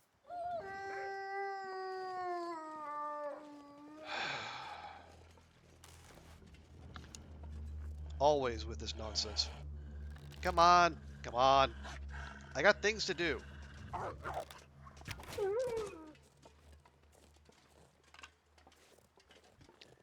Any bear? I think the bear is off to our left, going by the sounds of the bear crows. So what I'd like to do, see if I can slip through here, go past the wing, not alert the moose to our presence,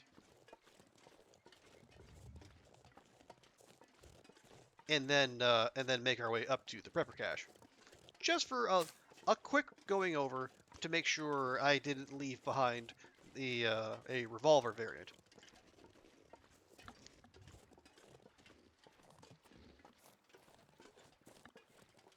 Now, it's more than likely in the prepper cache in Forlorn Muskeg, but as long as we're in the neighborhood, we can check. Moose versus bear, who wins in being more annoying?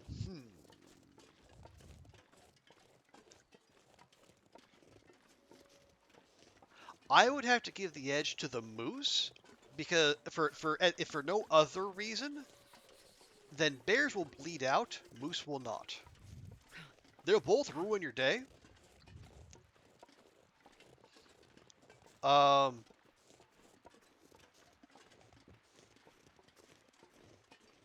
but yeah, I think in terms of like if you need to remove them from your path without putting yourself at mortal danger, you can scare off a bear. They may be able to scare off a moose, but I again, I mean the moose and the moose has plenty of upside, but it also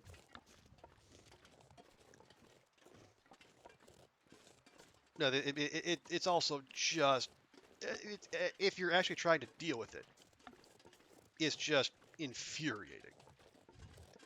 Especially the moose here, because initially early in this run, I had a moose in Timberwolf. I put 11 flare shells into its head, and then it walked away. Also, hello, Quicktitch. Good to see ya. Do you have a dance? No. This is a bow.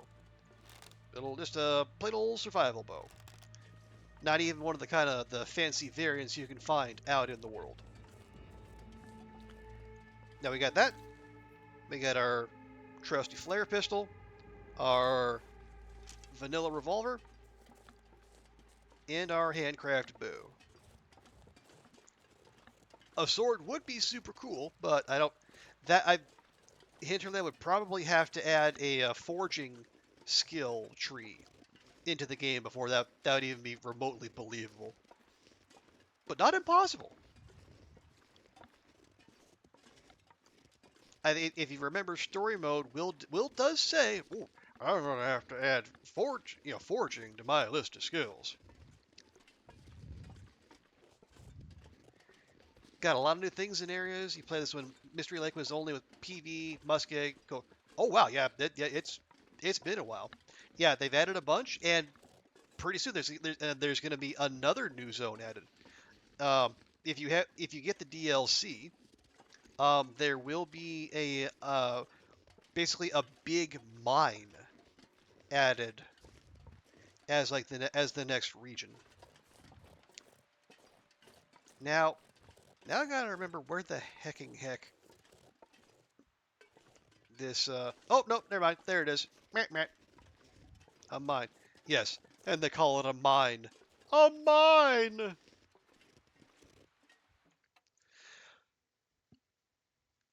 Yeah, the mine has a name. I forget what it is. It is to me. It's just the mine. But yeah, if you know Broken Railroad and that bridge, if you follow the railroad past the maintenance yard, that bridge that at in the past was broken, it's no longer broken. There is a way across if you have the DLC, and then that will take you into a long transition zone. But eventually you'll get to this thing called the transfer hub, and then from there you can go to the Forsaken Airfield, which was the first new zone added in the DLC, and then you'll also be able to get to the mine. Oh yeah, although Goofy is correct, it looks an awful lot like a quarry. That's unlikely to be in a canyon or timberwolf mountain. Um, oh no, the mine is going to be um, there. If in Transfer Pass, there's a sign with three paths leading off of it. One goes to the airfield. One says the mine, but it goes to a road that's blocked off for now. And then there's a third road that is there's a third direction on the sign that is scratched out. Presumably, that will be the third and final zone added as part of the DLC. The bridge was broken. The bridge it was broken. It's been conveniently there's part of it has conveniently had some detritus fall that makes it so you can cross over. Okay, so I didn't completely clean this place out last time.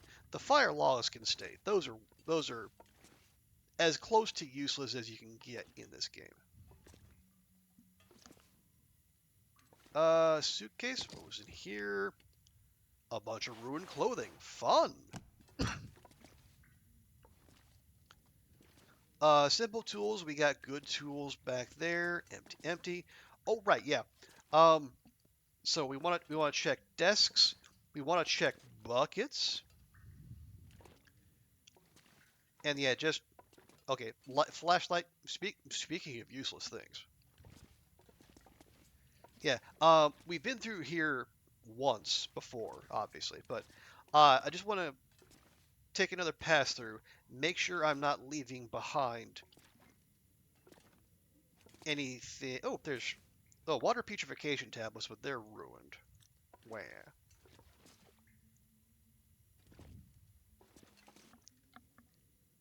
Oh, a little bit of water. Pack is getting kind of heavy. Uh, cooking book, which we do not need because cooking 5 was probably the first skill we maxed out.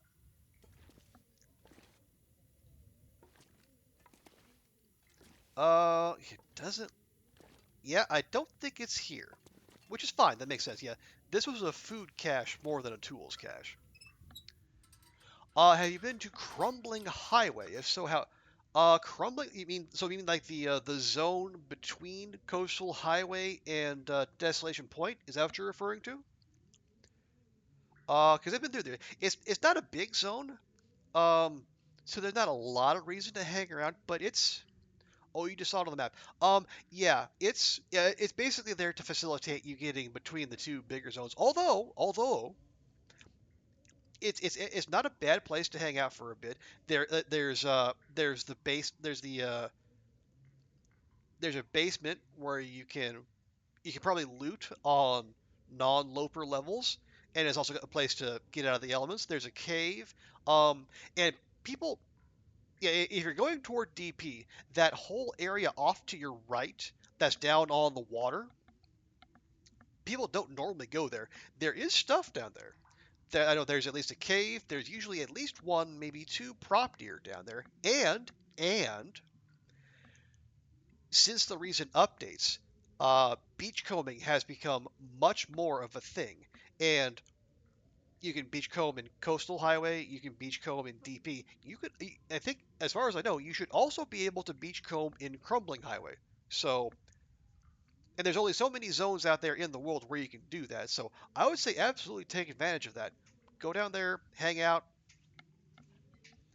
If I don't know if it's a place you could, you know, make a long-term stay.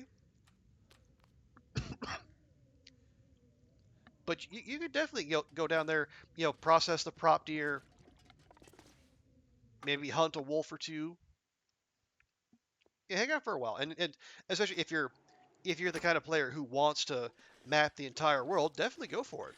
Even if I don't think uh, Crumbling has no actually I don't have to guess. I can check. No, there we go.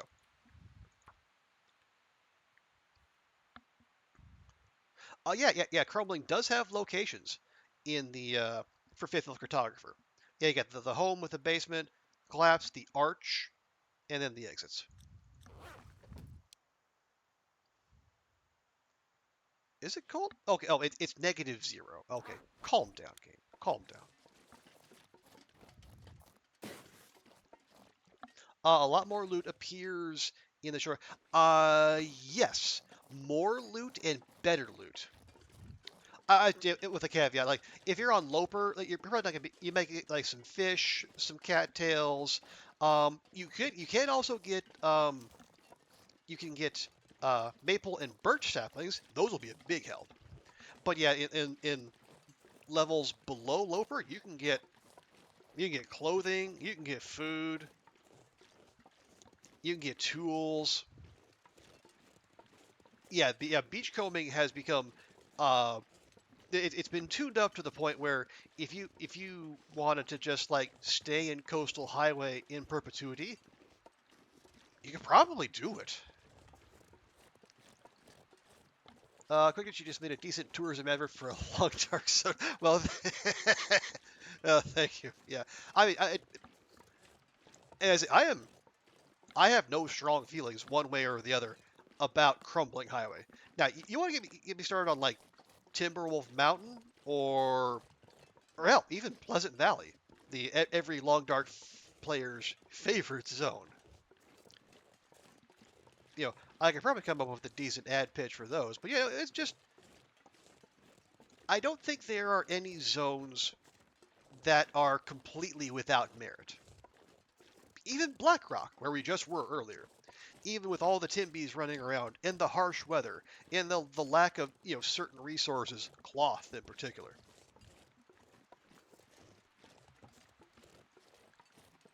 There's a lot to like.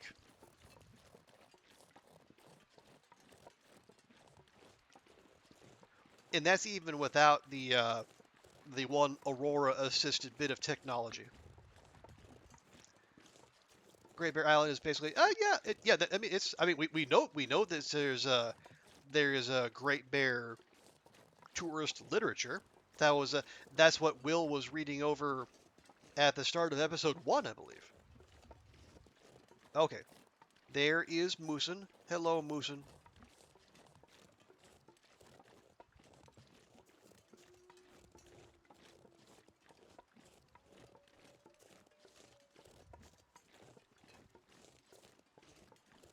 So we're just going to give Moose Friend a big berth while we try to make our way back to Mountaineers. Name pending, you say Pleasant Valley is overrated. Really?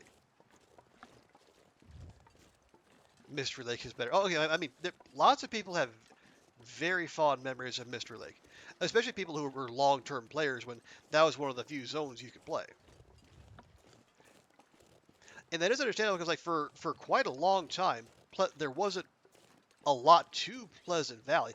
It was only like with the addition of episode 3 and including Thompson's Crossing and a lot of the other points of interest before, PV became a place, something other than a place to just get socked by blizzards.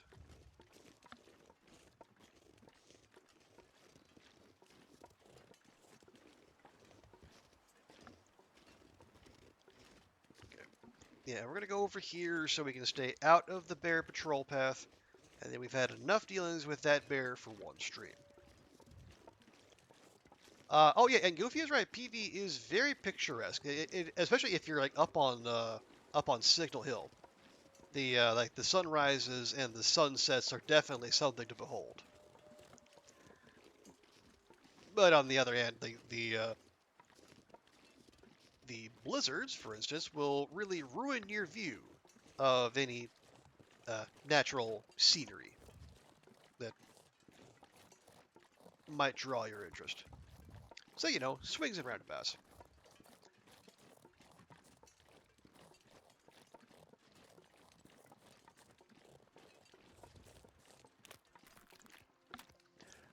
So many earlier playthroughs just stalled in the dam for you. That makes sense, especially if you're playing back in the day when Fluffy set up shop there. I can definitely see how that would that'd be a nasty surprise to say the least.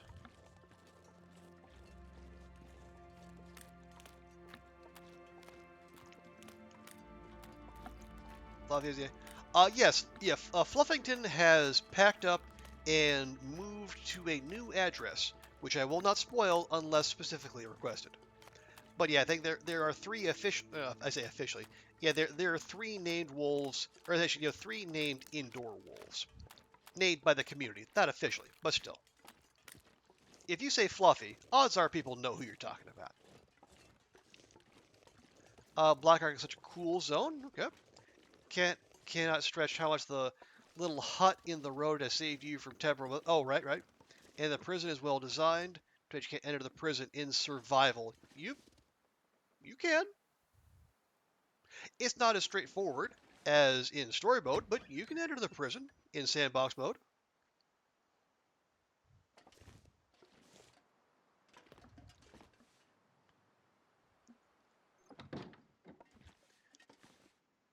Okay, what do we pick up? We pick up some water. Oh, wait, we picked up some ruined clothing. We also got some yeah, we got some meds here that we can drop off.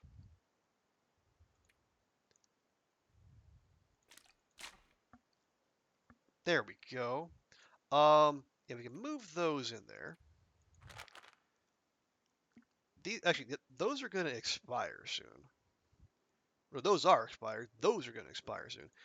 Maybe we'll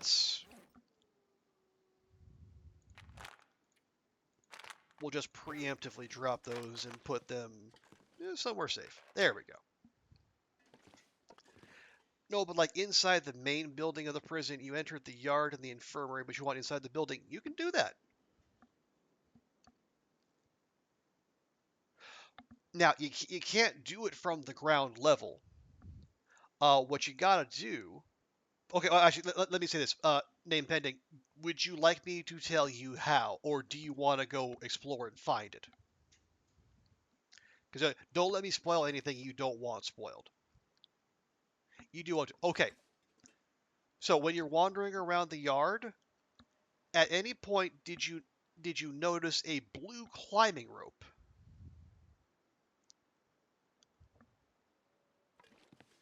One of your Mackenzies is inside the pen. Okay.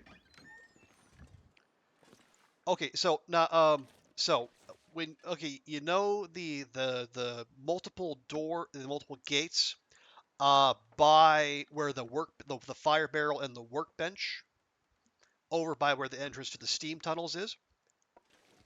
Go through those double gates, hang a left, and then so if you go out the garage exit, I'm gonna go look for some more birch bark. Not that I need it, I just want it.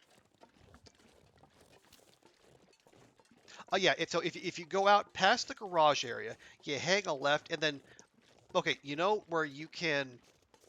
There's that big hole in that rock wall where if you can you go through that and then you go back and then that takes you into uh, basically into the main yard where there's probably going to be at least a wolf, maybe a bear too. That's exactly where you enter the prison. Yeah. So don't go past the entrance to the steam tunnel. Go past the garage with the workbench in it. Yes, and then go through those those double gates. Go left, and then once you take a left out of the double gates, go straight. You're gonna go through there's gonna be a gap in that stone wall at the far side. Go through that, and then another. I think there's another turn or two. Through some more gated little passages, and you're gonna end up in a huge yard.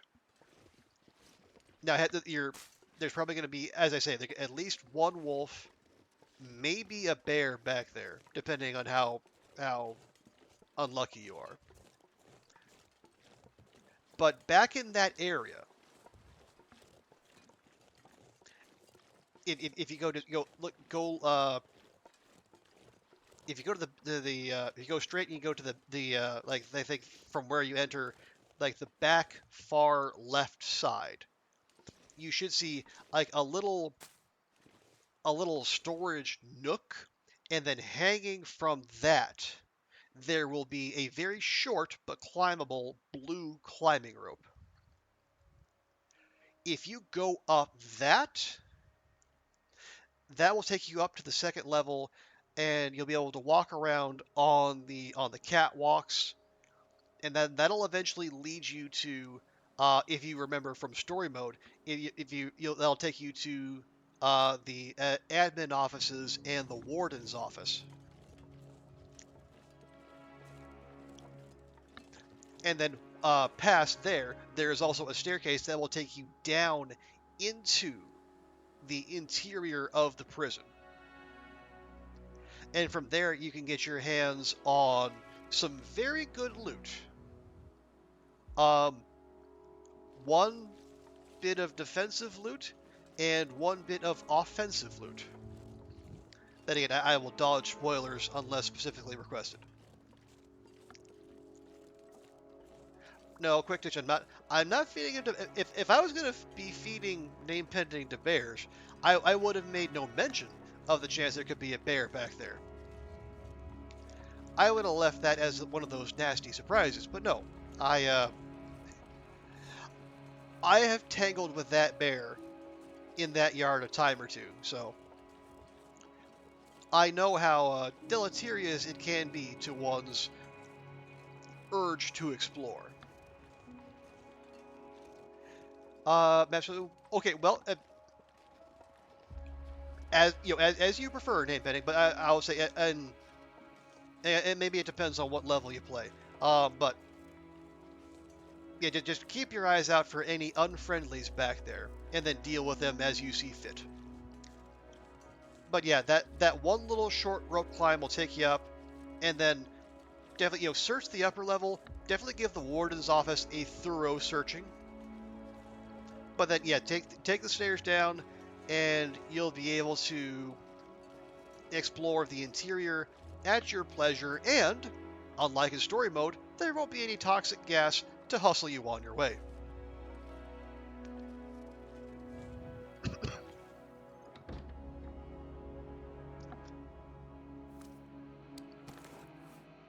How many we get? 3. Okay, well that's fine. We'll go and make one up here real quick.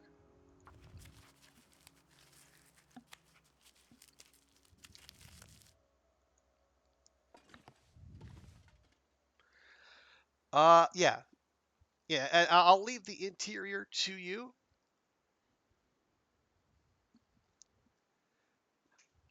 Yeah, you rather not get lost, and sometimes you play the not loper, basically interloper with guns. Okay, gunloper, sure, sure, sure. No Timbies. Ah, no Timbies. That would make Black Rock much more manageable. Although not wholly so. Obviously, it's still a nasty zone.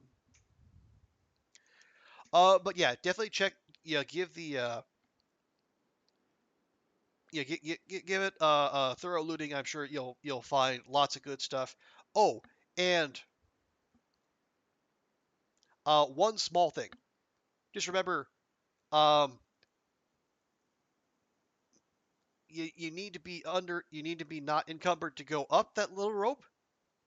You can easily drop down and then skip having to shimmy down, and you can be as heavy as you like. Okay. Oh, have you found the other blue climbing rope that takes you up to a potential loot location?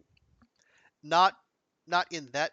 It's in I guess if you've gone to the infirmary, you probably have. I think.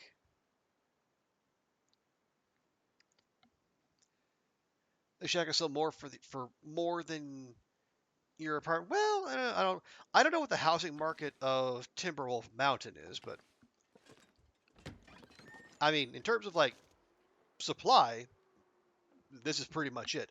Unless someone wants to put a bid in on the fishing hut in the fishing. Okay, no. Okay, not the infirmary. Okay, so you know how I said you get to that back area with that little climb. As you do that, there will be another gate you can enter on your left before the hole in the rock wall. If you take that, make sure to close the door behind you so the wolves don't follow you. But you should be able to take. There's another climbing rope up there.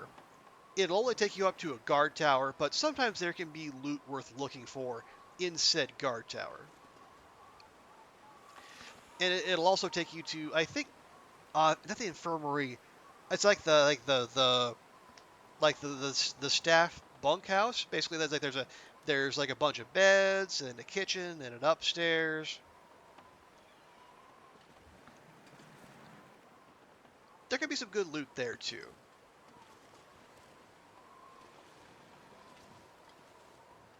Okay. What about? I did use up some of our firewood supply there. I'll go ahead and top that up here right quick.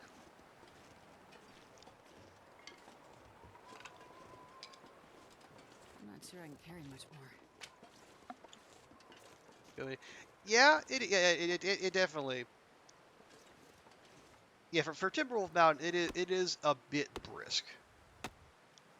Even if we have had a couple blizzards roll through of late.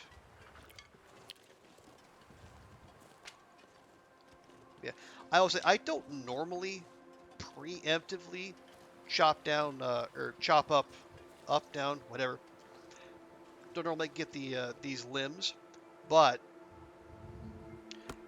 one, if you wait until a blizzard happens and you actually need them, there's a very good chance they're going to despawn.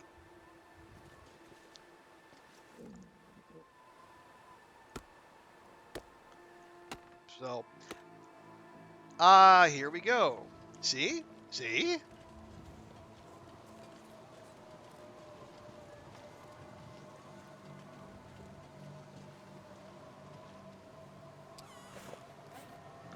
let me drop.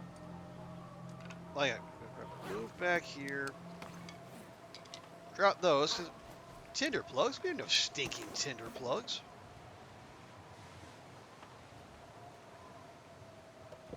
There we go.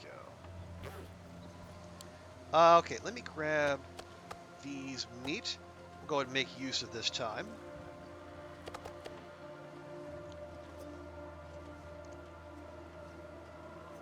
Go, and there we go. Oh, which way is this? Okay. Nope, we are in fact protected from the wind. Lovely. Which means I can do this.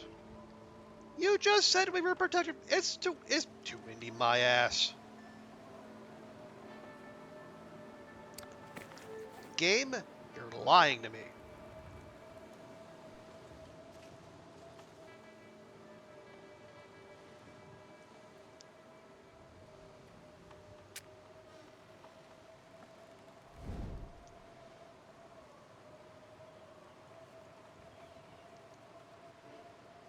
It's game, you are being a stupid. Please for to stop that. Alright, fine. We'll do it your way.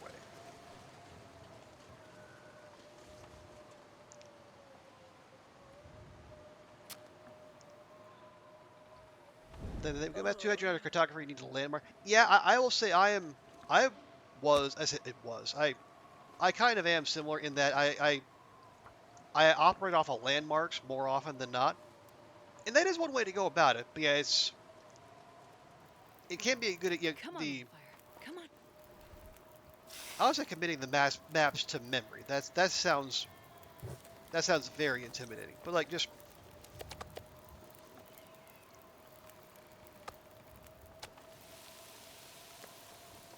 yes, learning the map and like they'll any kind of list of long dark tips. Learning the maps is always the if not the number one tip, it's right up there.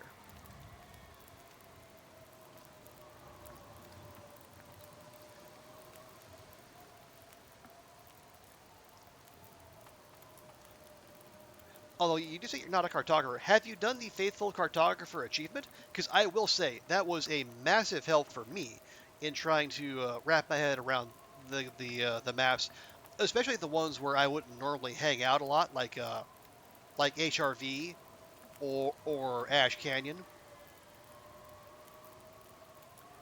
Black Rock, not yet in Faithful Cartographer, thankfully. Long may that continue.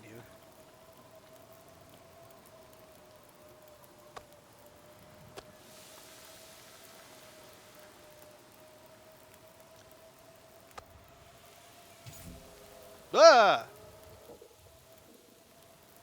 Hey, we did it! We got our badge! Woo! It's plus the sounder that nearly made me slip out of my seat. One of the least subtle bits of the long dark. So yeah, we must have been real close after those blizzards after the blizzards in Black Rock, and then the other one we had here, where we used it to cook some more meat and then grind some more outdoor time every time. Yeah, it is. It is something. What was that for? That was the Blizzard Walker feat. What you have to spend the equivalent of 20 days outdoors during blizzards. Actually, let me show you. Yeah, we just finished this one. So, spend 20 days outdoors during blizzards, and so if you pop that on at the start of your run, you're 25% faster walking into the wind. And if you've ever been frustrated walking into the wind during the long dark, you know just how often that happens. So it's not necessarily a must take like Snow Walker with a faster stamina recharge or Cold Fusion. You get permanent 2-degree warmth bonus, but it's really nice to have. So now I only have two to go. Fire Master, where you got to start 1,000 fires. We're 92% of the way there, so I got like 80 fires to go ish. And then Expert Trapper, which I've only ever snared one bun bun in the entirety of my time playing the Long Dark, and I think that's hilarious, so it's going to stay there. Would you rather not? Okay, no, that's perfectly fair, name pending. I said, but it's not one of those things where like you necessarily set out to do it, like I am. But I am definitely cheesing this hard. I was cheesing it even harder in Blackrock, thanks to the heat from the fire being able to pass through multiple walls. But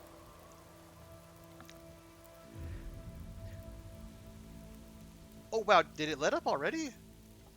Oh yeah, it did. Wow. Okay.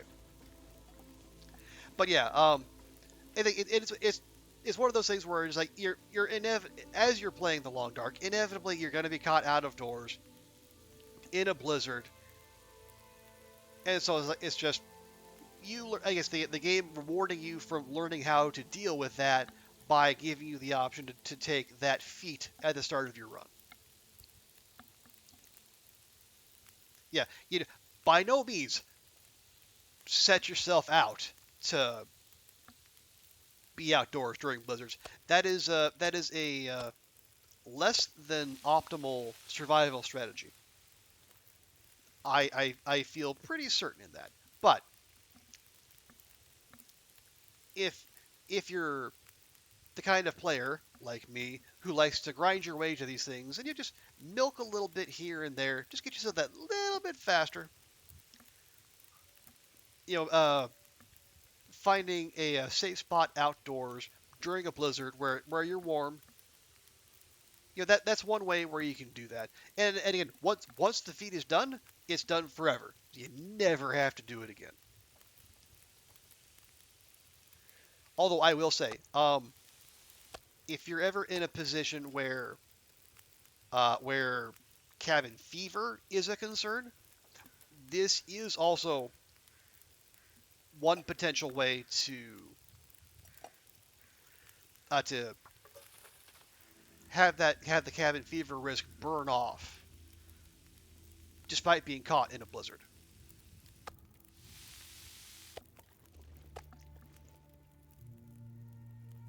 Is it cheesy? Absolutely. Does it work? Hell yeah. And given my intense loathing of cabin fever, I think that is the second most useless mechanic in the game, and like one of the longest standing. I feel no hesitation against cheesing the game right back, basically.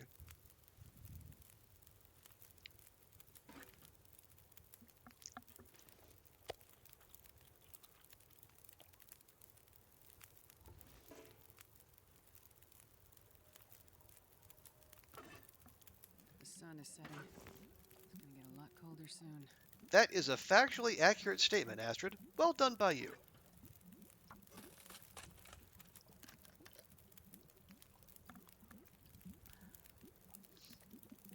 And yeah, given how quickly the game went from roaring blizzard to gentle snowfall to perfectly clear night sky, it makes me just a wee bit suspicious.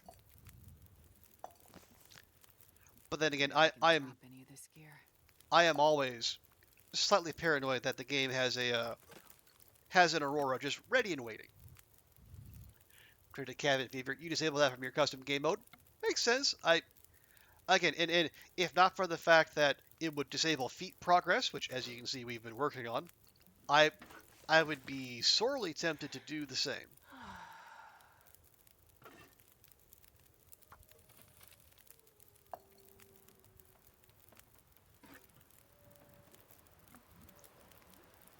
Okay, I think our fire is about to go out here. Because the wind has shifted and it looks like it might be coming right. Yep, there it goes. I figured that was coming. Now I wish I picked up those, those water putrefaction tablets. Can I pop a stick on there? Well, no, let's wait because it's only going to move it back up to 10 minutes. We don't have that much left to go here. If we can just kind of nurse this along, maybe we can get away with this.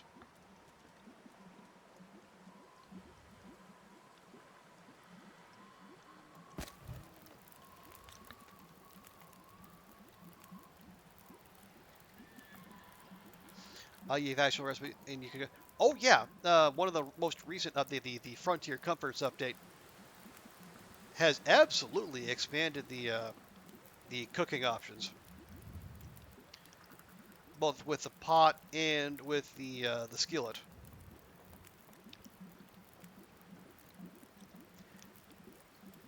Now, part of it is contingent on well, some recipes you find out in the world.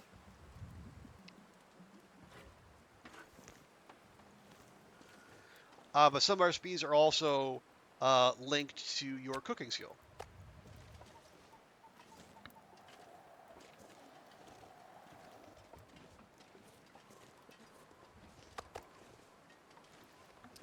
Is that all of it? That is all of it. Okay. We also have like 9.5 liters of water. Maybe we should do something about that.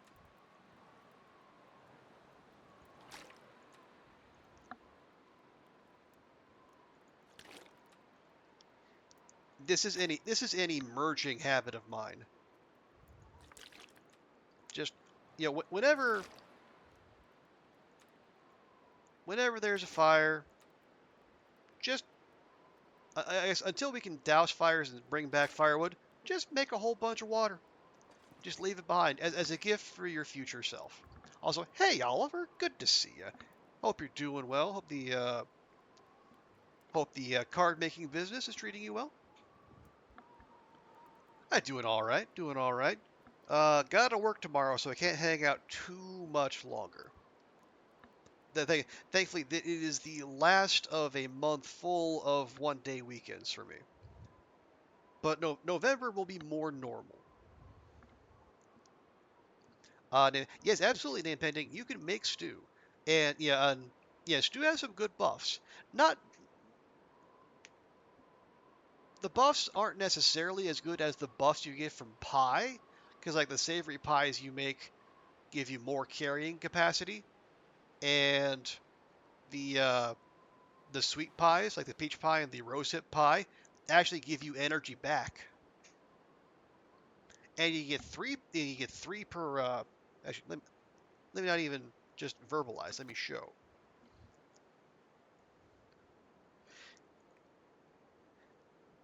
Yeah, so peach pie and rosehip pie, they'll actually give you fatigue back. They'll give you a headache as well, but since when has a headache ever mattered? I don't know of anything a headache or like pain prevents you from doing. But like yeah, see like rabbit pie or ptarmigan pie, they'll actually give you I think a 3 hour buff of an extra 3 kilograms of carrying weight,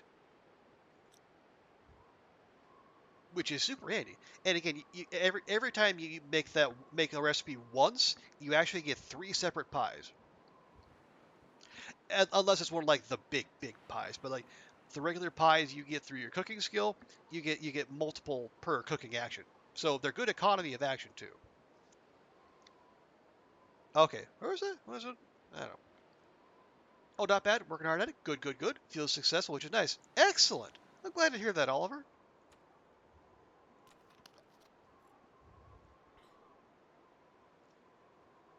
Okay, let's see. We've done that. Astrid's snacked up, which is good.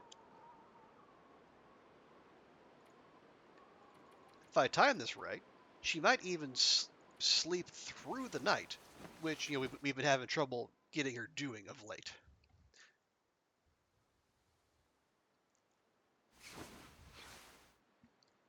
Hey, there we go. Okay.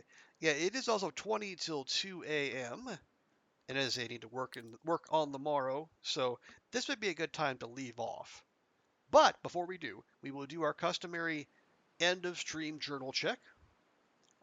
Astrid has survived for 308 days, and in that time she has, well, she hath slain. Where'd the wolfies go? Yeah, she's killed 346 wolves. So still staying ahead of her one a day pace. And in those 308 days, we have 154 blizzards. So also still on the pace of a blizzard every other day. A lot of wolves. Yeah, Goofy, a lot of wolves. I think it didn't start out as a goal. I think if we do get to 500 days, I would also like to have over 500 wolf kills. To send a message.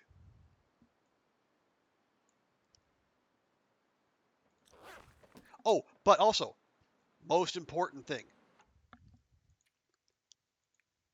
we got Blizzard Walker. Woo! Finally! And like every other feat you unlock, it takes you completely by surprise and makes you soil your pen to lose.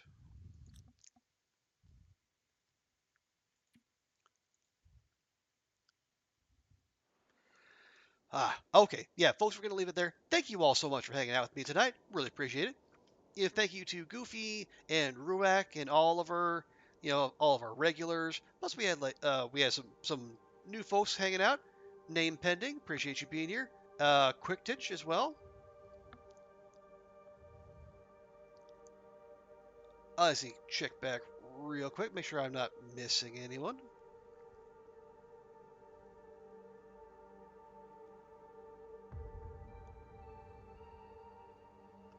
Okay, there. Okay, it's good. But yeah, folks, thanks everyone hanging out. Thanks to all the chatties, and thanks to the folks who are lurking. We're always glad to have you hanging out too, in whatever way you want to. But as we always do, we're going to close out the stream by finding someone to raid, and we can pass the love on to someone else. So if you could, just hang on for a bit, and we'll see who's out there doing something fun and interesting.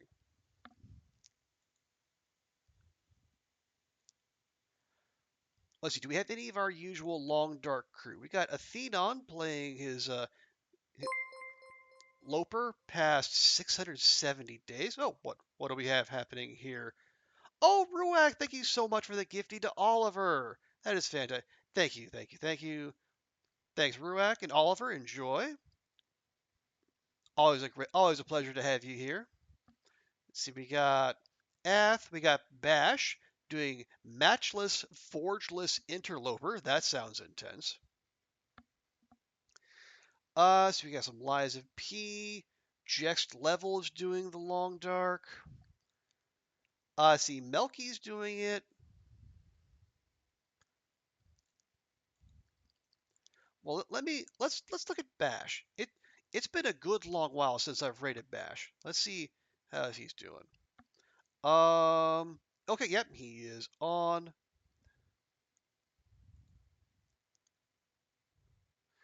Otherwise, see, there's Mel, there's Fishman, 2 Feet, and Nuka Baby. But it's been a good long while since we've rated Bash. Let's go check him out. Okay, yeah, folks, we're gonna raid Bash Rope, who's another long dark streamer, very high level player, a guy who breaks tournaments over his knee for fun. But yeah, he's like matchless interloper, which is just absolutely bugged us. So if you can stick around, show Bash some love. I'd really appreciate it. And yeah, we will be back at this tomorrow with more shenanigans with Astrid. So everyone have a great rest of your day, and we will see you next time. Bye for now.